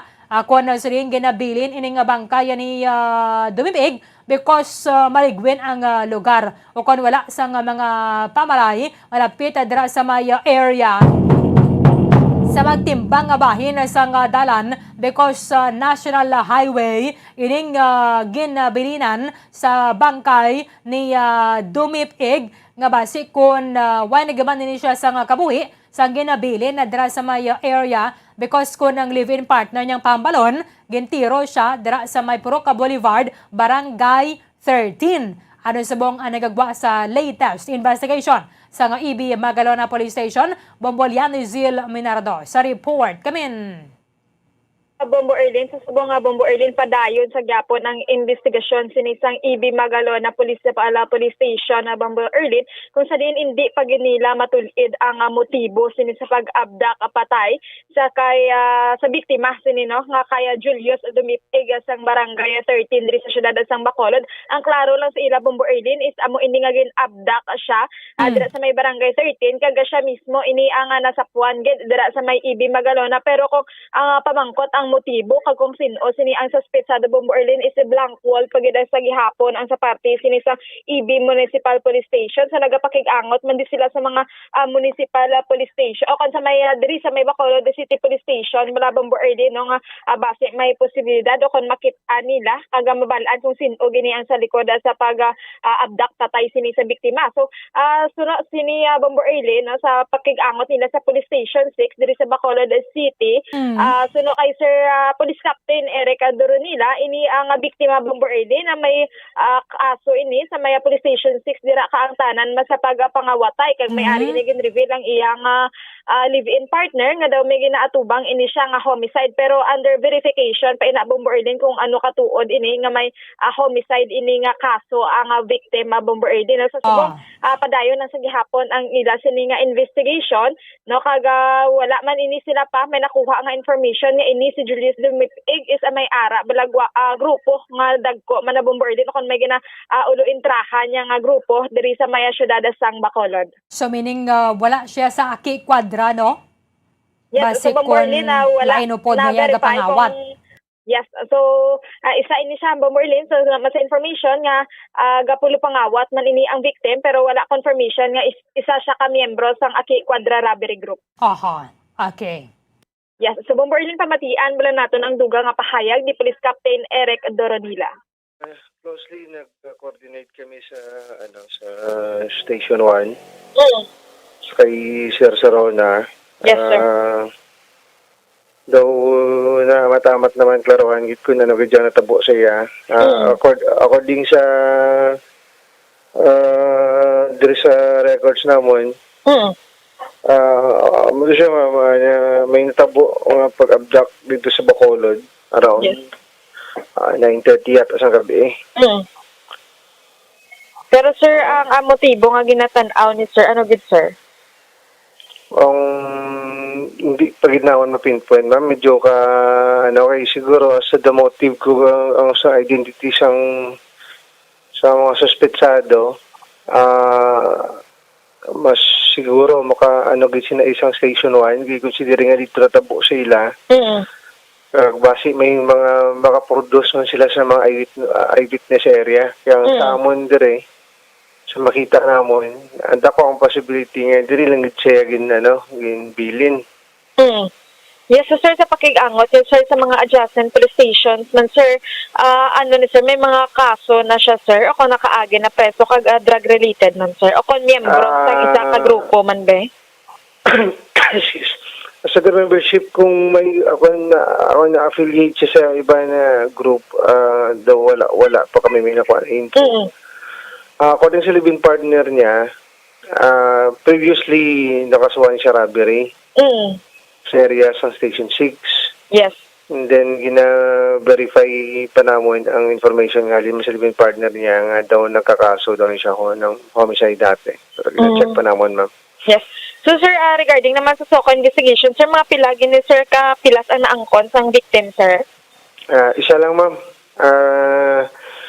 As per, although wala pa kami may ginakaptan nga papel, pero according kay sa medical legal officer sa SOCO kagapon yung istorya naton, isa lang gid ang igo niya. Sa din, sir? Nga party sa lawas? Likod nga part sa babaw sang buttocks niya, sa left side. Okay. So sir, ini sir, gunshot wounds lang gid dura naman sa iban nga mga fatal gid nga pila, sir? Yes, ma'am. Gunshot wound. Actually, nagambal kami sa family kagapon kung biling sila i-undergo nato ng autopsy. Anong desisyon ka family, sir? Ang wala nagpasugot ang pamilya. So ginarespeto man nato nila. Okay na sa ila ang postmortem. Yes. So sir, ano ni nga kalibre sir ang gingamit ganit, sir? Even si SOCO, ma'am, si medical legal officer, hindi man siya makadetermine kung anong type ng firearm. Gunshot wound lang ang ginano nato. Okay. So sir, subong padayon ang investigation dira sang Ibing Magalona kagapakig-angot na sa ibang nga police station. Okay, mamulyan. Yes, sa Bomber Erlin, no? So, isa lang gid, no? Yes. Gidaga ni Bomber Erlin, subong do ka blanco pagid ini ang sabahin sa mga kapulisano dira sa Ibing Magalona kaga kasubong man diri sa may police station 1 Bomber Erlin. Okay, so base kon may kang tanan ang ining pag-abduct man sa iya kay kun natawon ta duha ang iyang previous nga kaso, robbery and then homicide. Yes, correct na Bomber Erlin. So may dako ang posibilidad sininaw sa ginaatubang niya man nga kaso o kana pending in kaso Bomber Erlin kung nga matuod gid man nga may homicide siya kaga robbery nga kaso Bomber Erlin. Okay. Sige, thank you gid, mamulyan. Sa Bombo Erlin para sa pagpangalagad sa bumbuhanay big time, ini si Bombo Lianizil Minardo para sa Pambansang Radyo ng Pilipinas, consistent overall number 1 sa Bacolod, Basta Radio. Bombo! Maraming salamat kay Bombo Lianizil Minardo. Tamo ni subong halos dungan no nga mga insidente sa nga pagpatay ang ginatutukan sa nga mga otoridad diri sa mga syudad sa nga Bacolod para diri sa kaso ni Ariana Marca Salaver dira sa maya sakop sa nga barangay Police Station 4 kaya tinatabo sa maya barangay Villamonte at the same time aga tutukan naman sa nga Ibi Magalona Municipal Police Station naman ning kaso ni Julius Dumip-Ig nga gin-abdak dira sa maya barangay 13 Purok Boulevard barangay 13 sa nga nagligad ang Martes sa nga gabi. Kagana sa puwan kahapon sang aga nga way na sang kabuhi dira sa may barangay Damgo Banwa sang Ibi Magalona. Tilayo-layo gawang gindalaan diri sa mga suspetsado nga mo ni nagkuha sa iya dira sa may barangay 13. 22 minutos sa nakaligada sa takna nga alas 9 sa aga. Pilakadlawan tayo sa Valentine's Day sa Lunes. Tinagasaka na ang presyo sa bulak sa mga balaligyaan. Sa flower market, kahapon na nag-check kita, ang kada stem sa rose, magatag to 12 ka rosas, bumbulits. Tag 100 ang isa ka stem. Ati 1, 2. Ano ka pa, papreparar ka pa bala. Dapat tamayo man ang sining packaging mo.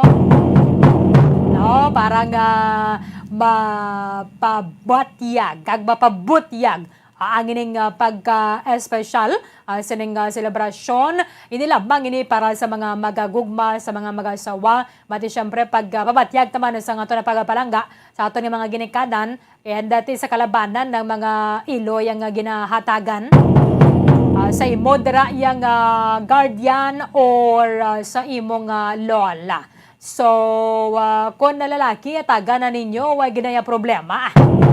No, ang importante dara ang thought nga ikaw ang naghatag sa ining flowers and syempre ti pareho sa iban nga mga kapungsura na mo nagamaninaran naton ang paghatag sa flowers and chocolate. Ti sa dangwagan nito nagmahal naman ang presyo sa bulak. Pila kadlaw antes ang pag-celebrar sang Valentine's Day. Actually, more than double gani. Kaya tibisan dali sa aton sa may syudad sa Bacolod, sang una to 3 shin ang stem. Subong isa ka stem, isa ka gatos. Ayo kagasto to na mangin kung ikaw lalaki, bala ako na Valentine's Day. Pero tigaling ang rason naman na dira sa kalabanan natin once a year man lang niya. Sa Dangwa Flower Market sa may Manila, halos nagdoble na ang presyo. Ti kalabanan na diri sa may Bacolod, dito man ginashalin sa Dangwa Flower Market sa may Manila. So nagsaka ni kaya nagpasaka man sang presyo ang mga suppliers. So kanang bouquet sang red roses sang una nagabalor sang 500 to 600 subong 1,300 pesos. Ang dozen sang red roses ang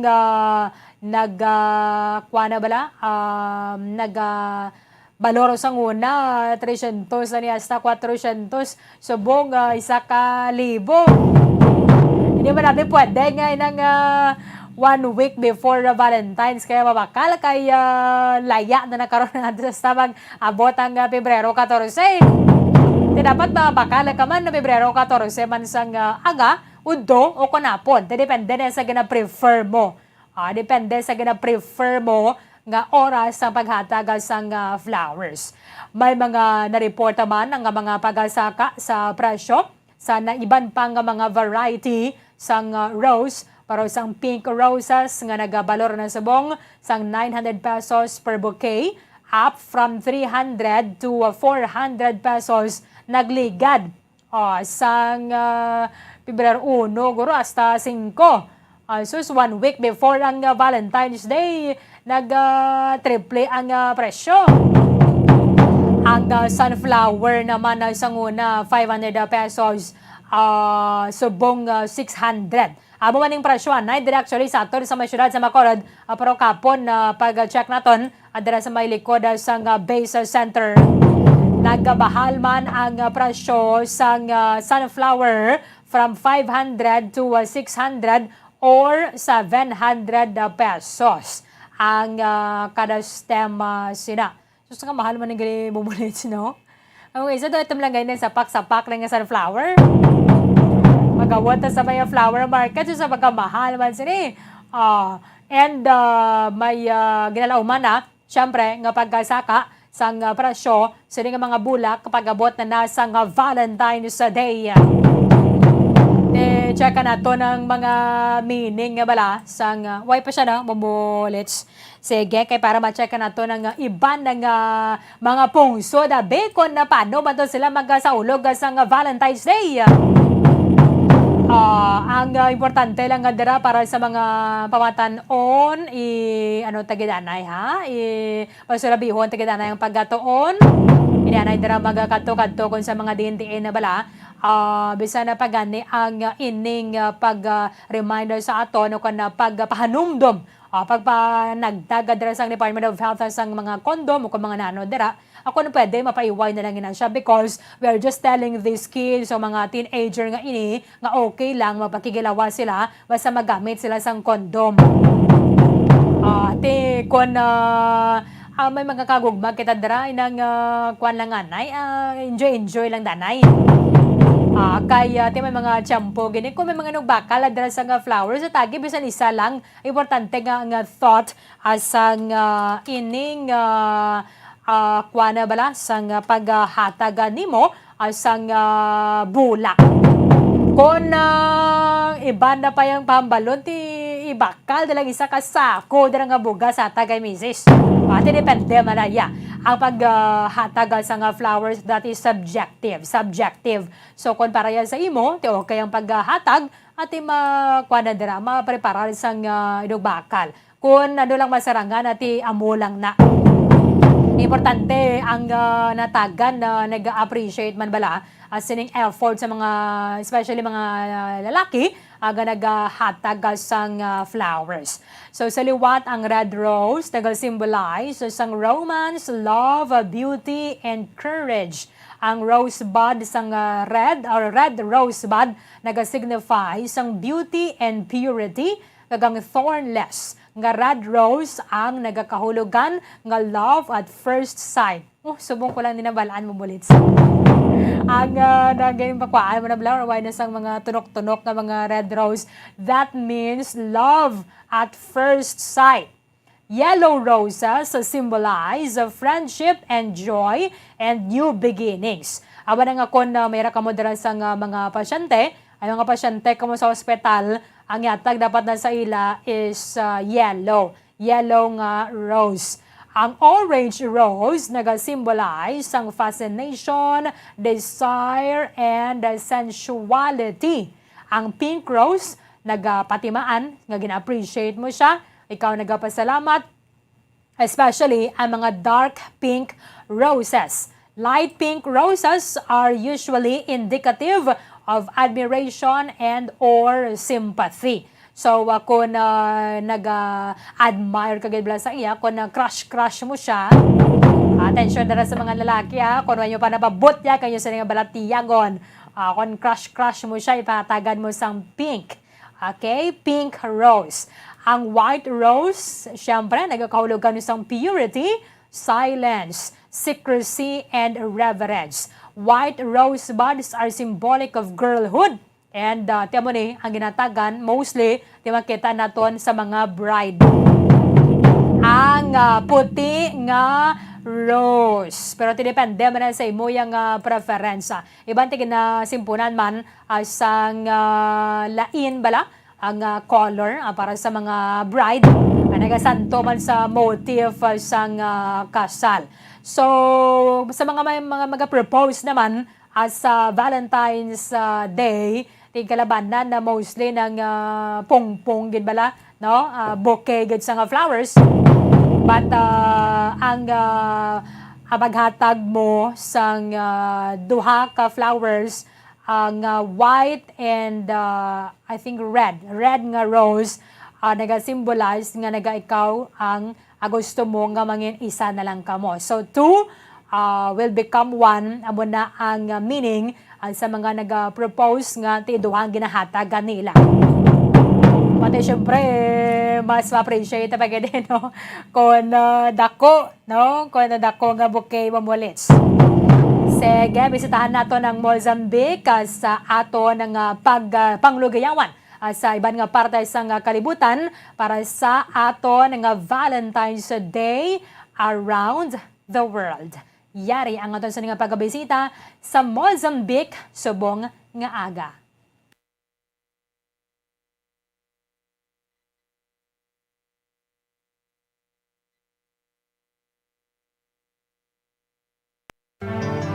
Valentine around the world. Valentine around the world. Valentine around the world. Bombo Radio will give you a glimpse on how Valentine is celebrated in other countries around the world. Saranghe. Eklipede. Yachibyaldubiu. Valentine around the world on Bombo Radio.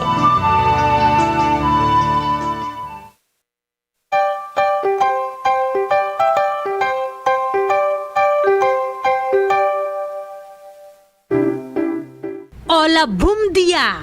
Hola, boom dia! Amo ini ang morning greeting sa lingwahe nga Portuguese nga may buot silingon sa Ingles nga pulong, hello, good morning! Ang Portuguese hindi lamang lingwahe sa mga taga-pungsod Portugal, kundi official language man ini sa mga taga-Republic of Mozambique ukon Republika de Mozambique. Ang Republic of Mozambique amo ang pinakauna naton nga pagkakatuan nga pungsod kag aton hibaluon kung paano ang mga pumuluyo diri maghiwat sang Valentine's Day ukon kung ano ang ilang mga tradisyon nga kostumbre sa tion sang adlaw sang paghigugma. Ang Mozambique sa kapungsod nga yara na hamtang sa Southeastern Africa kag palibutan sa mga kapungsuran nga Tanzania, Malawi, Zambia, Zimbabwe, Eswatini kag South Africa. Ini ang may capital city nga Maputo kag may mga pumuluyo nga nagalangat na karon sa malapit 29 milyones. Ginapamunuan sang ila presidente nga si Felipe Nyusi kag Prime Minister nga si Carlos Agostino do Rosario. Ang Mozambique bantugon ini nga lugar bangod sa ginaangkon nga wildlife, mga matahom nga beach kag subong man manggarano na sa natural resources kag cultural heritage. As a former Portuguese colony, there is a lot to discover.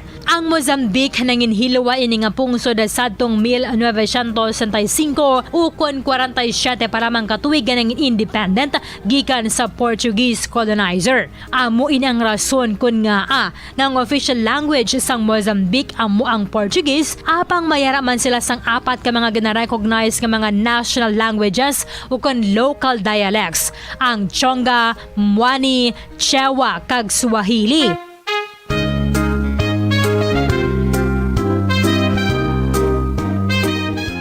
Bangod mayorya sa mga Mozambican sa mga Kristiyano, nagasaulog man sang adlaw sang paghigugma ang ini nga Southeastern African country. Kaangay man dali sa aton sa Pilipinas, ang mga Africans mahilig man sa tsokolate, bulak, Kag, syempre, naga-date man ang mga maghagugma para sa candlelight dinner sa mga romantic locations. Uso man ang paghatag sang gift basket sa mga ginahigugma nga nagaunod sa mga sweet tokens, kaangay sang tsokolate kag bulak. Ang mga Black Mozambicans nagatamyaw sang Happy Valentine's Day sa ila official language nga Portuguese nga nagasiling Feliz Dia dos Namorados.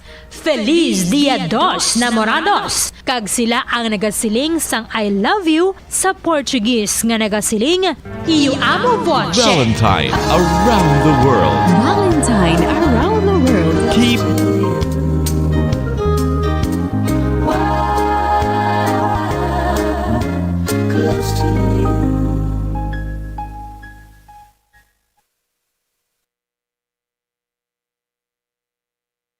world. Valentine around the world. Keep tuning in to find out how Valentine is celebrated in other countries. Valentine around the world on Bombo Radio. Okay, sige. Amo to ang paagi sa pag-celebrar. Daw lang gidagidari sa ato ng mga Mozambicans. Naghahatag man sa bouquet of flowers and chocolate para sa mga ilang ginahigugma. Ilang ginapalangga. Kaya 57.6% sang mga pumuluyo sa Maya Mozambique ang Christian, 18.3% ang Islam, 13.4 wala sila sang religion, and then iban pa tamo na mga pagtuluhan nila. So damo naman to sila gawa, no? Ang mga 19 million ang populasyon sa Mozambique. Ang ilang capital kag ang largest city amo ang Maputo. Iban na sini may mga kotoran man kita, siguro ni maganabo sa 1,000. Sunod naglikad kay Filipino Honorary Consul Donald Tulsidas ang numero sa mga Pilipino nga ato dito sa may Mozambique. Kag nagatrabaho as professionals sa mga opisina and sa mga iban pang field sang profession. Sige, 38 minutos sa nakaligad sa takna ng alas 9 sa aga. Kulabo sa nang aton nga tiyampo diri sa pagpangalagad sa Bombohanay Big Time. Iban nga mga impormasyon ka mga balita bantayan na ninyo sa Bombohanay Saudo. Dili lamang sa matudtod nga numero 1. Upda na kitabwas sa maman sa gihapon nga oras sa katapusan ng inyong walagad si Bombo Erlin Bayonita para sa Pambansang Radyo ng Pilipinas. Consistent overall number 1 sa Bacolod. Basta Radio Bombo! Bombo Radio Bacolod. Number 1! Basta Radio Bombo! Pasahero Party List.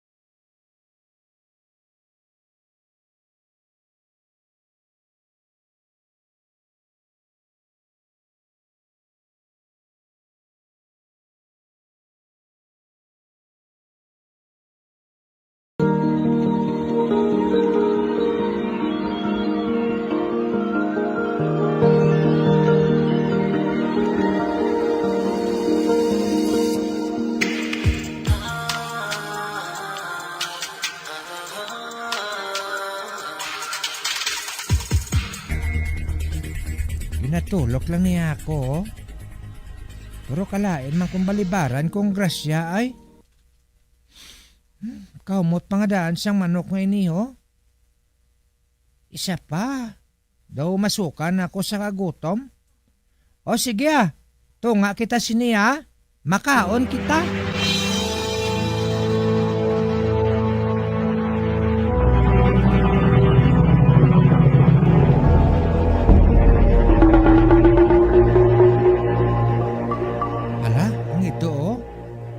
Nagigda siya sa tupad ko. Matapos kami nagkaon sang dala niya nga manok. Buot silingon. Gusto na niya nga magpaway. Diri ka matulog upod sa akon? Sige mahulid kita diri sa papag.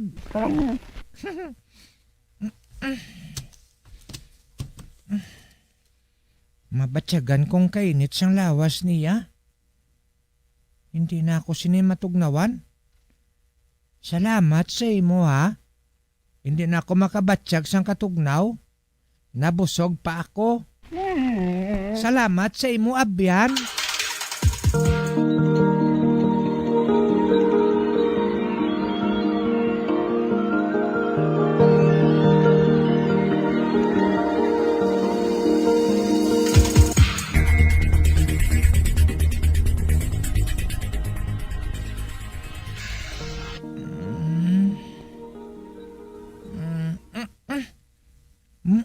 Ba?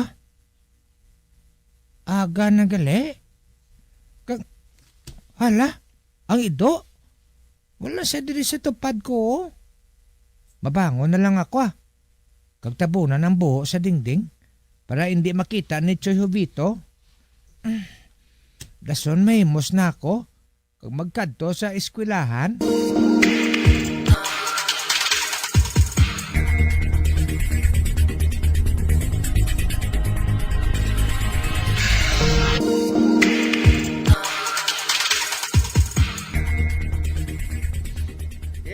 Ikaw si Kit, no? Oo. Ako matuod. Nga man. Ako gali si Lidon. Basketball player ako, kaga varsity. May kinahanglan ka bala sakon? Gusto ko lang makigabyan sa imo Okay lang bala sa imo? Okay lang Siling nila, basketball player ka man sa una, kaga varsity man. Nga naguntat ka Nagbasakit abi ako. Kanugo, no? Abi mo, siling pagid nila. Tanda ka kuno sa 3 points. Gusto ko tani nga magpatudlo.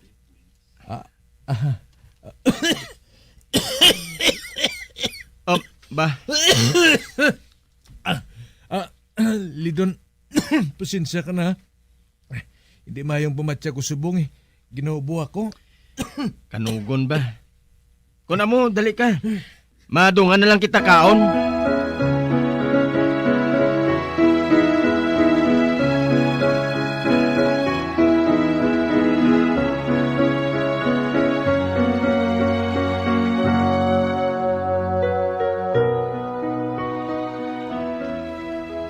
Ang pagkaon naging bakal niya. Ang matuod, wala ko nagunta sa pagampang sang basketball. Kundi, ginpauntat ako sa tiyo ko. Kay kadamo sa nagapabulong sa iya bilang surano. Ako lang ginasaligan niya nga magbulig sa iya. Aray ng soft drinks mo. Salamat sige, magkaon na kita.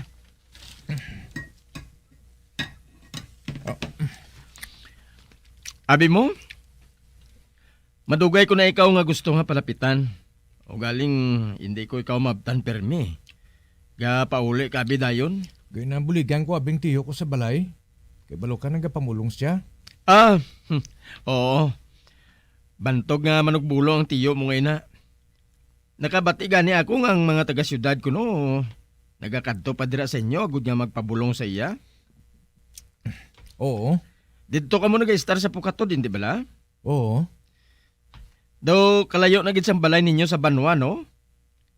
Nga dito gid ka mo nag-star, Kunabi, napatay ang ginikanan ko sa isa katraydya. Gani si Choy Bito ang nagatipan sa akon. Siya nagpadako sa akon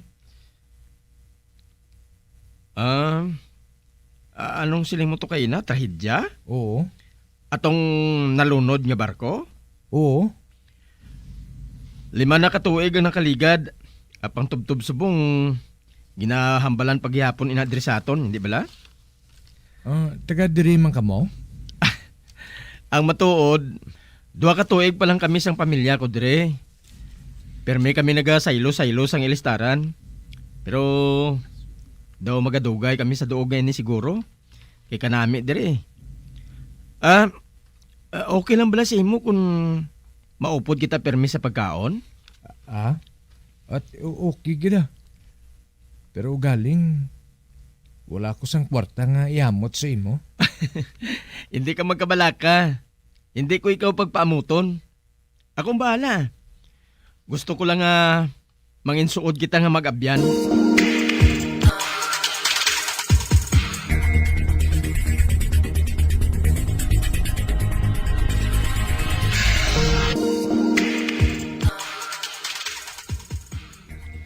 Kanami lang kay Lido na. Sugod sang mag-abyan kami nga duha. Wala na ko ginagutom. Kaya ginalibre niya ako sa panyaga. May kulas naman ako nga nabatian sa dingding. Nakaibalo ako kung sino'y na. Hindi. Ari ka naman. Dali dia. Magsaka ka diri sa papag ko. Kay masugilanon kita. Arat na siya. Hindi palapit sa akon. Nakakaon ka na? Ako hindi na kinanglan yung magkaon. Kay halin sa eskwelahan, busog na ako. May ginapakaon ako sa ako na amigo nga bago ko lang nakilala, si Lidon. Mabuot siya mo? Oo.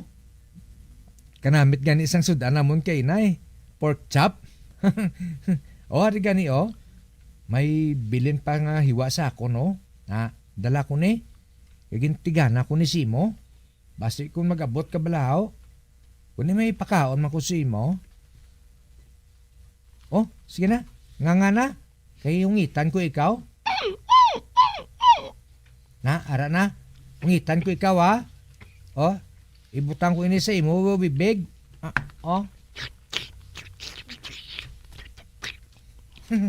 Namit, no? Sa din ka bala magalin? Kag sino ang mga amo mo? Sila ni Choy Jovito, aswang ka kuno. Kaya nagakadto ka kuno dire. Kaya gusto mo ako nga kaunon. Pero hindi ko magpati Kaya kabuot gani si mo. Ginadalapan mo ko sa dulunggan? Kakalam? Gusto na. Gusto na yun Ang may pa siguro. Tawgon ta ka kay Girom no? Oo. Tawgon ta ka kay Girom? Kay itom ang kolor mo? Si Girom na lang alan mo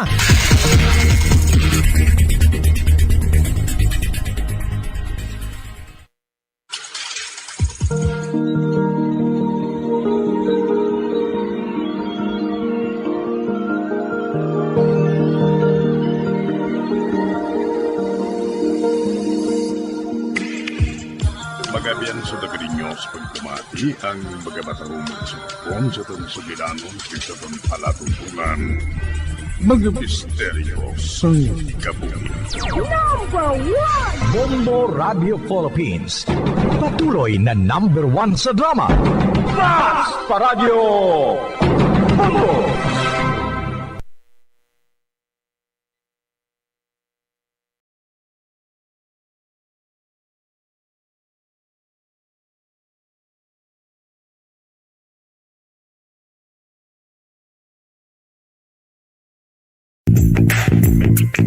Sa karon nga may ginapangatubang nga pandemic, importante nga halungan kitang ikaayong lawas. Apang hindi lang physical health ang dapat hatagan sa pagkamuda, bangod importante man ang mental health. Paano bala halungan ang aton nga mental health? Una, kinahanglan nga halungan nato ng aton kalawasan kaangay sang pagkaon, pag-ehersisyo, pagtulog kag pagpahuway sang insyakto bangod ang poor physical health ang makaapekto sang modo kag panghuna-huna sang isa ka tawo. Kinahanglan man nga mag-set sang boundaries sa tanan nga bagay, hatagan sang balorang kaugalingon kag iselebrar ang mga kadalagan bisan ano pa ini kagamay. Maayo man sa mental health ang pagpatawad sa isig kapareho. Bangod ginarelease ni ang kabugat sa Balachagon subong man ang pagkamapasalamaton. Suno sa research, dako man ang mabulig sa pagpangamuyo sa paglikaw sa stress. Tips agud malikawan ng insomnia. Ang pagtulog sang maayo ang makaapekto sa mental kag physical health sang isa ka tawo. Apang kung kaisa hindi maligar nga nagaka-eksperyensya sa ginatawag nga insomnia, gani ari ang tips agud malikawan ini kag mas makatulog sang maayo mga kabombo. Kinahanglan nga pareho ang oras ang imo pagtulog kag pagbangon kada adlaw agud maset ang imo nga body clock. Kun adlaw, mas maayo nga buksan ang mga kortina agud makasulod ang kasanagon, paglakat-lakat kun aga kag pag-ehersisyo.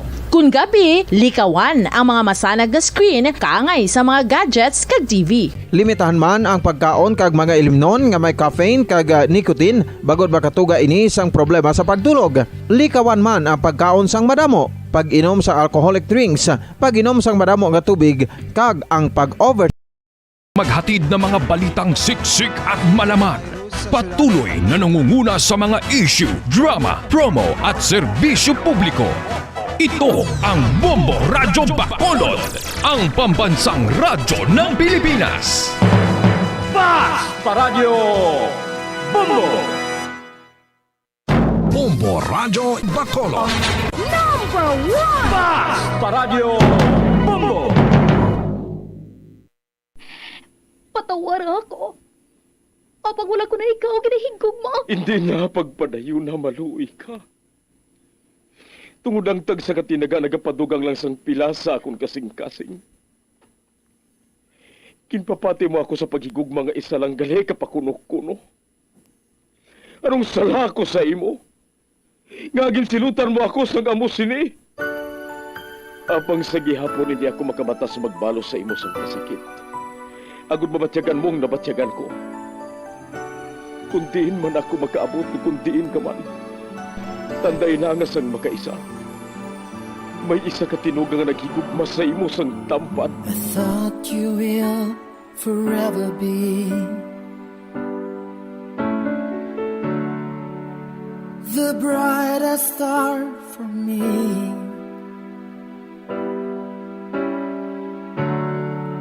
And I promise I will stay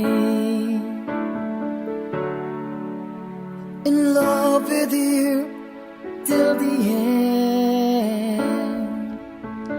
Once, there was a love. Sa tag sa kakabuhi sang tawo, kag sa tag sa kabahin sa iya kasing-kasing, may isa kahandumanan nga matahong. Masadya, masakit, kag makahalamot nga durot sang paghigugma. Kung kamo may handumanan sa paghigugma nga hindi malipatan, ipadala lang diri sa aton palatuntunan.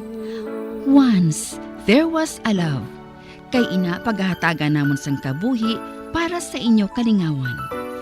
Once, there was a love.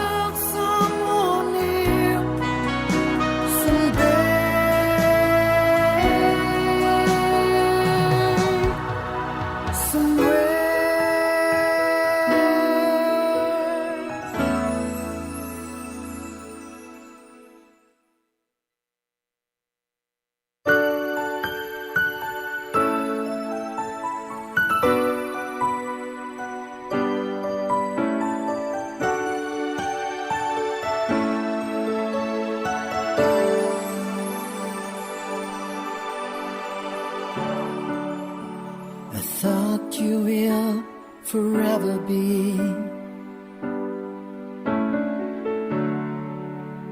the brightest star for me.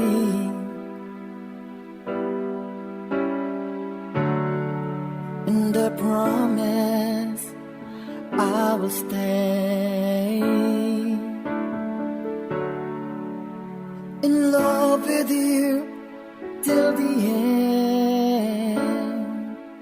Kagkaron, sa kasugpon sang kasaysayan ni Rodita, nga iya man ginpasakop, kagaton man ginhatagan sang kabuhi, diri sa atong palatuntunan.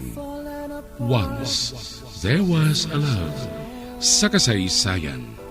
padayon nga nagapakamahal. Is this goodbye?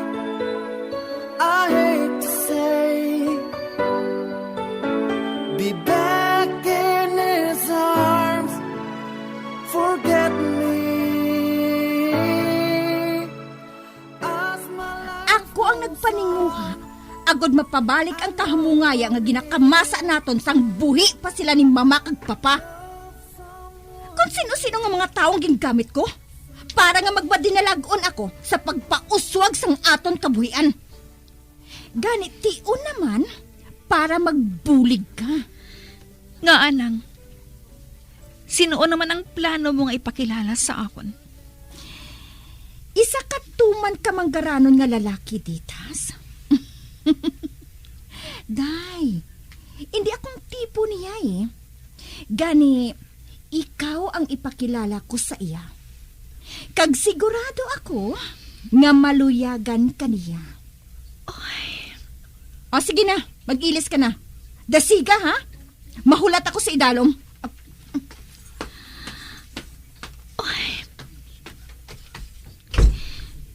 Ginpa-eskwela lang niya ako, kaginhalungan. Para mangin nagkakadapat sa mga manggaranon nga lalaki.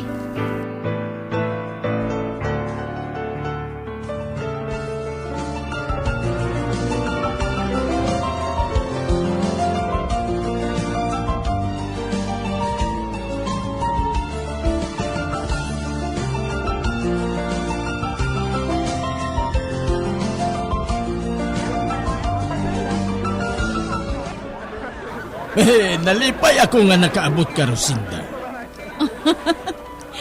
Kagusto ko nga ipakilala sa imong manghud ko, si Ditas.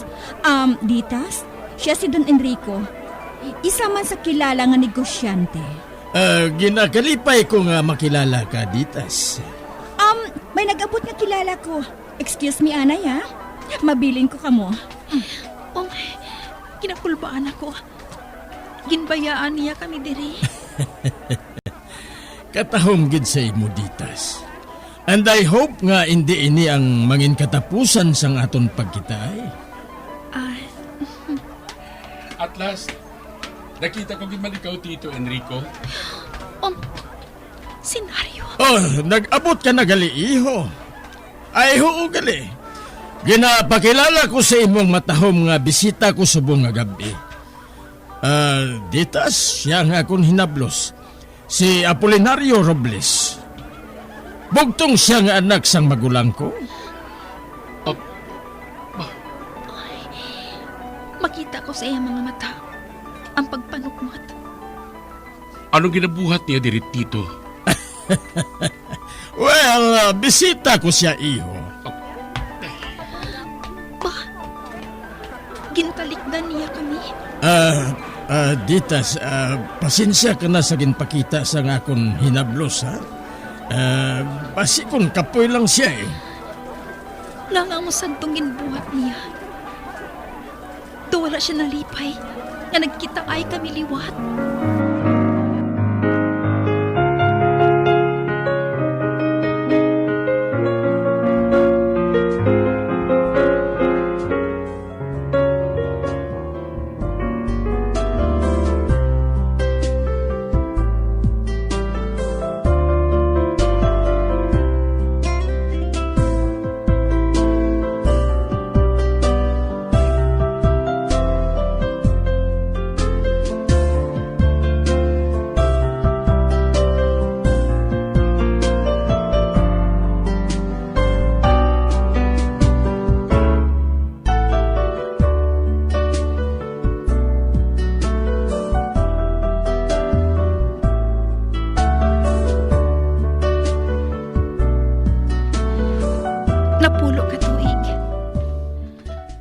Napulo ka tuig ang tinguhaan ko nga kalimtan siya.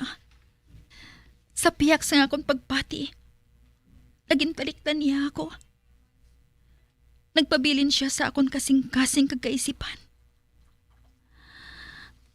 Sa pihak sang inabuhat ni Manang Rosenda, nga pag-istrikto sa akon, kung lalaki ang hambalan. Wala ko sang ibang nga lalaki nga ginhigugma. kag mahimo nga higugmaon. Kundi si Apolinario gid lang. Apang nga mo sadto ginpakita niya. Kinasakitan ako.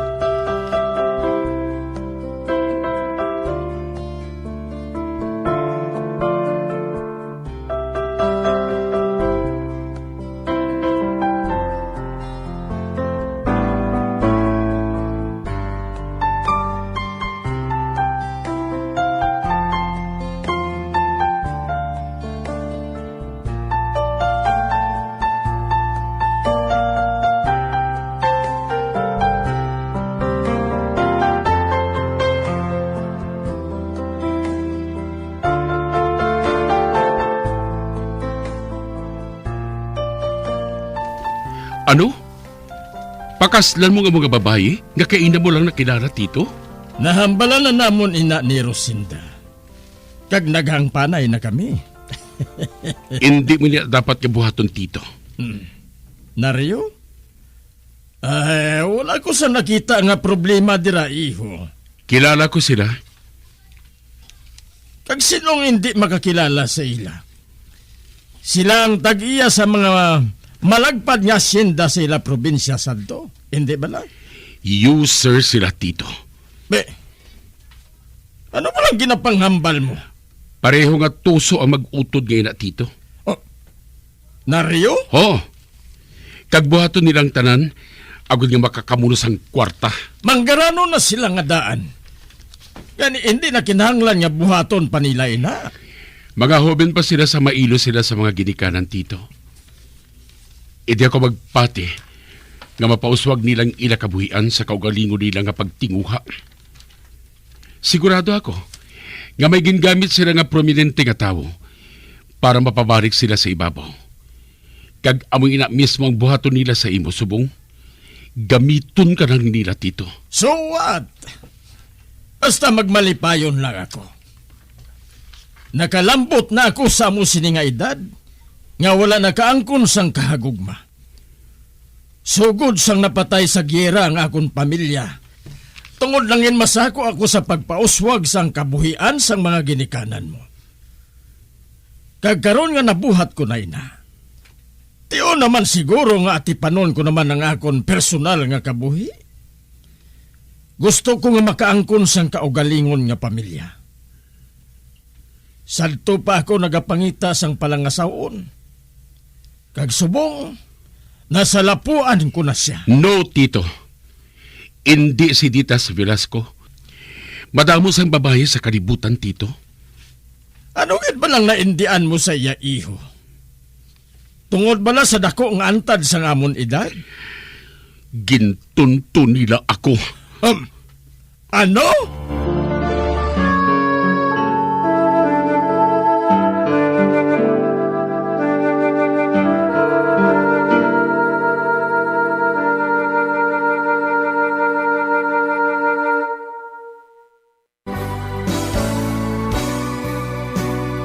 Old flame has to die.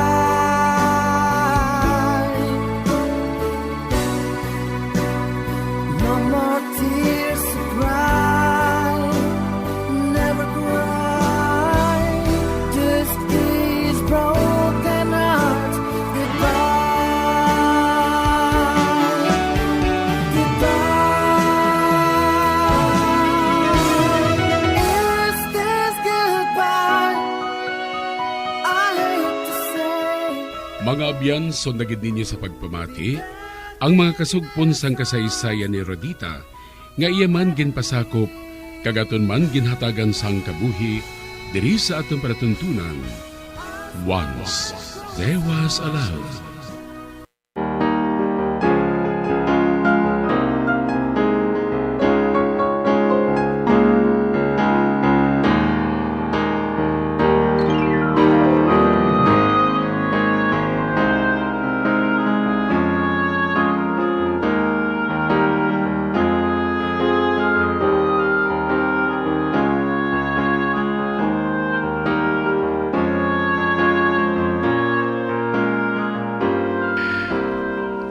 Panahon sadto sang gera, sa nakaapok ako sa ilabalay dito. Ginpakanubo ako ni Ditas, kaginpasibangdan nga katapa ako sang huk balahap. Kasi Rosenda naman, nagpakuno-kuno nga maayo sa akon. Tubtub sang ulihi, ang laom ko, kung nag-ayo na gidman si Dita sa akon. Apang mismo sang adlaw sang pag-inaway sang soldado nga hapon kag sa mga Amerikano.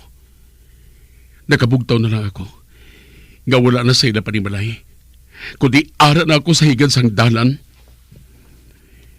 Kag si Dita sa nadumduman ko nga kaupod ko, antes na tabo ato. Ganig, nakahibala ako, nga siya nagpahaboy sa ako sa higad sang dalan, para mapatay na lang ako sa dalayon.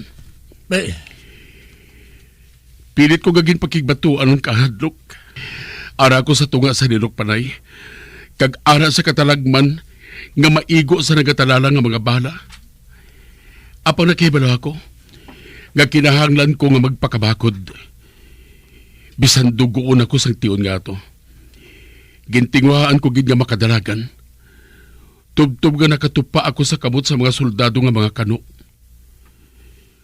Kag tubtub subong, tuwid ako makapati nga nakaluwas ako.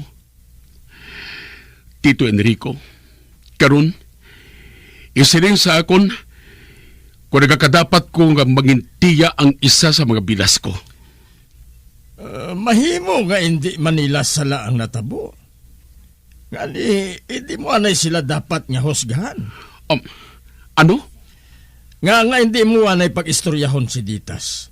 Agod niya maathagan ang tanan. Nung ka, Tito. Nario? Sigurado ako. Siya napahaboy sa akong sagwa sang ilabanay. Gani hindi ko na kinahanglan ang iya paathag.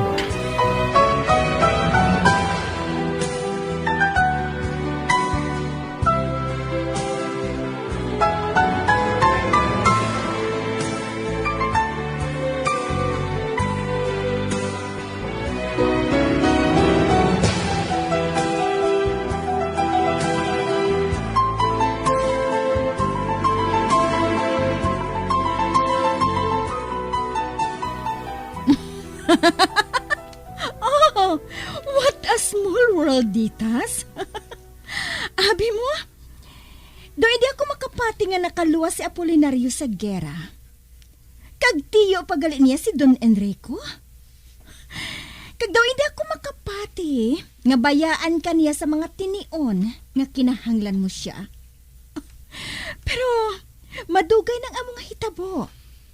Kag siguro dalalas ang hube niya nga paminsaron ang natabo. Pwede bala? Nga hindi na lang naton siya paghambalan. Tungod ginasakitan kapag gihapon tubtub subong? Kag hindi mo mapaton nga ang lalaki nga gingkabig mo nga prinsipe nga maluwas sa imo, gindaog sang iya katalaw? Kung sa bagay, ang nakaligad, nagligad na. Isa pa, hindi man siya ang pakasalan mo. Kundi, ang mabuot niya nga tiyo. Ano pa lang ginapanghambal mo? Nakasugilano na kami. Kaging kasugta na mo ni Enrico nga mapakasal ka mo sa labing madali nga panahon. Grabe. Siling ko na gani nga ikaw ang matipuhan niya eh. Diyos ko. Gani, ihanda mo ng kaugalingon mo ha. Mapasalamat na lang kita nga wala ka matandog sang sapat nga soldado nga hapon nga ato. Kay balo ka, may pagkakonserbatibo si Don Enrico. Kag gusto niya nga virgin ang babae nga mapangasawa niya. Diyos ko. Hinali lang nga nagpalanindog ang balahibo ko.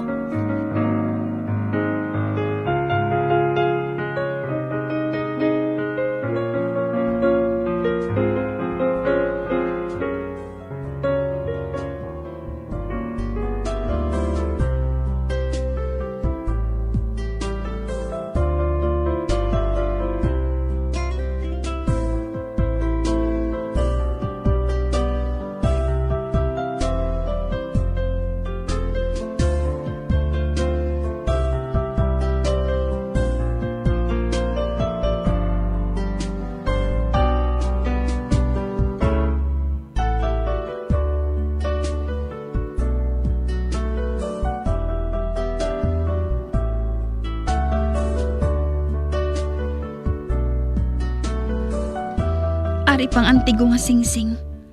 Naginhatag sa ako ni Nario Santo. Kag hindi ko ini mahimo nga ihaboy. Bisan gusto ko na siya nga kalimtan. Nga pala nagkita ay pa kami liwat. Kung tani, wala pa ako masakitan pareho sini. Nang, may kinahanglan ka? Ditas, ihanda mong imo ka ugalingon, buwas. May, nga anang? Ginaimbitar kita ni Don Enrico sa ila asyenda.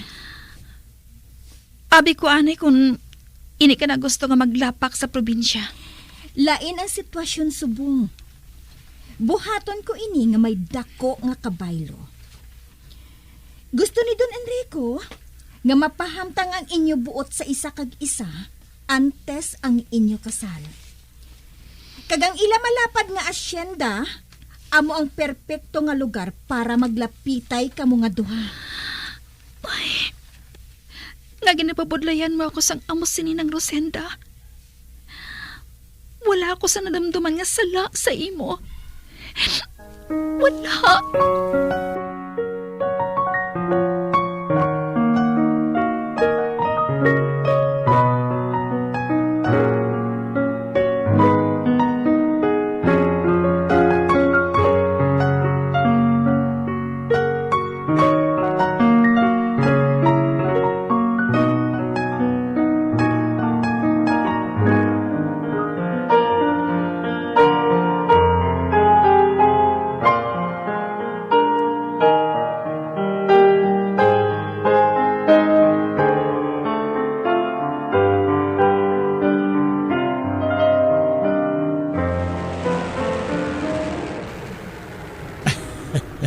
Amo na ini ang akon kubos nga puloy-an ditas.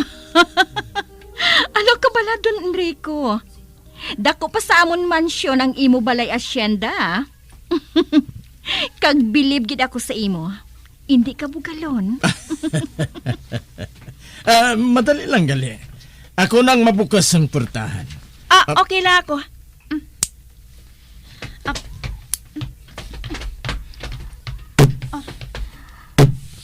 Ano ka bala?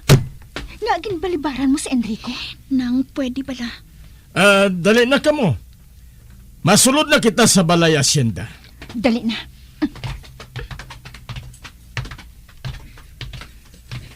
Welcome sa amon kubos nga puloy-an.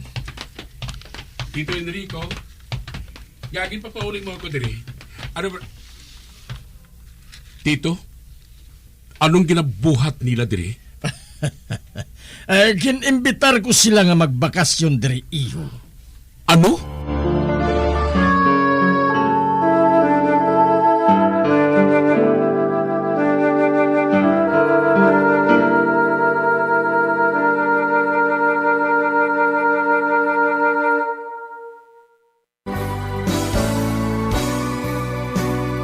Old flame has to die.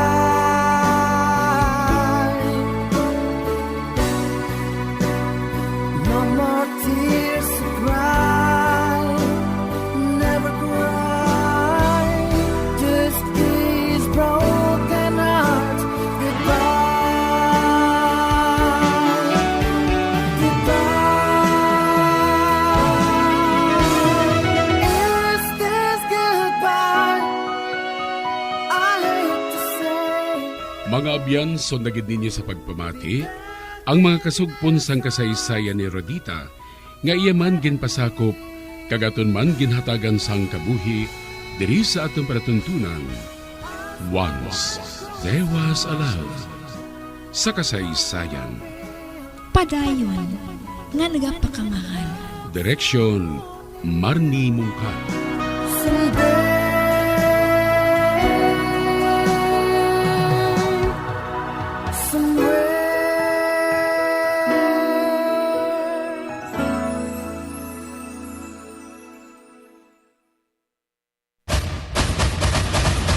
Santon Plus Herbal Capsule. Rekomendado sa mga eksperto nga makabulong sa ulcer, ubo, hapo, kag iban pa nga mga balatian. Ako si Mrs. Heidi Vélez, taga Bali,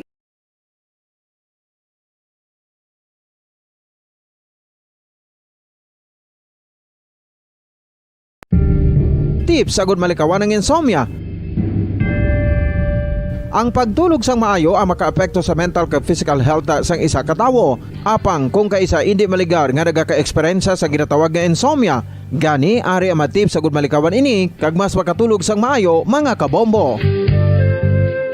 Kinahanglan nga pareho ang oras ang imo pagtulog kag pagbangon kada adlaw agud maset ang imo nga body clock. Kun adlaw, mas maayo nga buksan ang mga kortina agud makasulod ang kasanagon, paglakat-lakat kun aga kag pag-ehersisyo. Kun gabi, likawan ang mga masanag na screen kaangay sa mga gadgets kag TV. Limitahan man ang pagkaon kag mga ilimnon nga may caffeine kag nicotine bagod makatuga ini sang problema sa pagtulog. Likawan man ang pagkaon sang madamo, pag-inom sa alcoholic drinks, pag-inom sang madamo nga tubig kag ang pag-overthink antes magtulog.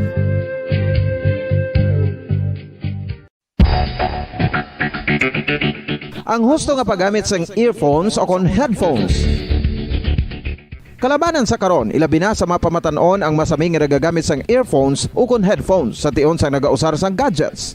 Apang, ano bala kalawig ang aton paggamit sang earphones kag headphones? Nakahibalo bala kamo mga kabombo nga ang tuman kalawig nga paggamit sini ang makatugas ang ear noise o kon acoustic trauma? May pila naman ka tips nga makabulig agud mahalungan naton ang aton dulunggan kag pamatinan. Dapat nga ipabilin nga yara lang sa 60% ang volume sang aton nga mga earphones o kon headphones. Likawan nga masobra sa 4-5 ka oras ang tayuyon nga paggamit sang earphones o kon headphones. Magtala na sang 15 minutos nga break matapos ang 1 ka oras sagod nga makapahuway ang aton palamatinan. Masami nga tinluan ang earphones o kon headphones kag mas maayo nga gamiton ang duha ka earpiece sang aton nga mga earphones.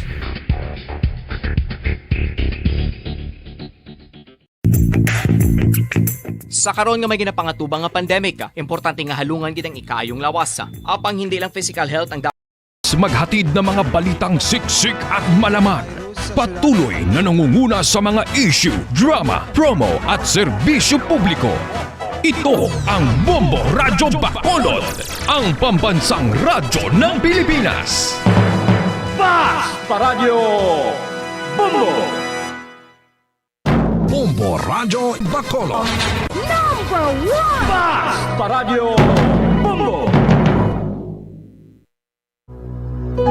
When I'm dead, my dearest, sing no sad songs for me. Plant down no roses at my head, nor shady cypress tree. Be the green grass above me when flowers and dewdrops wet. And if you will remember, and if you will forget. Recuerdos, mga handumanan, nga ginkalimtan apang nagapanagilot sa kaisipan. Agud buhion ang mga hitabo, agud liwat, nga magpatyag sang kamingaw. Ukon, kalipay. Recuerdos, sa kasaysayan. Ginbilin, nga kasing-kasing. I am a lonely boy in town, waiting for a girl that I've been missing. She tears my heart, left me behind. She made me cry. I've lost my love, but baby, wherever you are, I will wait for you. Whatever I do, I will always think of you. My love will never change. The feeling still the same for you. Kagkaron sa kasugpon sang aton sugilanon diri sa Recuerdos sa kasaysayan. Ginbilin, nga kasing-kasing. Wherever you are, I will wait for you. Whatever I do, I will always think of you. My love will never change. The feeling still the same for you.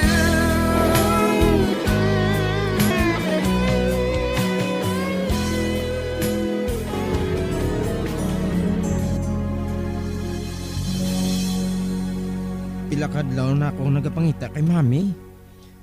Papanghula ko lang siya makita. Ano ba natabo sa iya? Nga ngay nali lang siya nadula. Kagula sang bisan sino nga makasugid sa akon kung diin siya pangitaon.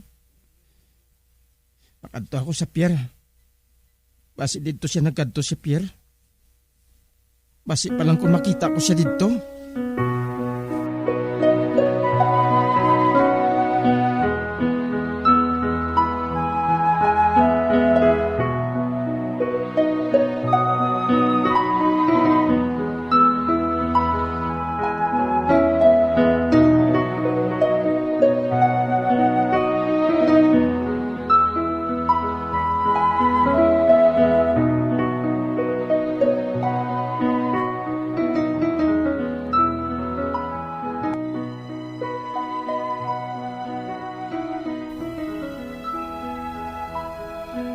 Maabot kami sa buwas.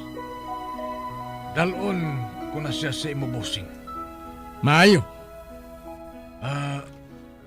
Pero siguro ako busing. Anong ginaplano mo nga buhaton kay Michael? Ipapatay ko sa iya si Cisco. Busing? Oh. Ipapatay ko siya kay Michael.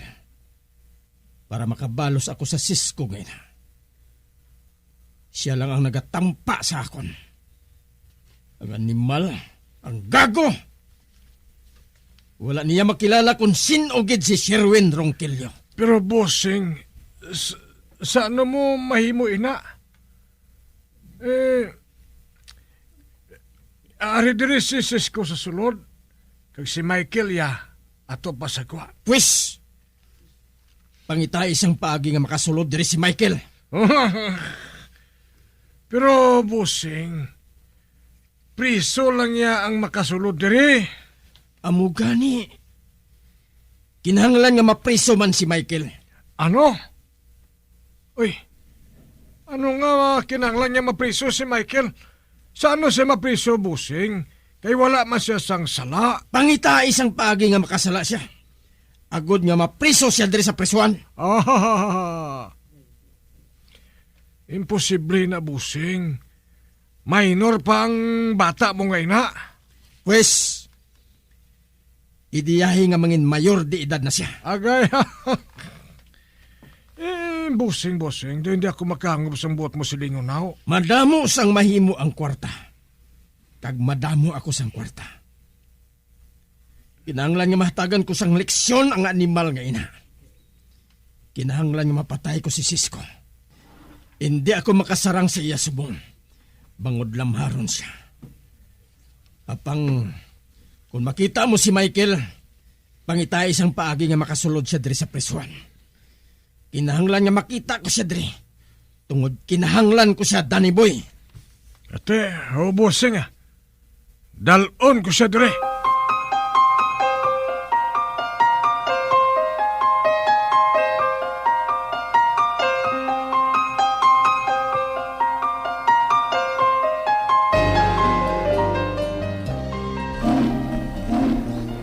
Halin sa nga pa ako diri sa pier. Apang wala ko git makita si mami. Sa diin ko siya pangitaon man.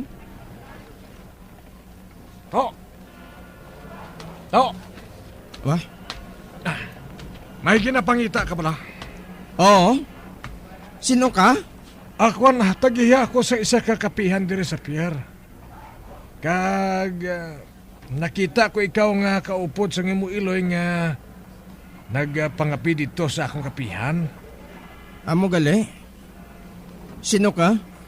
Ang akong ngalan amo si Sirhing. Munang tawag diri sa akon eh. Ikaw sino ka? Michael ang ngalan ko. Michael? Michael, may isikreto ako sa imo. Kung ginapangita mo ang imo iloy, hindi mo siya makita. Ha? Nga nakasiling kasi na. Nakaibalo ako sa natabo sa iloy mo. Ginpatay siya matapos holdapon. Ano? Anong siling mo? Dali dito sa sikreto nga lugar. Dito ko ikaw sugiran sang tanan.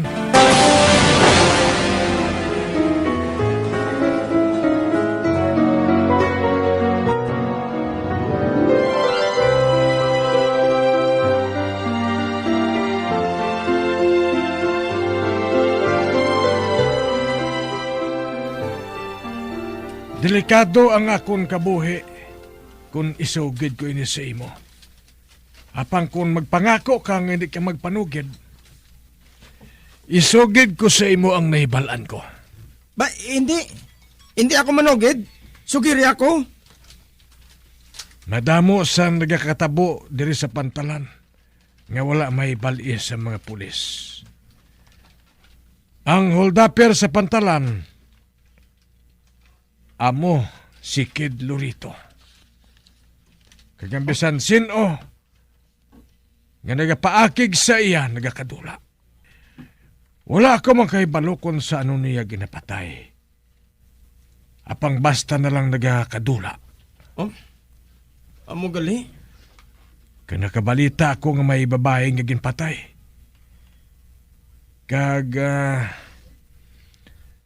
Ang laragway niya amo-amo gid sa imo Iloy. Diyos ko. Ngangin patay nila nga ako ni Loy. Wala ko makaibalo. Pero kay nadula lang. Patod patay na to. Ginpatay ato ni Kid Lurito. Apang hindi na may mo. Hindi.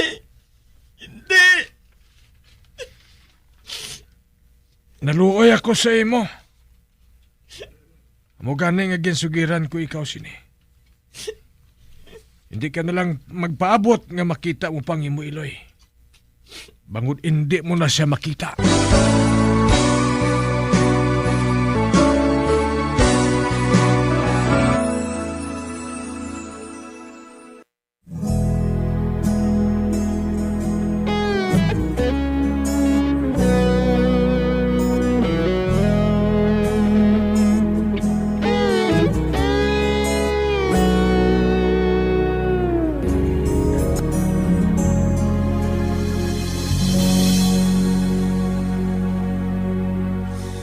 Magkabayad si Sakon.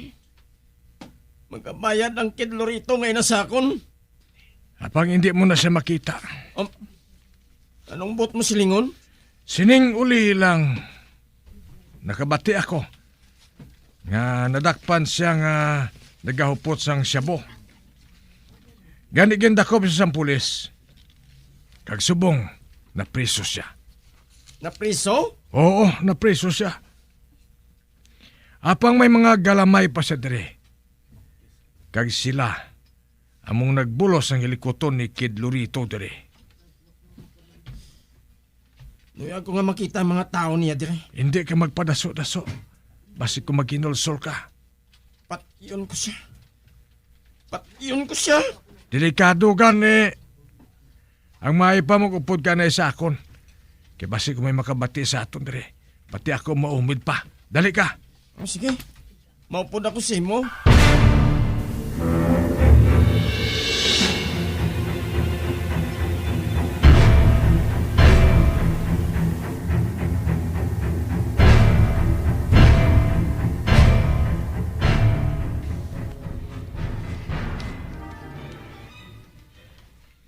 Karon, nga nakahibalo ka na sang natabo sa imo Iloy. May pa magpauli ka na lang sa inyo, Michael. Hindi na ako magpauli sa amon. Hindi na ako magaling dire. Kung hindi ko mapatay ang ulas ang huya nga nagpatay sa akon Iloy. Ang animal nga nagpatay sa akon Iloy nga wala man ang sagsala sa iya. Magkabayad siya sa akon. May paulian ka bala dire? Wala ko sang kilala dire. Pagluwas sa imo. Nung siring, mga bay ko kung tani si imo ay. Buligi lang ko nga makakita sa obra dire. Hasta nga makakita ko sa pagi nga matimalos kung ako ni Iloy. Ano pa bing mahimo ko? Buligan ko ikaw nga makakita sa trabaho dire. Pero hindi ka magaling dire sa akong puder ha. Hasta nga hindi ako maghambal. Nga buhaton mo ina. Kay delikado kung may makakilala sa imo dire. Oo, nang siring. May laktan ako sa bungged. Dalon ko ikaw. Hindi ako gusto nga magpabilin ka dire. Ate onong siring. Maupod ko sa imo bisan din.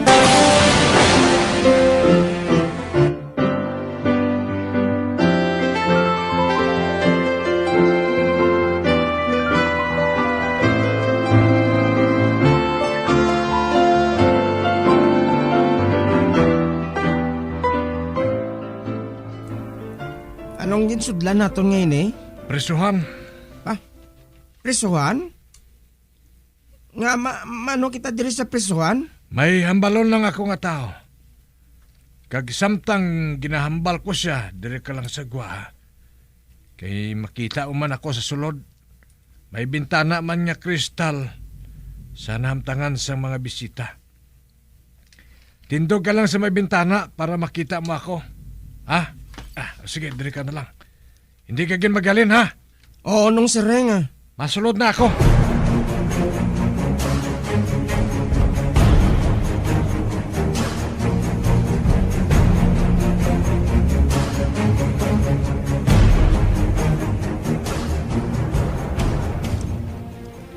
Kaya na pa akong nagahulat sa imo, Danny Boy. Kagari na ako. Kag pariyo sa gintugan ko sa imo, busing. Dala ko ng anak mo kay Marta. Din siya. Ato siya sa kwa. Ato. Siyang makita mo nga nagatindog sa gwa nga ato. Siya? Ato, na. Siya ina? Oo, siya ina. Makin anyos pa lang ina siya. Apang kung tulokon mo daw dako na nga tao. Malabwak ang lawas. Kag daw may panimuot na. Siya ina. Siyang akong anak kay Marta. Oo, busing. Bisan paano daw kanawong man siya. Ang iaagtang daw pariyo man sa agtang mo. Siya galing akong anak kay Marta. Siya galing. Do sa hindi ako makapati nga siya gali ang anak ko. Ote, ano karon ang plano mo, bossing? Sa ano mo siya nadala dire? Ginapangita niya si Ellen, ang ginakilala niyang Eloy. Apang wala siya kaibalo, hindi niya makita si Ellen bangod gintago ko na. Ginsilingan ko siya nga patay na nga Eloy. Gin-hold up kagin patay. Nagpati man siya. Kaya nagpanumpa siya kaugalingon nga patyo niya nagpatay siya Eloy. Nagpati man siya? Oo. Ang tanan nga ginhambal ko, ginpatihan niya. Wala siya makaibalo. Nga ginlabugay ko lang siya. Maayo. Maayo kun amo, Danny Boy. Ote, ano karon ng buhaton ko? Luyag ko nga makasulod siya diri bilang preso. Pag kung ari na siya diri sa sulod sang presuhan, ako nang mahibalo sa iya. Ako ang mahold sa iya. Siya ang mapatay kay Cisco para sa akon. Apang sa nasiling ko na, mabudlayan ako sa paghimo nga mapasulod siya diri. Tugod, minor di edad pa siya, busing. Makapasar na siya. Kung isugid mo, nga 18 anyos na siya.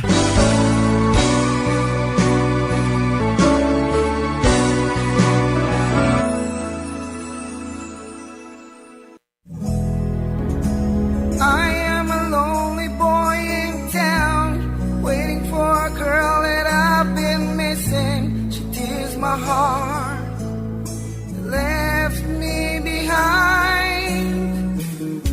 She made me cry. I've lost my love, baby. Wherever you are, I will wait for you.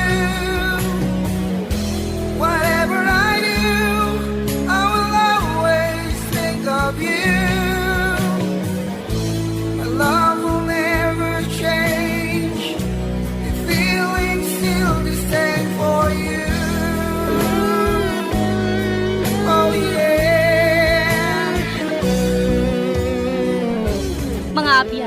Sundan ninyo sa pagpamati ang kasupon sang aton sugilanon diri sa Recuerdos sa kasaysayan. Ginbilin nga kasing-kasing. Ginsulat kag sa direksyon ni Elizabeth Batiduan Navat. Bombo Radio Philippines. Patuloy na #1 sa drama. Fast Paradyo Bombo!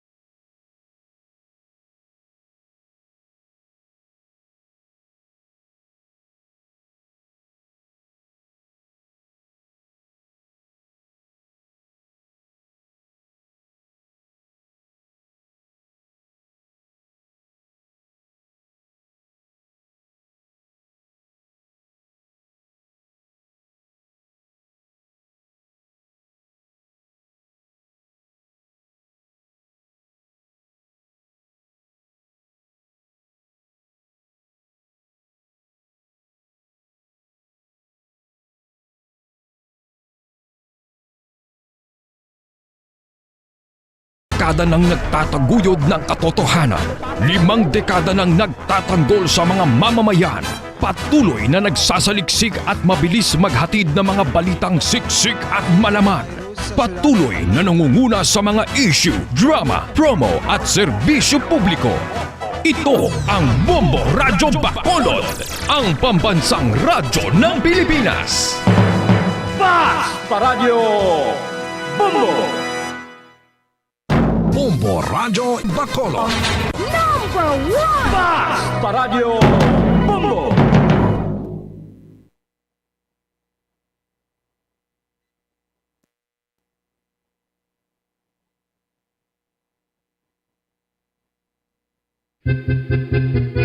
San o ikaw ulihi nga nag-ilis ang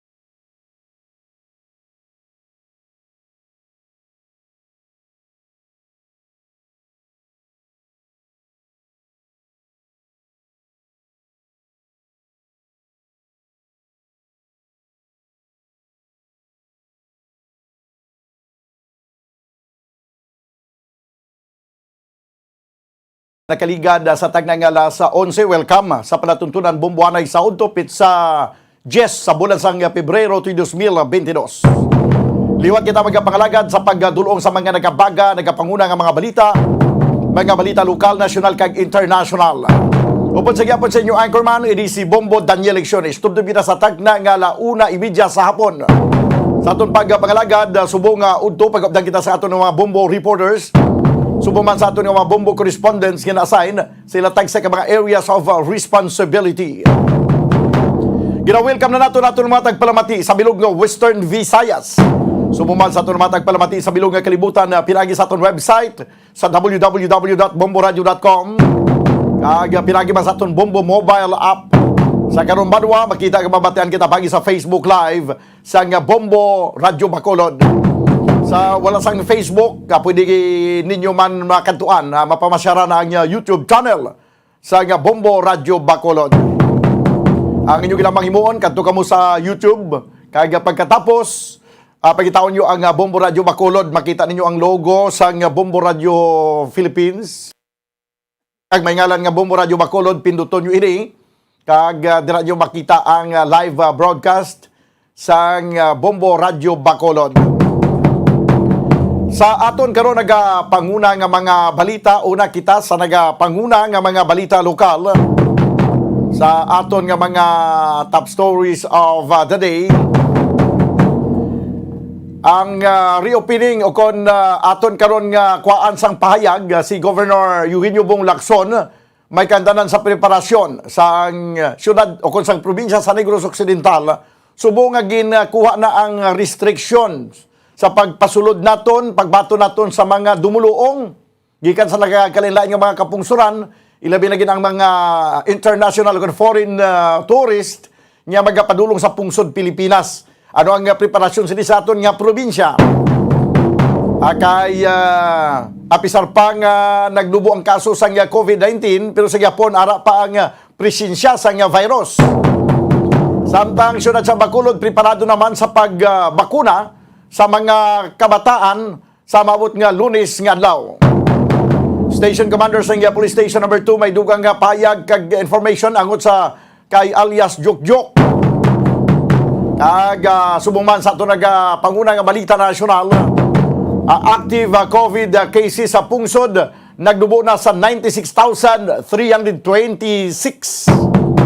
Samtang unemployment rate sa Pilipinas nagsaka.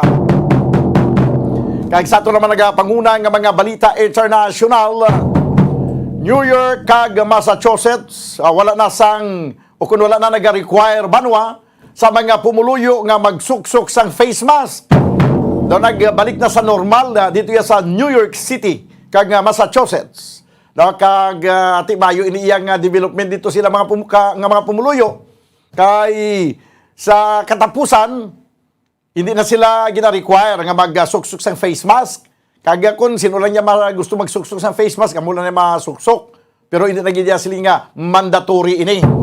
Magkagulo ginawa na sila. Daw kay kabudlay gin man tuod nga sa tanan nga oras ka suksok ka sang face mask.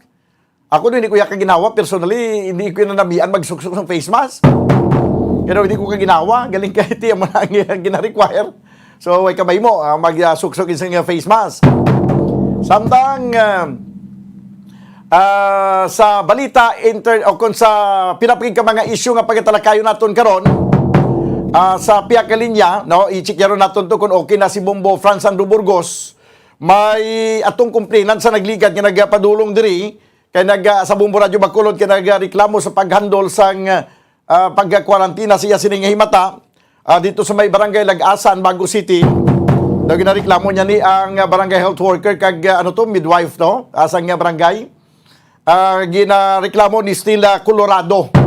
Sa naglikad way naton to interview live kay tinaistorya man to ang barangay kagawad nga in charge sa sining nga amo abi ang in charge daway guro mausgahan. That's why nga until sa subong adlaw nagapadulong din complainant kag ibalo naton kung ano gid iya sining reklamo. No, kag kung paano naton ipalabot naton ini sa natungdan agud nga magsabat man kag maghatag sang ila sila nga side. No? Pero sa nasilina naton, why naton gitalakay sa nagligad kay tinagambal man si kagawad Jody Clamor nga i-attenderon nila dito. Siguro wala matinder kag hindi na satisfy ang ining complainant. That's why liwat nga nagbalik diri sa istasyon sa Bombo Radio. Agud nga iga pabati, no, kag paibalo saton ang iya sini nga concern. Okay na sa piyak linya, no, kuha naton ang sa piyak linya si Bombo Franz Andrew Burgos kag gining complainant nga si Stella Colorado.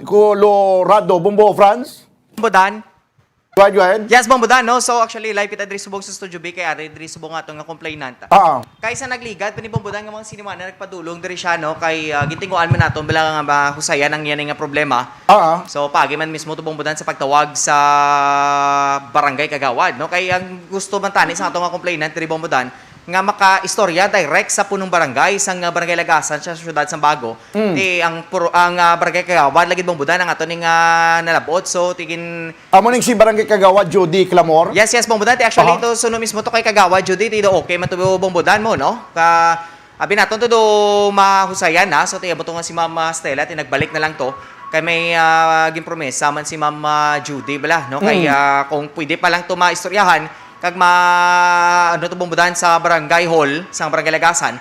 So ti but galing Bombo Dan subong, no, ti si Mama Stella nagbalik diri siya kay nakigangot man diri sa aton, no, nga mabalik siya Bombo Dan kay para siya to nga pagpadulo man to ti duway man siya kuno bala Bombo Dan na hindi pa siya para siya hindi man siya konforme. So ti ato ni Bombo Dan ipasaysay mismo, no, ang alin mismo sa puno, no, sa ginsuguran gid sang ining problema o kung nga reklamo dito sa barangay Lag-asan. So Bombo Dan nari sa tupad nato, no, pamatay nato ng istorya sa likod sa sining reklamo.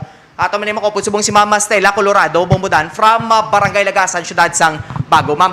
Okay, sige abi, ituon naton ang kamera sa kay Stella Colorado, no, ang complainant. Okay, sa piyak linya Ma'am Stella Colorado, mayong aga. Ay may hapon, Bombo. Bombo Daniel ni sa piyak linya. Bombo Dan? Oo. Nagkadto ko di last mo regarding sa akon nga complaint sa akon nga ginikanan nga gin quarantine nila. Oo, ging quarantine sa diin ni siya ging quarantine. Sa balay home quarantine lang ni siya bombodan. Oo, nga ging quarantine, ano positibo?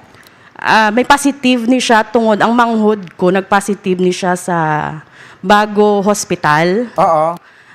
Nang tabo to, kaya ang manghod ko ay man naga-start sa ginikanan ko. Oo. No? Sa barangay Lagasan. Hindi. Actually, barangay Lagasan man siya na compound. Kumbaga, ara ang pamilya sa manghod ko, ara sa may tubang sa Cruising High School. Oo. Ang pamilya ko, ang father ko, ara sa may Cruising Bago sa Purok Masinadjahon. Okay. Oo. So, ini natabo, ang manghod ko nag-positive, no? Since nag-positive siya, ang iyang first contact, ining pamilya, yagid. Tama? So, ginatawag siya nga F1. Ang pamilya ko to nga sa Cruising Bago, wala man to sila kalabot-labot. Layo man to sa, kay why man to nagstay ang manghod ko. Di ba? So, dali lang ang ginatumod mo nga pamilya sang bana. Ano may bana ka na? Ay, wala po. Bali pamilya nyo gidya. Pamilya, father ko kag ang mother ko. Ang ginatumod mo ni nga utod mo ni manghod ko. Manghod mo may pamilya ni siya nga iya. May pamilya siya nga iya. So bali dito ni siya nag-star sa iya kaugalingon niya nga pamilya. Yes po. Okay, so bali wala na siya gapuli sa inyo. Ang time to Wednesday natabo. Ang bata yan na ginbutang na to sa kaga-duty sila sa hospital mo. Ang bata yan na ginbutang to sa ginbulilin to sa mother ko. Mother ko lang nabilin kay ang father ko ga-duty man, gaubra. Ang bata ko ga-tutor, magkanto sa tutor niya. Okay. Okay. So Wednesday ginkuha ya sang hapon. Sang hapon, since nga ang bata nakita niya, kay syempre, ang balay namon, dako man nga lokal, pinaka-metro man, ang bata yaara sa payag, gakatulog. Why siya nagsulod sa balay? Nakita ang bata natulugan, naglakat saya dito sa puntas, nag-ML to siya sa dampi, sa Purok President, nag-ML to siya. So supposed to be, wala siya na-expose sa balay, why siya nagsulod? Pagka Friday, swab, sa hospital, tanan nga empleyado sa hospital, gin-swab. Since ang Friday nga nabalaan na siya nga positive siya, wala na siya ginpagwa. Kay protocol, wala. Pag once na gin-swab ka, hindi ka na makagwa sa hospital. Ginpang na sila mo. Ginpang na siya tatanan. Wala na may sa men nakagwa. Tanan. Okay. Amor to na balang positive ang manghod ko. Gin-quarantine na to ang first pamilya, ang upod niya. Siyempre, ang ginikanan ko, father ko, bata ko, kag ang mother ko, wala na sila kay, wala man sila kabalungan na expose sila sa manghod ko. Di ba la? So, Sabado, Domingo, naglapta na ang sugilanon, bombo. Ginaglapta ng sugilanon. May nagkadto to sa amon, ngaging kigan pa ang family ko, nga wala ka mo gapabalo, nga na-quarantine ka mo. Na-shock ang father ko, sang Sabado. Okay. Siling sang father ko, ay, wala kami kabalo nga, na-quarantine kami, kag wala man kami nag-expose, why masang katawag sa amon. Supposed to be, dapat may kapanawag, di ba? May LGU nga naga-monitor sa ila. Tama? So, dito na. Tapos, ining bata ko, Miss Colorado, indihan nga na salaan tong imo nga ginikanan nga ginikanan sang pamilya ni sang imo nga manghod? Kay ang hambal... Sang in-laws? Oo. Ang hambal sang tawo nga damo na naghambal sa mga family ko nga na-quarantine sila sa father ko. Din ka mo nakakuha sang chismis nga ina. Ang gintudlo nila ang BHW nga si Marilo Cortez nga ara sa tupad balay namon. Pero dapat sir, di ba BHW ka? Ikaw mismo maghambal sa natungdan nga na-quarantine ka. Di ba la? But silingon nga wagid sang notice sa inyo nga i-quarantine. Wala. Ang nagwa lang ya, sulusugilanon sa palibot, ngaging quarantine ka mo. Yes. Yung quarantine na, Domingo na naglabot na. Ano ang sistema kung gina-quarantine daw pareho man di sa idang ginabutangan sang yellow line, sabi nga may patimaan nga gin-quarantine ang ina nga puloy-an? Wala, sir. Wala ang sistema. Wala sila gina-cord. Wala man sila sa may ginabutang nga tawo. Oo. Wala sing may nag-inform sa inyo dira nga sa barangay? Wala. Amo na gani nga waay sang nag-inform. Sunday, ginhambalan ang bata ko, naglakat, nagpa-load. Ginhambalan sa Purok President nga, hindi ka di kay may COVID ka. Uy. Ginhambalan sa Purok President na mo. nangakig na si Papa, kay syempre bata, out of nowhere, gahibi ang bata ko, gapanugid sa akon, nga may COVID sa akon. Kag ang tito niya, nagpositive. Hindi mo paghandol, aw? Oo, hindi gani mayo pag-handle nila, sir. Monday, gintawga na si Judy Clamor. Ginahambal ni Papa nga aamo na ang inyo purok president. Reklamo ko ang inyo purok president nga ginhambalan niya ang bata ko, ang apo ko. Ano na mo garintoy na pangakig na si Papa kay hindi mayo ang way nila nga sa tanan nga tawo nga kami wala kang balo nga na quarantine kami nga tanan nga tawo kabalo nga na quarantine. Di ba la? Dapat una mismo ang natungdan. Di ba la? Monday ginhambalan na si Judy Clamor, das nagkadto man ko sa barangay secretary, naghambal ko to nga kinanglan nyo na ang inyo nga purok president hindi na mayo mapasaka gid ko niya, sige magbilin ka ni number hasta subong wala slagin bilin nga number. Wala ako nila gintawgan. And then amo ni Sir Monday may nagkadto ang samtang ga istorya kami ni Papa may nagkadto to police. Nang hindi ko kabalo kung sino ang ngalan nga pulis, tapos ang BHW kag ang purok president nagkadto sila. Tibli ba? Pila na kaadlaw ang naano nila. Dapat supposed to be pag once nga may na quarantine, automatic tawgan ka dayon. Namangkot ang pulis kung may nagtawag. Hambal ni Papa, wala sang may nagtawag di wala kami kabalo. Tapos ginhambalan pa ni Papa, ano niya inyo nga proseso ni? Makadto ka mo di dayon, tapos wala kami kabalo kung anong ginaano nyo di. Di ba? Naglantoy na to, nagrabi na to nga sir. Tapos ginpagwa na to ang purok president kay ara na mo ginhambala ni Papa. Ikaw purok president ka, wala ka gapataha. Nga bata ang ginhambalan mo, dapat supposed to be kami nga may edad hambalan mo. Tapos sir, nagkadto, di ba, ang pulis nagstorya sa ginikanan ko, nagnugid pa ang pulis sa akon, gagakurog ang nanay ko. Naghambal sang pulis nga sige ma'am 7 days lang kamo i-quarantine. Kay nabalaan sang pulis ang case mo nga wala sa may nanawag nga LGU. Siguro nabalaan niya na to. Nga dulain na ni How. Amo to sir nang pagka Tuesday nagkadto ko to kay ining BHW nanugid sa asawa sang utod ko nga i-quarantine sila ni Papa nga 14 days. Tapos, ang hambal sang pulis 7 days, nagkadtugid ko to sa, tapos gintawgan ko ang midwife, nga siling ko, kung may reklamo ka mo, sa ako nyo na lang ipatungo. Kay grabe na tong pressure sa pamilya ko mo. Tapos, nagkadto ko to, wala ako nila, gin-entertain, nagbilin ako number, gintawgan ko. Hasta nga nangakig na ko, kayo wala ako natapos, ang hambal pa sa akon, ginapanaugan pa sila sang phone, sang BHW. Wala sila gin-entertain, nangakig na ako. Syempre, wala mo gin-entertain ang tao, hambal nila, busy daw sila. Nagreklamo ko to sa may midwife, ang hambal sang midwife, ang hambal ko, i-orient mo ang tao mo, kay wala na orient. Nangakig.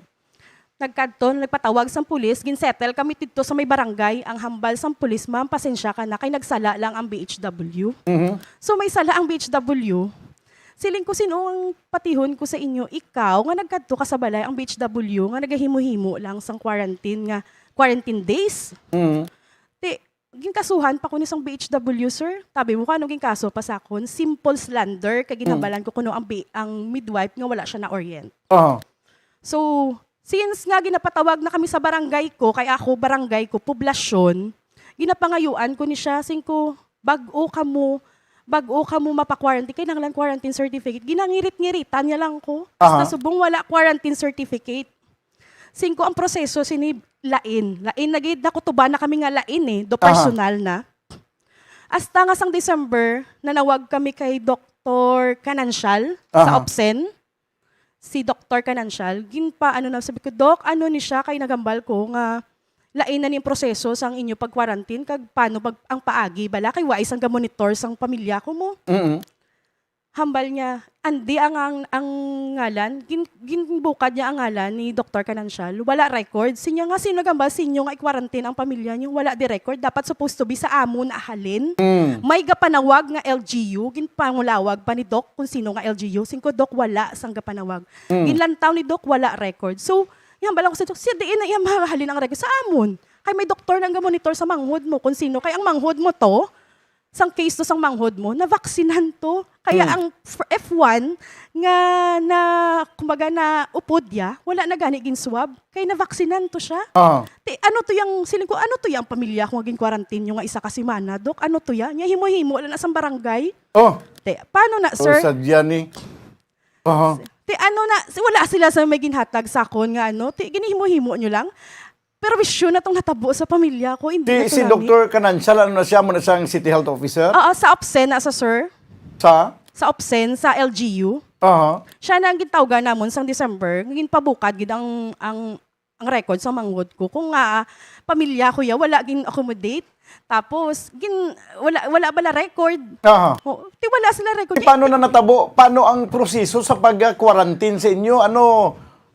Gin-quarantine gid man kamutuod nga wala gin pagwa or ang inang ginasiling mo nga quarantine base lang na sa sugilanon nga nagalapta sa palibot? Gin-quarantine na sila. May kadton nga pulis mo. Gin-quarantine, I mean gin-quarantine, wag gid sila gipagwa, ginbutangan sang yellow lines ang balay nga parang ginsilyuhan ang balay. Waay nila ang proseso sa ila sa bago ya sir, wala nila ginabutangan sang yellow line mo. Nambal ko basta may pulis ang nagkadto nga hindi ka mo magwa. Amo lang na? Siyempre, masunod na sila. Kaya once nga may makagwa sila, basi kasuhan sila, di ba?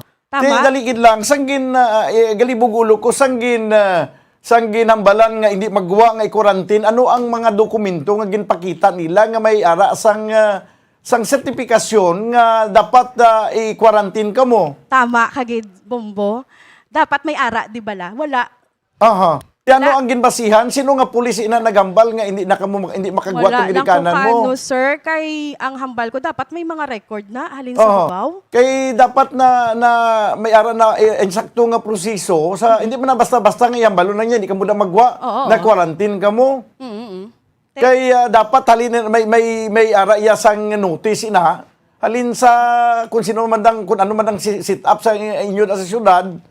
Sa kung may ara magkamuda interagency task force o diya sa amon sa syudad sa Bacolod may ari kami diri EOC Emergency Operations Center kag may laiman nga proseso nga at least ang isa ka puluyan kung i-quarantine padalaan gid iya notice. Tama. May ara gid papilis nga nagapamatuod nga i-quarantine ang isa ka puluyan. Tama kagid sir, bumudan. Karon ang sa inyo daya gin-istorya lang sa pulis i-quarantine sino kupod sa pulis? Ang BHW. Ang BHW. Purok President. Kagang Purok President. Sino nang BHW nga ina? Si Marilo Dimapula Cortez. Marilo Dimapula Cortez. Why kasang contact number ni Marilo? Wala, sir. Okay. Pasabton ta si Marilo kung ano ang ginkuhaan niya sang base para nga pamatuod nga under quarantine ang imo ginikanan na sa ilang nga puluyan. Kag subong man ang Purok President. Sino naghatag sang instruction? Ang punong barangay may ideya sini. Amo na gani bombodan. Amo na gani ginaano ko gid nga dolain gid niya. Kay wala gid sila papel. Sino punong barangay da sang Barangay Lagasan? Sino bombodan? Ang punong barangay sa Barangay Lagasan sino? Si Barangay Captain Milo Hara. Si Barangay Captain Milo Hara. Okay, may contact number ka sa kay punong Barangay Milo Hara? Si Kagawa Judy lang kay hindi sa maghatag sang number. Sige. Si Kagawa Judy daw mo ning istorya ni Bumbo Andro sa nagligad kag nagambal nga daw isitol nila to ay ni masitol ni. Kay hindi ba nag-ayo to siya nga hindi lang na ipabumbo kay dito lang anay sa ilang level tingin pagbigyan man namon nga why ka gin-interview namon sa nagligad kay nagambal man ining si Kagawa Judy Clamor nga istoryahan nyo na to kag isitol abi why ni masitol to? Hindi ko magsettle sir kay dulain na ang tone sa voice ya mo. Ang sino? Ang kay nga ako naging pabumbo ko gid. Pero ang point ko naman sang una pa lang nga reklamo kami sa inyo nga wa nyo gin-aksyonan. Tama. Okay. Siya ang ginatawga namon, siya ang ginahambala namon nga ini may ginhimo amo ni. Wala iya kami ginapatawag. Sino ni si Kagawa Judy Clamor ano ni siya nga siyang siyang committee chairman sa committee siya. on health? Oo, siya ko no. Okay. Sige, patawagan ko karon dugay-dugay sa kay Bumbo Andro no para nga maklaruhan. Iliwaton ko kay do na hindi ko na dumduman, hindi ko na record. Ano ganito nga pizza to nga natabo ini? Nang last January? Hindi pa sir, last year pa ni. Last year? Na, di ba? Last year, April pa, wala ginaksyonan gid sang barangay. Ay, dugay na ni gali. Yes, dugay nga subong na ni kamo nagreklamo. Ay, hindi, gareklamo na kami sa DILG, hambal sa DILG sakon, Oo. nang ihambalon ko si Dr. Mayuga. Kag tapos, amo na gani, nagsala to, kay si Dr. Kanansyal ang akon nga nareklamuhan. Amo to nabukaran, Oo. ang record. Sang December Okay. lang nabukaran. Nga, Dok, amo to, ginastorya ko siya. Nga, i-open ko ang record. Dito nabukaran, sir, nga wala record. Aha. Sang December ni ho. Aha. Subali, ang natabo ni nga pag quarantine na nagligad pagaling nga tuig. O April. April. Nagpadugay. Pero nagreklamo ka mo, daw hindi ka mo mapamtang sa ining pag-quarantine sinyo daw hindi gid insakto ang procedure. Nagreklamo na kamo pero wa gid ginatagan sang nagakiwa Sa atensyon. action. Oo. Tama agad si Bombodan. Okay, tapos hasta nalabutan na yan sang April, nagmayo na, Oo, dugay naghunyo, naghulyo, hasta nag-Agosto, hasta naglabot na ang December. tigkalalag. Pagkatapos nga nakalabot ng tigkalalag, naglabot na Paskwa. Pagkatapos nakalabot pagid sa bagong tuig. Nakalabot pagid sa Chinese New Year. Hasta subong daw ay gid maklaruhan. Wala gid. Amo gusto ko Bombodan ma-actionan gid kag mga matagaan man bala Aha. nga hindi kumbaga hindi man bala maparihus parihusan bala sang iban nga tao. Para hindi na masundan ini. Masundan ini. Oh. Siyempre kami lang ya mo paano kung iban nga tao nga ginamuna nila liwat. Daligid lang Ma'am Colorado, no? Do ikaw pagkaroon ng ginapasakaan kaso Yes. kaya daw suyaan mo ang midwife. Ginhambalan ko ang midwife nga ang imo nga tawo wala na orient. Hindi man na siling kayo ginambala mo nga wala na orient, may kaso ka na dayon. Oo, kay nasakit. Kasuhan ka sang slander. Oo, simple slander. Kay nasakitan ko no sir ang nasakitan lang Okay. ko no ang buot sang Sang BHW. Siling ko naglain ng buot ya. Why sila kabalo nga nagperti na tong Tiko naglain, butsing ganung gali, nagapati sila, nga ang isa katawo, pwede maglain ng buot, pwede masakitan ang buot. Tama. Kag nagapati sila, nga sila lang ang pwedeng magreklamo kung maglain ng ila buot. Tama, Bombodan. Nga kung iban nga tawo magreklamo kay naglain ng buot, wa isang karapatan do mo na. Tama, Bombodan.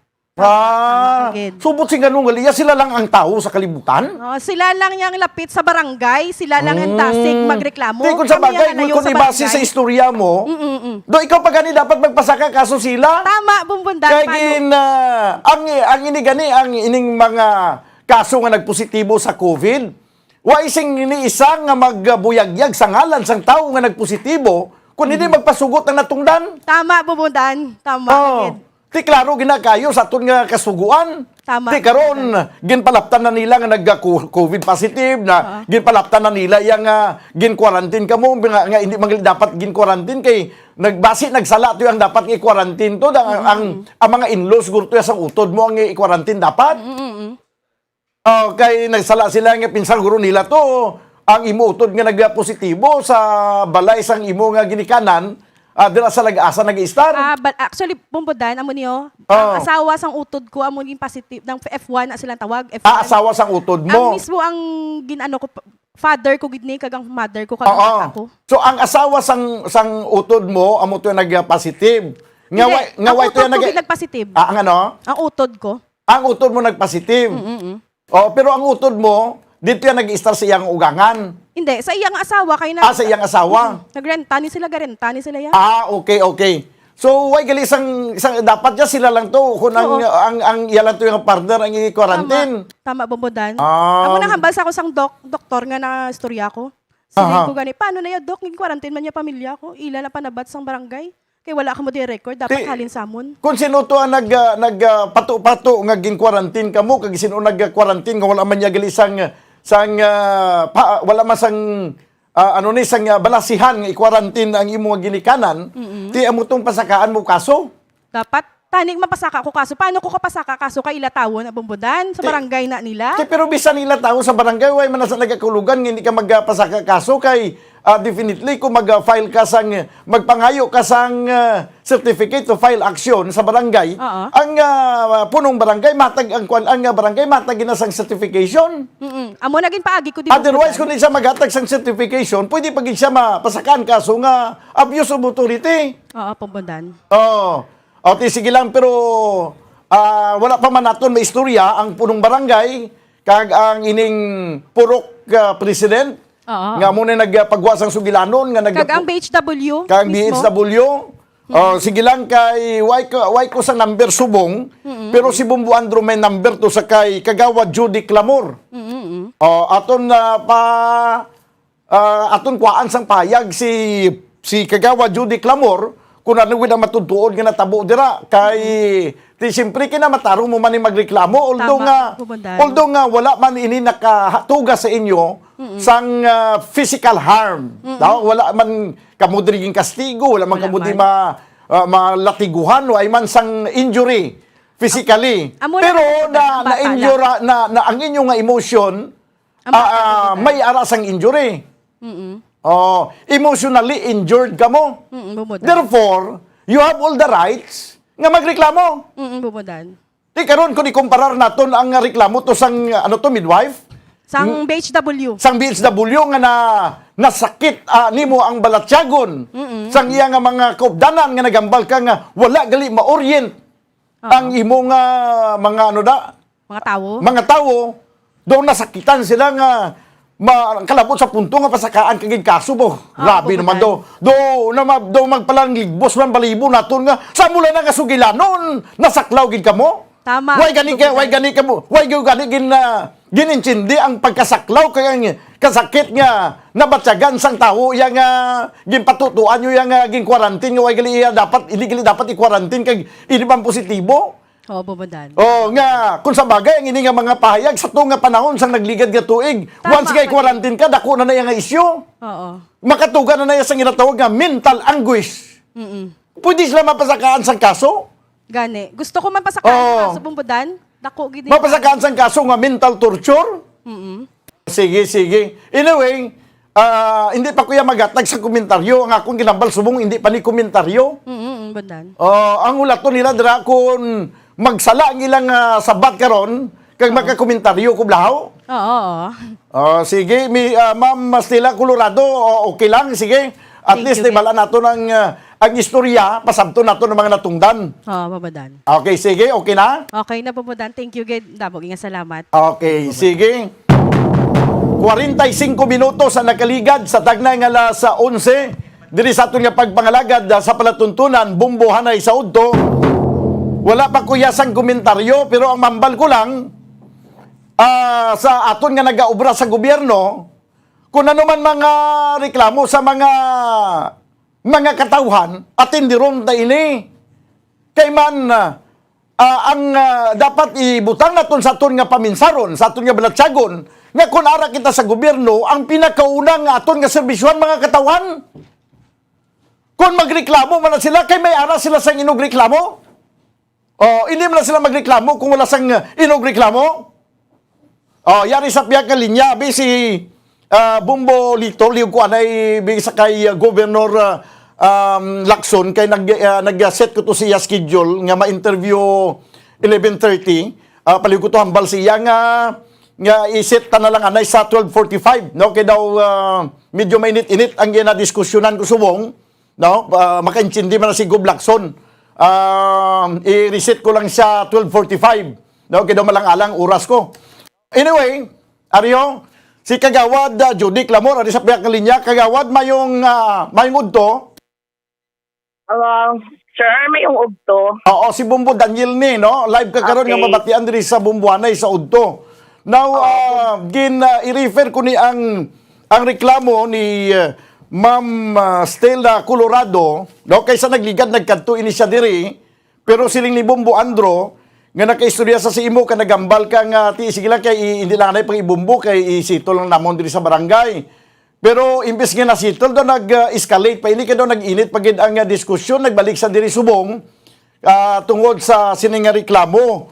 Ano gining matutuod nga natabo sa sining reklamo ni Ma'am Colorado kay suno sa iya daw hindi amo nga paghandol sa pag-quarantine sila nga daw laban pa yang nagtiniwis-tiwis ang palibot gagin bantugan sila yang naging quarantine nga nagpositibo nga hindi magalis sila dapat nga i-quarantine tong ginikanan niya sang last year panigali natabo ni huwag maaksyonan. Oo, Bombo Daniel, sang last year pa na. Okay. Bali ang iya utod nagpositive. Okay. So, ang contact tracer gatawag sa midwife. And then, ang midwife, papabalo na sa akon, kaya ako in charge. Kung sino ang nag-positive. So, tapos, may ginambutang kami na sa nga na-assign nga BHW kung sino na da nga purok ang naka-assign sa ina nga purok.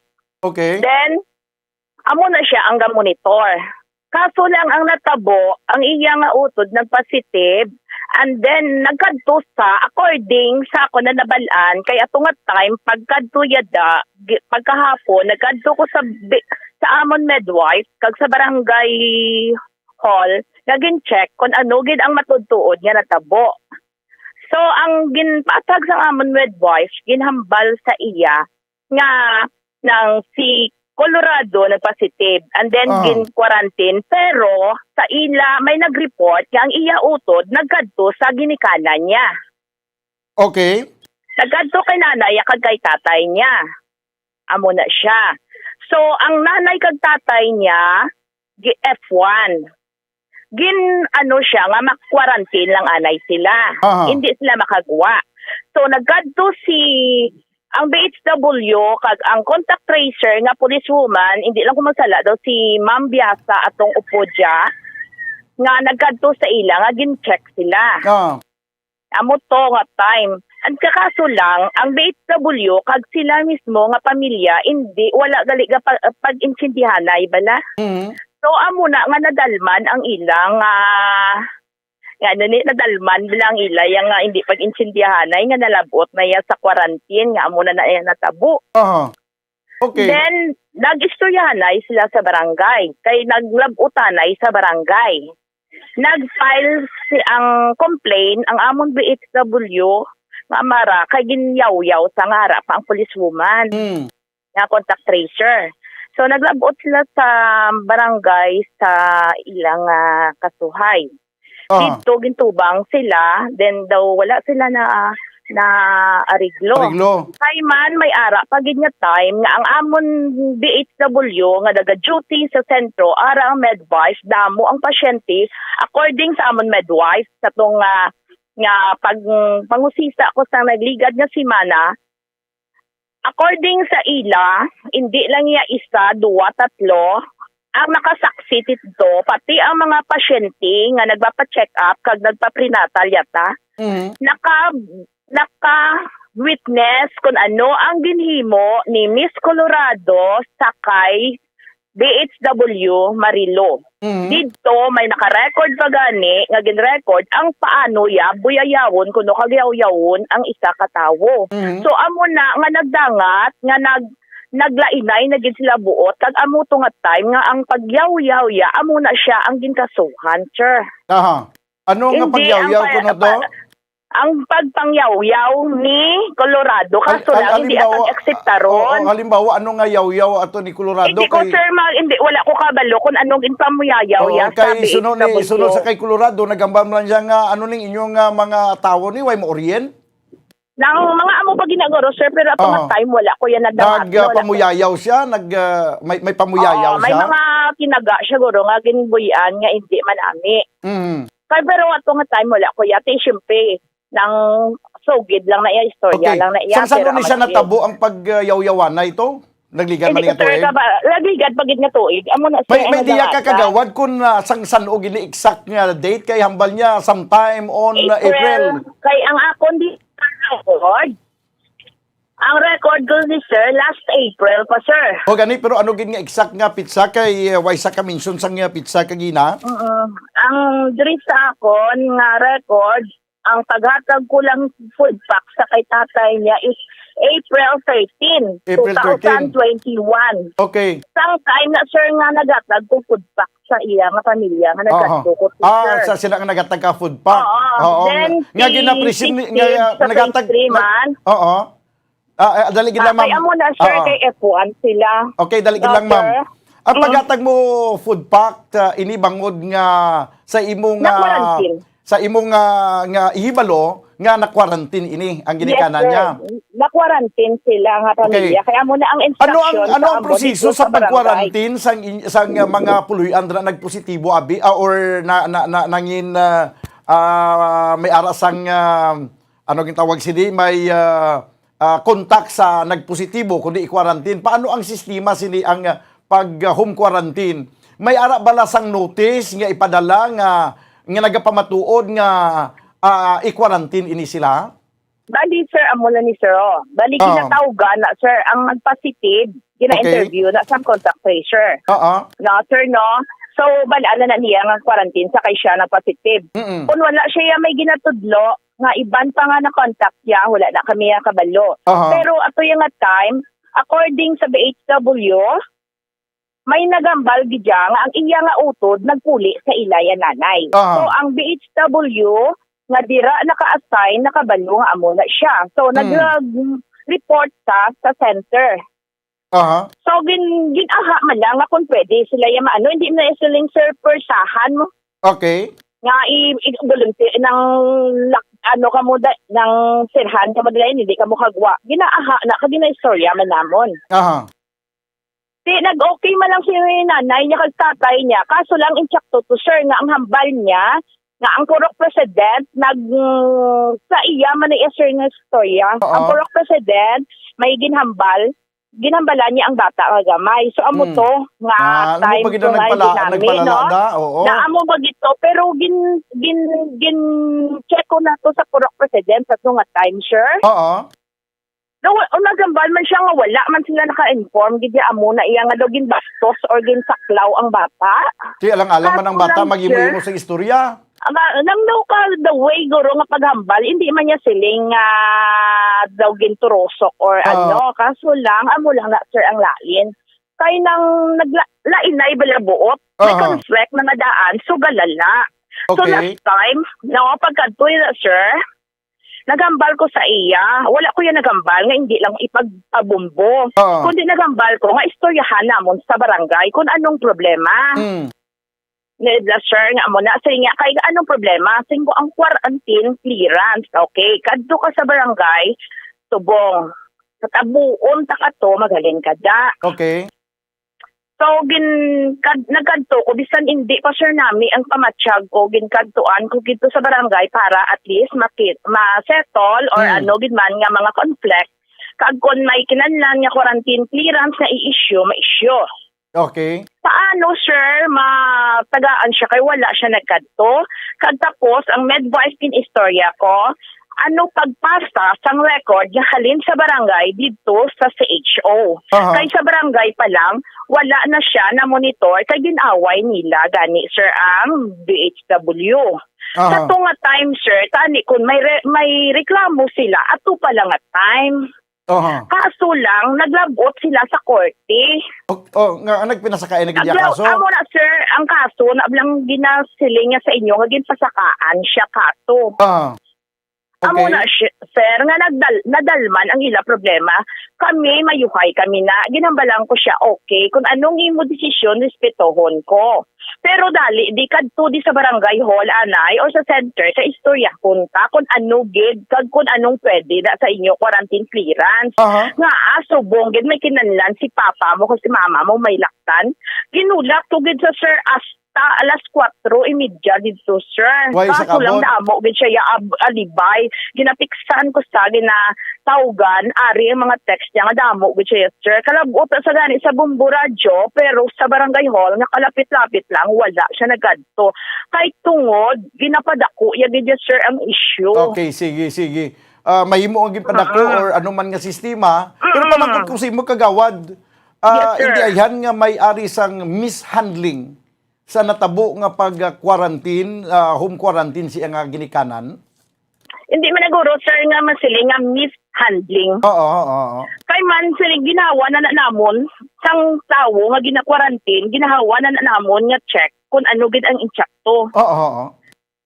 Ginakadtuan ginagani namon nga kung sa bagay ginaupdan ko sir ang mga BHW gaupod di ko na sa ila kag gina-check kun kamno ato nga time sir wala gid si nanay nya kag si tatay reklamo sir.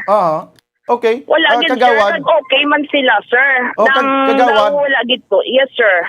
Ano to ang hambal niya gina na monitor mo to gina samtang gina-interview ko siya? Oo, kay may nanawag sa akon. Okay, sige. Nga mo na. Atong bin- sino doktor, ano pamatian. to? Sino tong doktor dito? Kanya, sino ganito man? Si Dr. Ricamara. Oo, Oo, kay gintudlo dito, nga wala record. wala po, Himo-himo lang sang barangay. Oo. Hindi na kami, sir, maghimo-himo kung wala kami order sa halin sa babaw. Okay. Kay kami dito sa babaw, gapati lang kami niya. Ang obscen, gatawag na yan, sir, sa midwife, mapabalo kung sinong positive, and then ang midwife namon ga-refer, ginaiya sa akon, kaya akong in charge. Gina-record, ginaiya kung si sinong F1, kung si sinong nagpositive. So dayon amo na, sir, kami sa mga BHW kung si sino nang nastaan nga purok kinakaduan ginanamon ginadalaan food packs. Okay. Pag ginamonitor, ginadagaan pa kung wala sila thermometer, kami pa na gani nga hatag ang barangay pa nga provide or ang city kung gapangayo kami. Okay. So paano to nahambal ni kay Ma'am Colorado nga sa pag-istorya to sa doktor, naghambal man nga wala sang record nga Okay, dapat sir. i-quarantine ining Ang dapat, ginikanan. sir, hindi. Kaya ang dito, sir, wala sila tuya, nakabalo, nga si Colorado nagpuli sa ila. Kag hindi Manila, pag ako una, nga nakapuli to si Colorado sa ila. Mahambal sino nagsiling. No, may info sa barangay nga nagpuli to ang iutod sa nanay niya nga positive pa siya. So, si nanay niya kay F1, hindi amo gitong kalala ang cases. Si nanay si tatay ang ginpulian, so gin-quarantine. So, kung dito pa lang, sir, nga may rason na sila, hindi na sila magpasugot, mag-quarantine. Kaso lang, nag-okay man, kaya wala man to hassle sang quarantinanay nga time. Sinila lang niya, sir, ang reklamo na ginawa, tungod nagsaka sa klasuhay ang ilang nga nadangatan. Okay. Atong sabahin sa mga quarantine nga, pati ang number of days sa nga quarantine daw nagsalangisag patukuno. Siling may 14 days tapos siling sang pulis 7 days lang. Ano to ya? Ako, sir, ang sang una gidya, sir, nga 14 days ka ginaya. Home quarantine, bisan F1 ka. Pero kung nagkadtugin man to ang pulis, kag sila, sir, kay sila ang contact tracer, si ma'am ang contact tracer o pod sang BHW, sir, siya na iya, sir, ang maka-plus target kung pila gid pa days ang dapat i-quarantine. Sige, ma'am, anyway, okay naman ang imong nga pahayag kung may gid agrabyado gid ining si Colorado, gin-advise sa pasaka na lang gid siya kaso. No, kay hindi na, sir. Ako salute ko sa iya kung ano ang iya. Kaga respeto ko kung ano bigyan iya desisyon. Amo na gani, sir. Nga gusto ko lang, nga nagligad pa nga, i-clear ko lang ang barangay, nga wala kami naghimo-himo, pag wala kami pabaya kung sino man ang gina-quarantine. Sige, ma'am, kayo daw. Himo-himo. Sige, ma'am, kayo daw, hindi ko kapadugay, kaya ng Bombo News Center, Man-Network News na kami, daw ka bitin sa interview naton. Sige lang, basi balikan talang kada sa dugang pagidya nga clarification sa sininga issue. Salamat gid, ma'am. Thank you, man, sir. Thank you very much, sir. Okay, sige na yan mga kabanan, si Kagawa Judy Clamor. Yan ang Bombo News Center para sa ating Bombo Network News. Standby. Doon sa Region 10, tinangka umanong suhulan ng ilang mga pulis kapalit ang pagpabor sa 2022 elections. At sa international news naman, ang United Kingdom pinag-utos sa 1,000 sundalo na maging handa para sa humanitarian support sa Ukraine. At para naman sa ating sports balita, Brooklyn Nets superstar James Harden gusto na raw malipat sa ibang kupunan, habang ang Utah Jazz naman pinakawala ng injured veteran forward na si Joe Ingles sa 3-team deal. Mula sa Bombo News Center Makati, ako ang inyong anchorman, si Bombo Dave Vincent Pasi. At ako naman si Bombo Everly Rico. At ngayon sa detalye ng ating mga balita.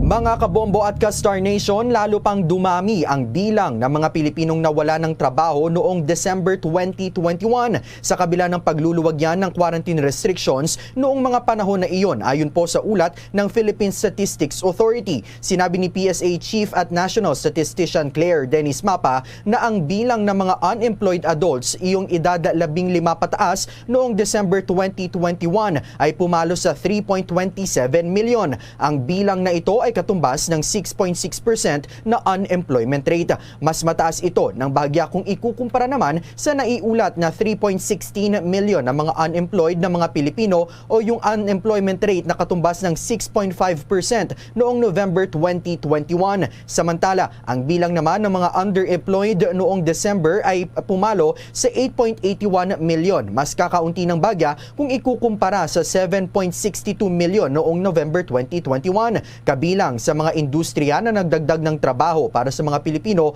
ay ang sektor ng agrikultura at forestry, manufacturing, human health at social activities, transportation at storage, administrative at support services. Pinakamaraming trabaho naman ang nawala doon sa sektor ng fishing at aquaculture. Samantala, ang first wave naman ng mga foreign tourists sa Pilipinas asahan daw ngayong araw. May karagdagan pang detalye si Bombo Gerald Olev. Bombo Ever, Bombo Dave, nasa 30% itong inaasahang pagtaas ng tourist arrival ngayong unang araw ng pagluluwag ng bansa sa mga panuntunan sa pagpapasok sa mga foreign tourists dito sa Pilipinas. Ayon nga kay Bureau of Immigration Port Operations Division Chief Attorney Carlos Capulong, inaasahan daw nila sa ngayon ang 7,000 arrivals ngayong araw kumpara sa 4,816 na dumating kahapon. Posible naman umano nga lulubo pa ito sa 10,000 hanggang 12,000 na tourist arrival kada araw sa mga susunod na buwan. Karamihan daw sa mga travelers sa bansa ngayon ay ang mga Pinoy at nasa 27% naman ang mga foreign nationals. Kasunod nito ay pinag-utos na rin ni Bureau of Immigration Commissioner Jaime Morente sa kanilang mga port personnel na maging mapagmatsyag at siguruhing ang mga eligible aliens lamang ang mga makakapasok. Anya, inaasahan din nilang karamihan sa mga darating ngayong araw ay ang mga pamilya, mahal sa buhay at partners ng mga Pinoy para sa first wave ng mga tourist arrivals. Una rito sa panayam nga ng Bombo Radio Philippines kay Bureau of Immigration spokesperson Dana Sandoval, sinabi nitong all set na rin ang mga Bureau of Immigration personnel sa iba't ibang paliparan sa bansa na aalalay siyempre sa mga darating na mga foreign tourist. Tiniyak nitong sapat ang kanilang mga tauhan sa iba't ibang paliparan para maging maayos pa rin ang pagdating ng mga ito at mapanatili itong minimum health protocols na itinakda ng Interagency Task Force. Narito pa ang tinig ni Bureau of Immigration spokesperson Dana Sandoval sa panayam ng Bombo Radio. All right, siguro we are happy to announce that the Philippines is finally open for internationals, for tourists who will be coming to the Philippines as long as you are fully vaccinated and you have all the requirements set by the IATF. So we were very happy to welcome the foreign nationals back to our country for, of course, the revival of international tourism, for the revival of tourism and the international travel sector na matagal na po na nakikita natin na inaantay itong update na ito para naman po mag-rebound ang mga industriyang ito. So we're very happy po to announce. So yung mga foreign nationals sa Bombo Dave na magtatangkang makapasok dito sa Pilipinas, yung mga hindi fully vaccinated, yung isa pa lamang dose itong kanilang bakuna ay kapag nagtangkang papasok dito sa Pilipinas, agad papasakayin sa susunod na flight pabalik naman sa kanilang bansa. Para sa Bombo Network News, Bombo Gerald B. Ulet para sa Pambansang Radyo ng Pilipinas, Basta Radio, Bombo! So bali, Bombo Gerald, ang mangyayari dito, magkakaroon ng augmentation force o madadagdagan ba ang bilang ng mga BI personnel o na nakapwesto dyan sa iba't ibang mga paliparan natin? Kasi ang nabanggit mo nga ay talagang inaasahan na tataas o dadami yung bilang ng mga foreigners na papasok dito sa Pilipinas. Bombo Gerald? Oo, sapat naman daw itong bilang ng mga Bureau of Immigration personnel na nakadeploy ngayon dito sa mga paliparan. Ang sinabi ni Bureau of Immigration spokesperson Dana Sandoval dito sa ating panayam ay oobserbahan muna nila itong pagbuhos kung sobrang dami ay magdadagdag sila dahil noong nakaraang buwan ng Disyembre ay mayroon din silang mga bagong hire na sumasailalim na sa training at mayroon pa silang mga iha-hire. So walang kakulangan dito sa mga personnel na magbabantay ngayon dito sa mga port, dito sa mga airport natin, Bombo Dave, lalong-lalo na at iba na ngayon yung protocol, mas mahigpit yung kung dati yung mga parating na mga turista, maging yung mga lahat ng dumarating talagang unahan at siksikan. Sa ngayon kasi papanatilihin pa rin itong minimum health protocols kagaya na lamang ng social distancing sa mga paliparan. Kaya kailangan ng mas maraming personnel talaga ng Bureau of Immigration na magbabantay dito sa mga counters na dadaanan ng mga foreign tourists pati ng mga Pinoy na paparating dito sa bansa, Bombo Dave. Doon naman, Bombo Gerald, sa mga mayroon lamang first dose pero mayroon silang bit-bit na negative RT-PCR test, kailangan ba silang mag-undergo pa rin sa mandatory quarantine, Bombo Gerald, na may binigay bang ganong protocol na Bombo Gerald? Yung mga Pinoy, Bombo Dave, na paparating, automatic yan kapag isang dose, sa ilalim sila sa quarantine for 5 days.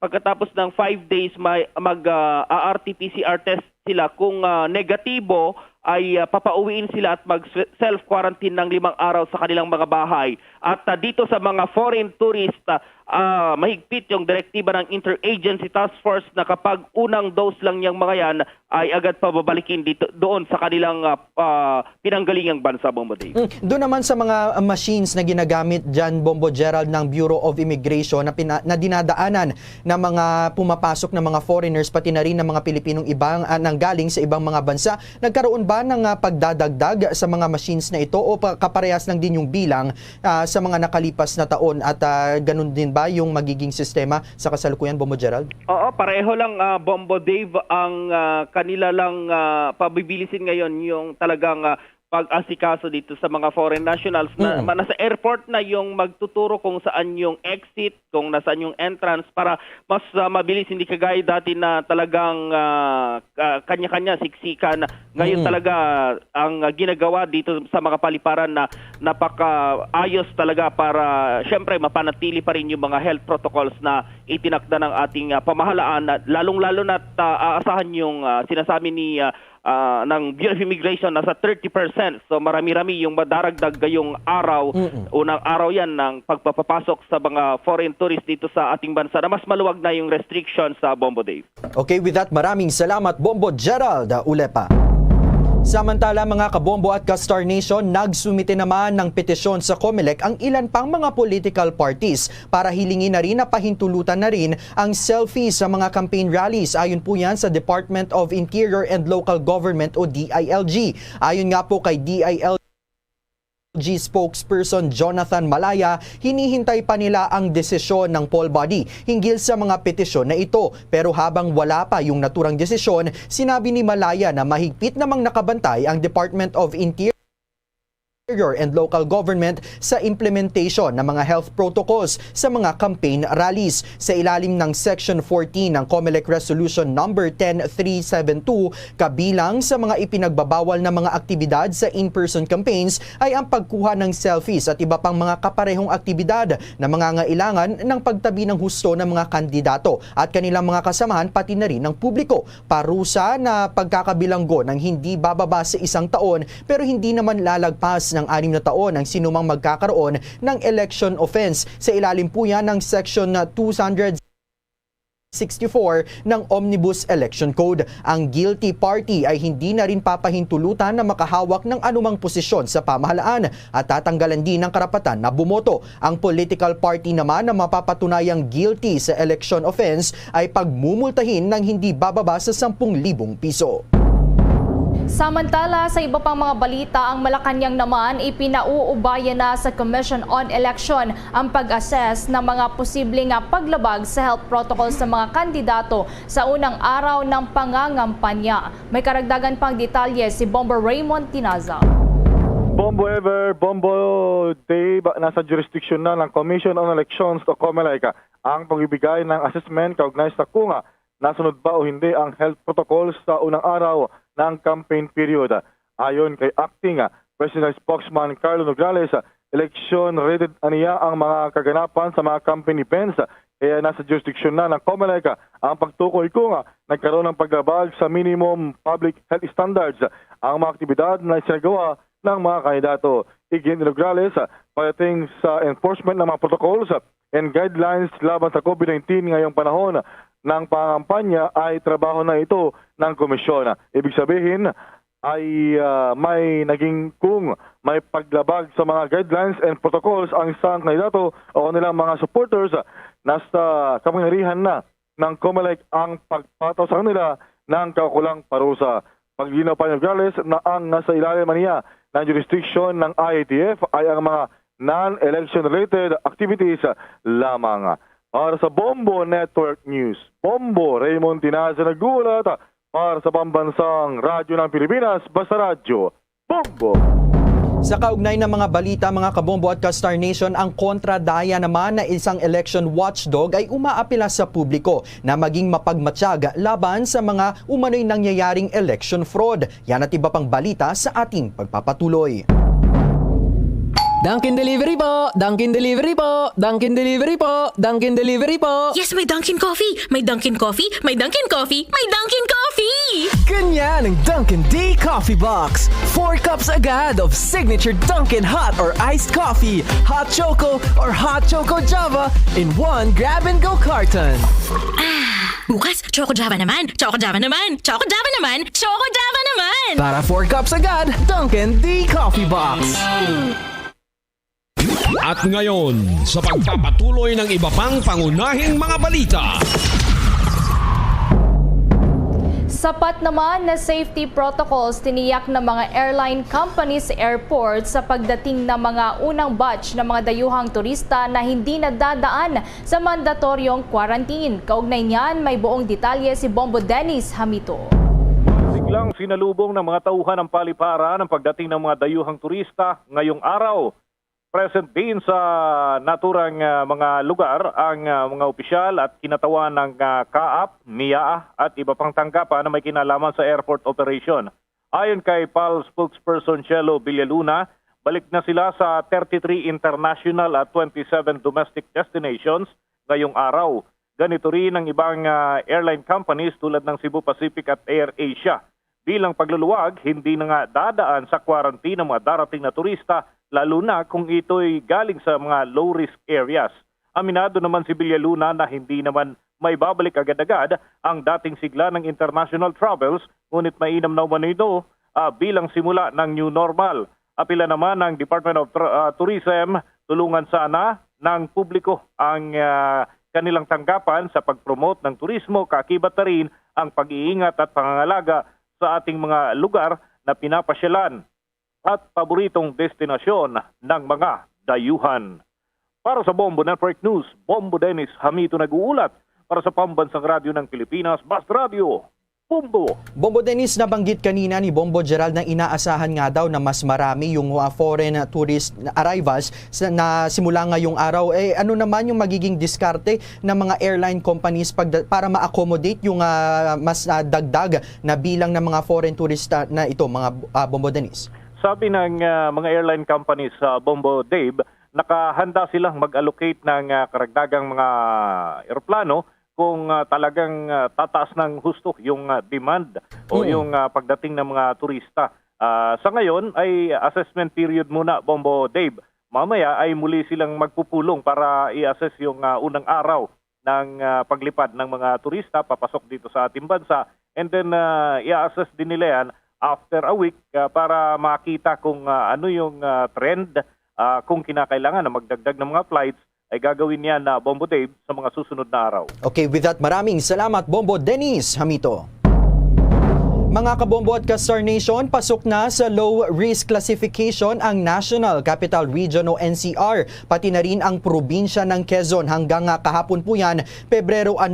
Ayon po sa Independent Research Group na Okta. Sa kanyang Twitter account, ibinahagi ni Dr. Guido David na ang reproduction number sa Metro Manila ay pumalo na lamang sa 0.25 habang ang average daily attack rate o ADAR naman ito ay pumapalo sa 6.67. Ang Quezon naman naman ay mayroong reproduction number na 0.28 at yung kanyang average daily attack rate naman ay pumapalo sa 1.65. Samantala, nananatili naman sa moderate risk para sa COVID-19 ang mga probinsya ng Batangas, Cavite, Laguna at Rizal. Sa kabila ng pagbuti ng sitwasyon sa ilang mga lugar sa bansa, pinapaalalahanan pa rin ni David ang publiko na patuloy pa ring mahigpit na sundin ang minimum health protocols na inilatag ng pamahalaan. Nananawagan naman sa publiko ang election watchdog na kontradaya na manatiling mapagmatsyag laban sa anumang uri ng pandaraya sa halalan ngayong nagsimula na ang campaign period para sa mga national candidates at party list groups. Dapat na mahigpitan nila nga bantayan ng publiko ang anumang pang-aabuso o maling paggamit ng mga resources ng pamahalaan, ang harassment at intimidation, disinformation, disenfranchisement, ang vote buying at maging na rin ang red tagging. Ipinag-iingat din ng mga ito ang publiko sa pagkuha ng mga litrato at video footage ng anumang mga malayo sa ordinaryo at ipadala ang mga ebidensyang ito sa kanila sa kontradaya. Mas mainam kung kalakip ng pagpapadala ng video at litrato ang mga petsa, oras at lugar kung saan kinuhanan ang mga ito. Pati na rin ng mahigpit na paliwanag sa kung ano ang nangyari, bakit kinuha ang mga naturang impormasyon. Ayon sa kontradaya, kanilang iipunin ang impormasyon na kanilang matatanggap para kanilang mapag-aralan at ipapadala rin ito sa mga otoridad. Maaari lamang anya na makipag-ugnayan sa kanilang website, Facebook page, Twitter account o email address para sa anumang mga sumbong na may kaugnayan sa election fraud. Campaign rallies at iba pang mga aktibidad na walang permit kaagad daw na ipapatigil naman ng mga election officers. Kaugnay niyan, maki-update tayo sa report ni Bombo Marlene Padiernos. Bombo Dave, Bombo Ever, agad na pagabawalan ng mga otoridad ang pagsasagawa ng campaign rally at iba pang aktibidad ng mga kandidatong walang may ipipresentang permit ang mga ito. Sinabi ni Department of Interior and Local Government spokesperson Jonathan Maraya na maaaring ipag-utos ng nakatalagang election officer na pigilan ng anumang campaign activity kung walang mga permit ang mga ito. Upang mapayagan kasi na makapagsagawa ng in-person political activities tulad na lamang ng motorcade, caravan at campaign rally, ang mga tumatakbong kandidato ay kinakailangan makakuha muna ng mga permit mula sa concerned LGU na i-attach naman ng mga ito sa kanilang application sa COMELEC para mabigyan sila ng permiso ng COMELEC Campaign Committee. Kailangan masecure ito ng mga kandidato, party o duly authorized representatives 72 hours bago ang isasagawang campaign activity. Ayon pa kay Malaya, nagkaroon na sila ng orientation sa mga kapulisan kasama ang iba pang kinatawan ng mga LGU ukol dito at bago pa niya magsimula ang panahon ng kampanya ay pinadala na ng kagawaran ang COMELEC Resolution 10732 kung saan ay nakasaad ang lahat ng pamantayan na kailangang sundin ng mga kinaukulan sa pangangampanya kabilang na ang mahigpit na pagsunod sa minimum public health standards habang ginagawa ang naturang aktibidad. Mapapatawan anya ng kaukulang kaparusahan ang mga kandidato at taga-suporta na mapapatunayang hindi sumusunod sa nasabing pamantayan depende sa klase ng paglabag na kanilang nagawa. Kung maalala, Bombo Dave, Bombo Ever, noong Martes, Pebrero 8, nagsimula ang campaign period para sa mga national candidates habang sa March 22 naman, nakatakdang magsimula ang panahon ng pangangampanya para sa local candidates para sa darating na halalan na magkatagal yan hanggang sa darating na May 7 taong kasalukuyan. Para sa Bombo Network News, ako po si Bombo Marlene Padiernos, nag-uulat para sa Pambansang Radyo ng Pilipinas, Basta Radio, Bombo! Sa iba pang mga balita, nangako naman ang Filipino Telecommunications at Internet providers para malabanan ang online abuse sa mga bata. Kasunod na rin ito ng pagpapahayag ng pagkabahala ng United Nations Children's Fund, UNICEF, sa tumataas na kaso ng mga ito sa bansa. Binigyang din ni UNICEF Child Protection Officer Ramil Anton Villafranca ang urgent need para matugunan ang online sexual abuse at exploitation sa mga bata. Bago pa man niya ang pandemya ay nakita na ang alarming trend ng ganitong mga kaso. Sa binahagi ngang data ng UNICEF at ng Safer Kids Philippines, lumalabas na nasa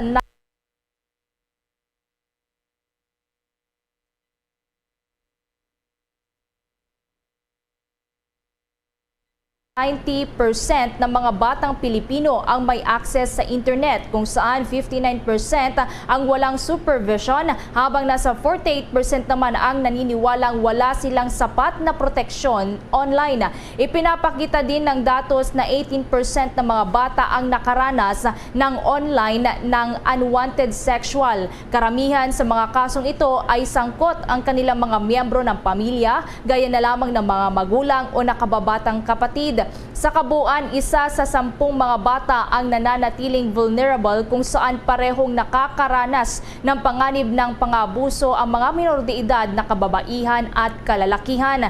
Pinunto din naman ni Villafranca ang kahalagahan ng kooperasyon ng publiko at ng mga pribadong sektor para maging ligtas sa mga bata sa anumang pang-aabuso online.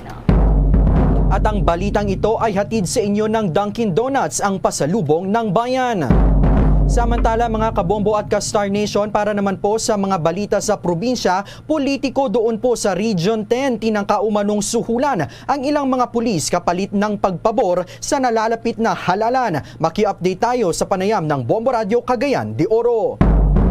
Mahigpit na pinaalalahanan ng Police Regional Office 10 na mananatiling impartial ang kanilang trupa, partikular sa pagsisimula ng kampanya ng national candidates patungo sa mismong araw ng halalan dito sa Northern Mindanao. Ginawa ni Pro-Ten Director Brigadier General Benjamin Acorda Jr. ang pahayag kaugnay sa pagsumbong ng ilan sa kaniyang mga pulis sa rehiyon na mayroon ng isang malaking politiko na nag-alok na bigyan sila ng tig 8,000 piso kada buwan kapalit ng pabor sa nalalapit na May 9 elections. Bagamat maingat si Acorda at hindi binanggit ang pangalan ng tinukoy na politiko, subalit dismayado ito na ganito ang pagtrato sa kanilang mga pulis na buwis buhay pagserbisyo, mapanatili lamang ang kaayusan at katahimikan sa Northern Mindanao. Ito ang dahilan na mahigpit ang tagumili ng general na huwag magpalinlang sa kaunting halaga ng pera para hindi malagay sa kompromiso ang kanilang trabaho. Magugunitang naging laman rin ng balita si Acorda dahil mayroon isang politikong nagmula sa rehiyon na muna'y tumungo pa sa Malacanang para personal na hihingin na patalsikin ito sa pwesto, subalit umani lamang ng pagkabigo. May mga nagsusumbong sa akin dyan na may mga nag-a-attempt na daw na suulan sila ng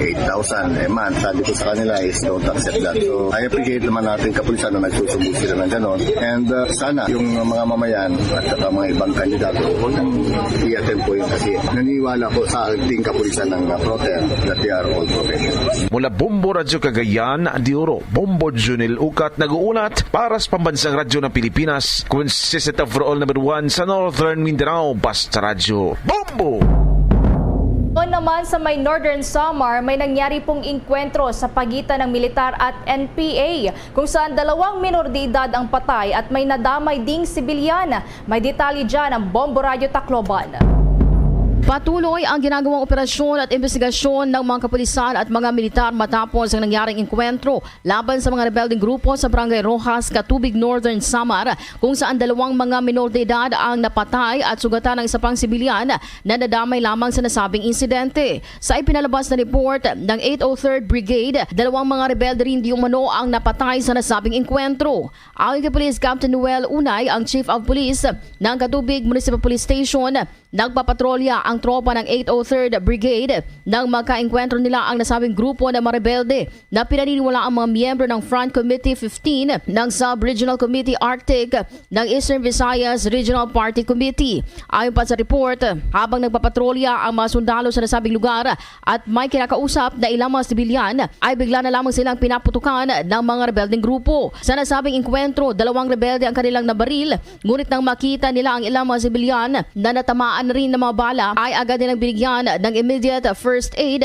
habang nakatakas naman palayo ang mga NPA. Umabot ng halos 20 minuto ang naging palitan ng putok sa magkabilang grupo. Dead on the spot ang 12 anyos na si Andre Mercado. Sugatan naman ang 26 anyos na si Arlie Rebay, habang isa pang 13 taong gulang na si Leandro Alivio ang namatay naman sa ospital dahil sa tama ng bala sa kanyang katawan. Sa ngayon ay patuloy naman ang ginagawang operasyon ng mga militar at nag-deploy na rin ng mga helicopters ng fact-finding team upang maimbestigahan at matukoy ang mga rebelding nasa likod ng nasabing insidente. Samantala, siniguro naman ni Governor Edwin Marino Ongchuan at Katubig Mayor Mayor Galahad Vicencio ang suporta para sa mga pamilya ng mga biktima ng nasabing madugong engkwentro. Suportahan ginundo nga kawan programa sa atong gobyerno para makabutanaan uhod nga kamurayawan. Andam kami, andaman pulisan, andam aton kasundalo ang pagbulig, andam kami magbulig, maghatag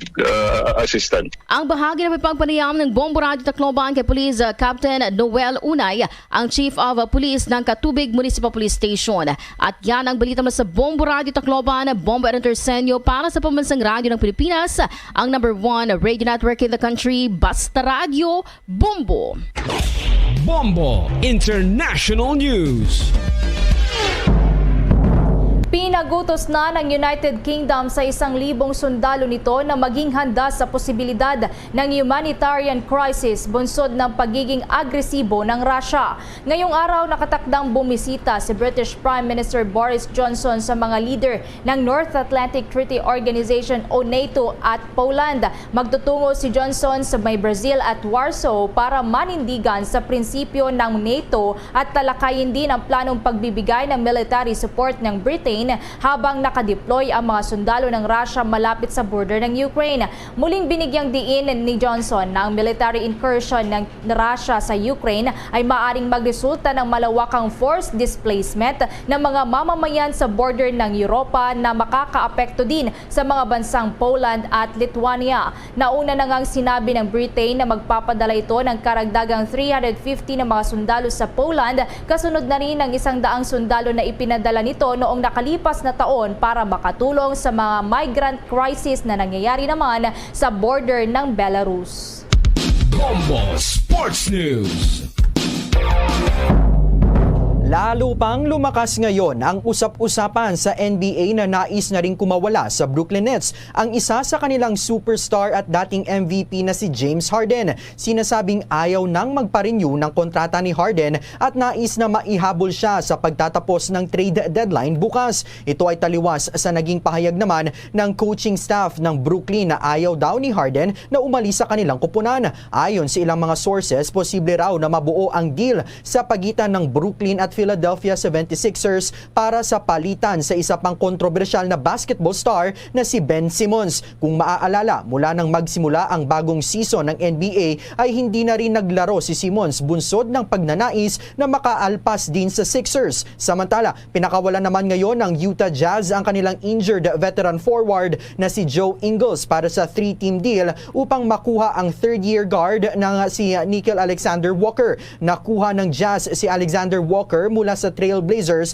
at kasama sa deal ang reserve forward na si Juancho Hernan Gomez mula naman sa San Antonio Spurs. Bilang kapalit, ang Portland naman ay binitawan ang guard na si Tomas Satoransky na isa sa mga 4 na mga manlalaro na kanilang nakuha mula sa New Orleans Pelicans 3 deal na kinasasangkutan ng isa sa mga star player na si CJ McCollum. Para sa San Antonio Spurs, kapalit naman ang second-year forward na si Elijah Hughes mula naman sa Utah. Bilang dagdag sa kondisyon, ang Utah Jazz ay ibibigay nila sa Blazers ang kanilang 2022 second round pick sa pamamagitan ng Memphis Grizzlies at ang 2027 second round pick ng San Antonio Spurs. Umaabot sa 75 na mga NBA players ang posibleng maihabol sa mga deal bago naman magtatapos ang trade deadline bukas. Luzon, Visayas at Mindanao, yan nakabuuan ng ating pagbabalita. Balikan ko lamang ang ating mga headlines. 3.27 milyon na mga Pilipino ang nawalan ng trabaho noong December 2021, base po yan sa ulat ng Philippine Statistics Authority. Ang first wave naman o unang bugso ng mga banyagang turista sa Pilipinas asahan ngayong araw, kasabayan ang pagluluwag sa restrictions sa mga paparating na mga banyaga. Ilan pang mga political parties umapila rin sa Commission on Elections na payagan ang selfies sa campaign rallies. Ang NCR naman at Quezon ikinukonsidera na ng Octa Research Group na nasa low risk ng COVID-19.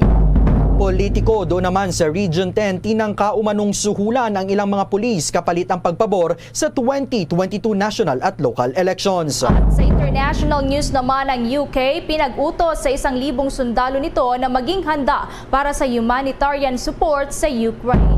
At para sa ating sports balita, ang Brooklyn Nets superstar James Harden gusto na raw malipat sa ibang mga kupunan, habang ang Utah Jazz pinakawala naman ang injured veteran forward na si Joe Ingles para sa 3-team deal.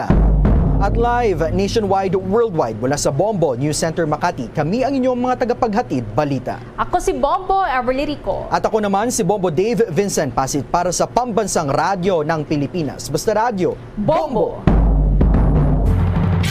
At sumainyo ang kalipunan ng maiinit at pangunahing mga balita sa Bombo Network News. Hatid sa inyo ng Pambansang Radyo ng Pilipinas, Bombo Radio Philippines. Radyo Bombo!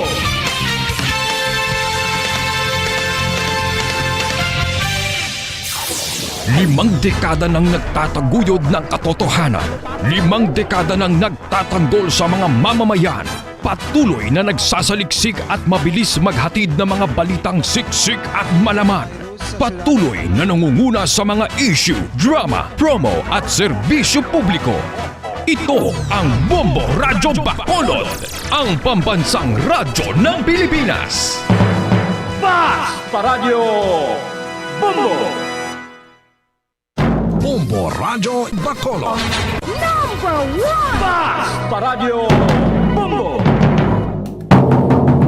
Pabalik naman kabiyanan sa itong pangalaga diri sa palatuntunan Bumbuhanay sa Udto. 34 minutos sa nakaliga sa tag ng alas 12. Magulan nyo na batiyan ang Bumbo News Center para sa itong Bumbo Network News. Sa itong pagbalik banwa, pag-istorya natin kung ano ang mga measures ngayon sa probinsya sa Negros Occidental karon nga ang pungsod Pilipinas nag-allow na ginkuha ng restriction sa mga foreign tourists nga magpadulong diri sa pungsod Pilipinas. Ano ang pila ka mga tika ngayon karon sa probinsya sa Negros Occidental. Bangod nga padayon kita gyapon nga nagapangaman sa posibleng liwat nga pagsaka sang kaso apisar pang halos tanan ang bakunado naman. Inatanan aton na balikan upod sa kay Governor Eugenio Bong Lacson pagkaligid gilamang sang pila ka mga importante nga mga panumdom. Standby. Bombo Radyo Bacolod. Number 1! Radyo Bombo!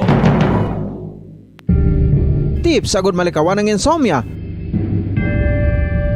Ang pagtulog sang maayo ang makaapekto sa mental kag physical health sang isa ka tawo. Apang kung kaisa hindi maligar nga nagaka-eksperyensya sa ginatawag nga insomnia, gani ari ang matip sagud malikawan ini kag mas makatulog sang maayo mga kabombo. Kinahanglan nga pareho ang oras ang imo pagtulog kag pagbangon kada adlaw agud maset ang imo nga body clock. Kun adlaw, mas maayo nga buksan ang mga kortina agud makasulod ang kasanagon, paglakat-lakat kun aga kag pag-ehersisyo. Kun gabi, likawan ang mga masanag nga screen kaangay sa mga gadgets kag TV. Limitahan man ang pagkaon kag mga ilimnon nga may caffeine kag nicotine bagod makatuga ini sang problema sa pagtulog. Likawan man ang pagkaon sang madamo, pag-inom sa alcoholic drinks, pag-inom sang madamo nga tubig kag ang pag-overthink antes magtulog.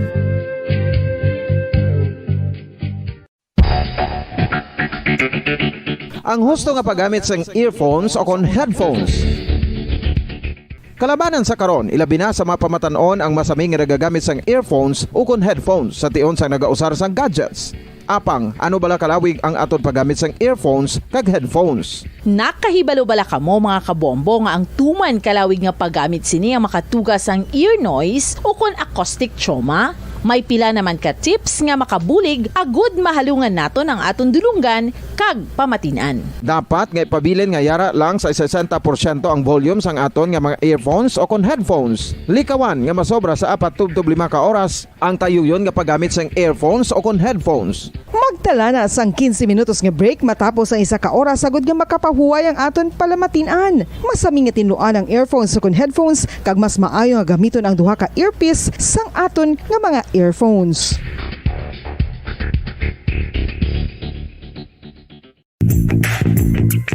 Sa karon nga may ginapangatubang nga pandemic, importante nga halungan gid ang ikaayong lawas. Apang hindi lang physical health ang dapat hatagan sa pagtamuda, bangod importante man ang mental health. Paano bala halungan ang aton nga mental health? Una, kinahanglan nga halungan nato ang aton kalawasan kaangay sang pagkaon, pag-ehersisyo, pagtulog kag pagpahuway sang insyakto bangod ang poor physical health ang makaapekto sang modo kag panghuna-huna sang isa ka tawo. Kinahanglan man nga mag-set sang boundaries sa tanan nga bagay, hatagan sang balorang kaugalingon kag iselebrar ang mga kadalagaan bisan ano pa ini kagamay. Maayo man sa mental health ang pagpatawad sa isig kapareho. Bangod ginarelease ni ang kabugat sa Balatyagon subong man ang pagkamapasalamaton. Suno sa research, dako man ang mabulig sa pagpangamuyo sa paglikaw sa stress.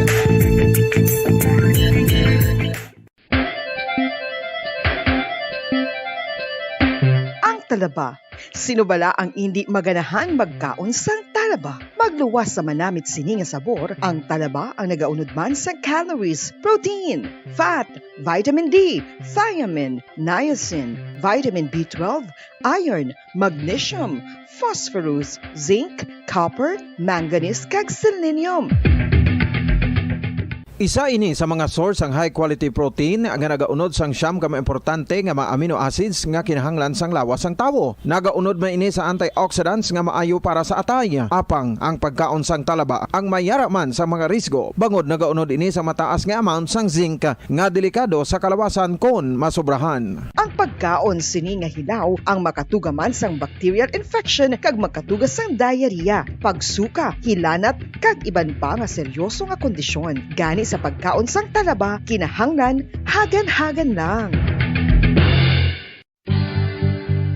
Oral disease, nagapadayon nga seryoso nga public health problem sa Pilipinas. Ang prevalence sang dental caries sa mga permanent teeth ang nagapabilin nga mataas sa 90% throughout the years. About 92.4% sa mga Filipinos ang may tooth decay, kag 78% ang may gum disease o kon periodontal diseases. Santo sa report nagikan sa DOH. Bisan pa nga ini ang preventable o kung matapna, ini nga balatian ang nagapekto sa halos kada Filipino at one point or another sa iya nga pagpangabuhi. Ang pag-practice sang good oral kag dental hygiene kaangay lang sa paghalong kag pagtatap mo sa imo kaugalingon. Nagatap na ini sang bad breath, tooth decay, gum disease, resulta ang healthy nga baba.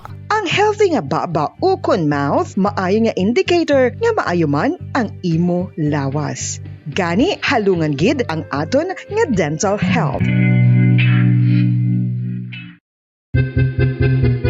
San o ikaw ulihi nga nag-ilis ang sponge nga ginagamit mo sa paghugas sa mga kitchen utensils? Ang kitchen sponge mga kabombo, ang mas mahigko pa sa toilet. In fact, ginpahayag sang microbiologists nga ang mga butang nga ginagamit naton sa pagtino sa mga dishes ang pinakahigko nga bagay sa balay. Sa isa ka pagtuon nga na-publish sa journal nga Scientific Reports, ang spongy bacterial colonies ang mas delikado sa aton ikaayong lawas. Bangod sini, ginarekomendar sa mga researchers nga dapat islan ang sponge kada simana. Ang kitchen ang lugar sa aton balay kung sa diin nagasugod ang mga new bacteria. Bangod sa human traffic kag food preparation. Bangod ang sponge ang masami nga warm, mabasa kag matrace ang old food. Ini ang ideal nga breeding ground para sa bacteria. Suno sa pagtuon, maayong idea nga tinluan ang sponge kada tapos gamit. Apang ginasuggest sa mga researchers nga regular nga islan ang kitchen sponge. Ang kitchen ang lugar sa aton balay kung sa diin nagasugod ang mga new bacteria. Bangod sa human traffic kag food preparation.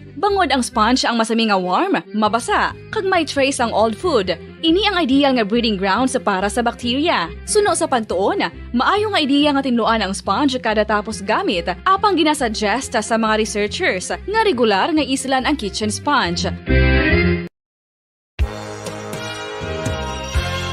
Yari na ang isa sa nakapabaylo kag nakabaton sang brand new radio set with AM and FM band kag 1,000 pesos cash. Nagikan sa Bombo Radio Bacolod. Ko si Anisito Delicano, taga Libertad Extension, Bacolod City. Nagbabaylo ko sang radyo nga ginatag sapon sang Action Radio kay nagaungot sa ilalang estasyon. Hindi ko kapamati sang iyasang bumbo. Mga lapit naman sa katuig ni nga ginatag nila sa akon. Amo na mo lang ni ang imo nga mamatian ang action radio lang. Amo ini nga radyo ang ginapangatag nila. Gindala ko di sa bumbo kay pabayluan ko sang iyasang bumbo nga radyo nga wala sa ungot sa isa lang ka stasyon. Kag manami kay bag-o kag wala guba may suga pa. Kag ang 1,000 nga ginatag sang bumbo mapasalamat gid ko kay may nagbakal na kusudan. Sing una ga vendors ko ti kay ginkakasama kami sa Libertad di way nakukuan sa balay na lang ang akon bata ang mga nagasuporta sa akon. Eh bakal ko bulong may ano ko may apo ko kag taas akon sugar. Nga pasalamat ko sa Bumbo Radio sang ginatag nila nga 1,000 kag ang radyo. Salamat gid. Basta Radio Bumbo number 1.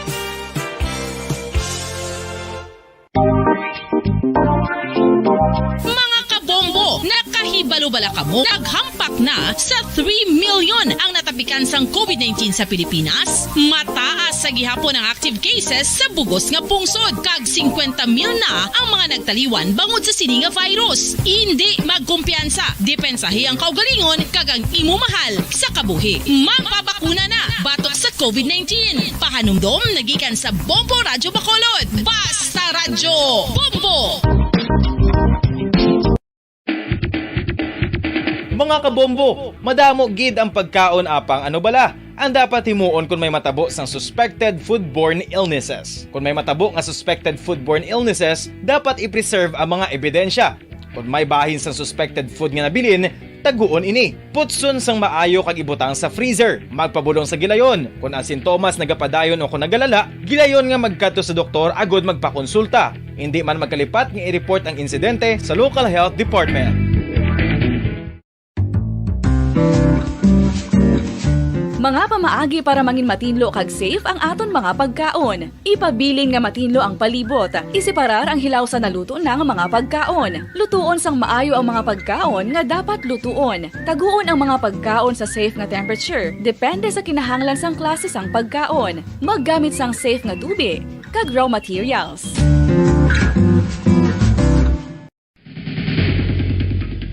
Ang food safety ang nagagarantiya nga ang pagkaon hindi makatugas sang anuman nga halit sa consumers o kung makakaon sini, samtang ini ang ginahanda o kung nakaon. May ara man sa ginatawag food and waterborne diseases o kung grupo sa mga balatian, tugas ang anuman nga infectious o kung non-infectious agents. Ang mga masunod ginakabig common causes ng food and waterborne diseases. Unsafe nga ginahalinan sa ginainom nga tubig, improper disposal of human waste, unhygienic practices, unsafe food handling and preparation practices.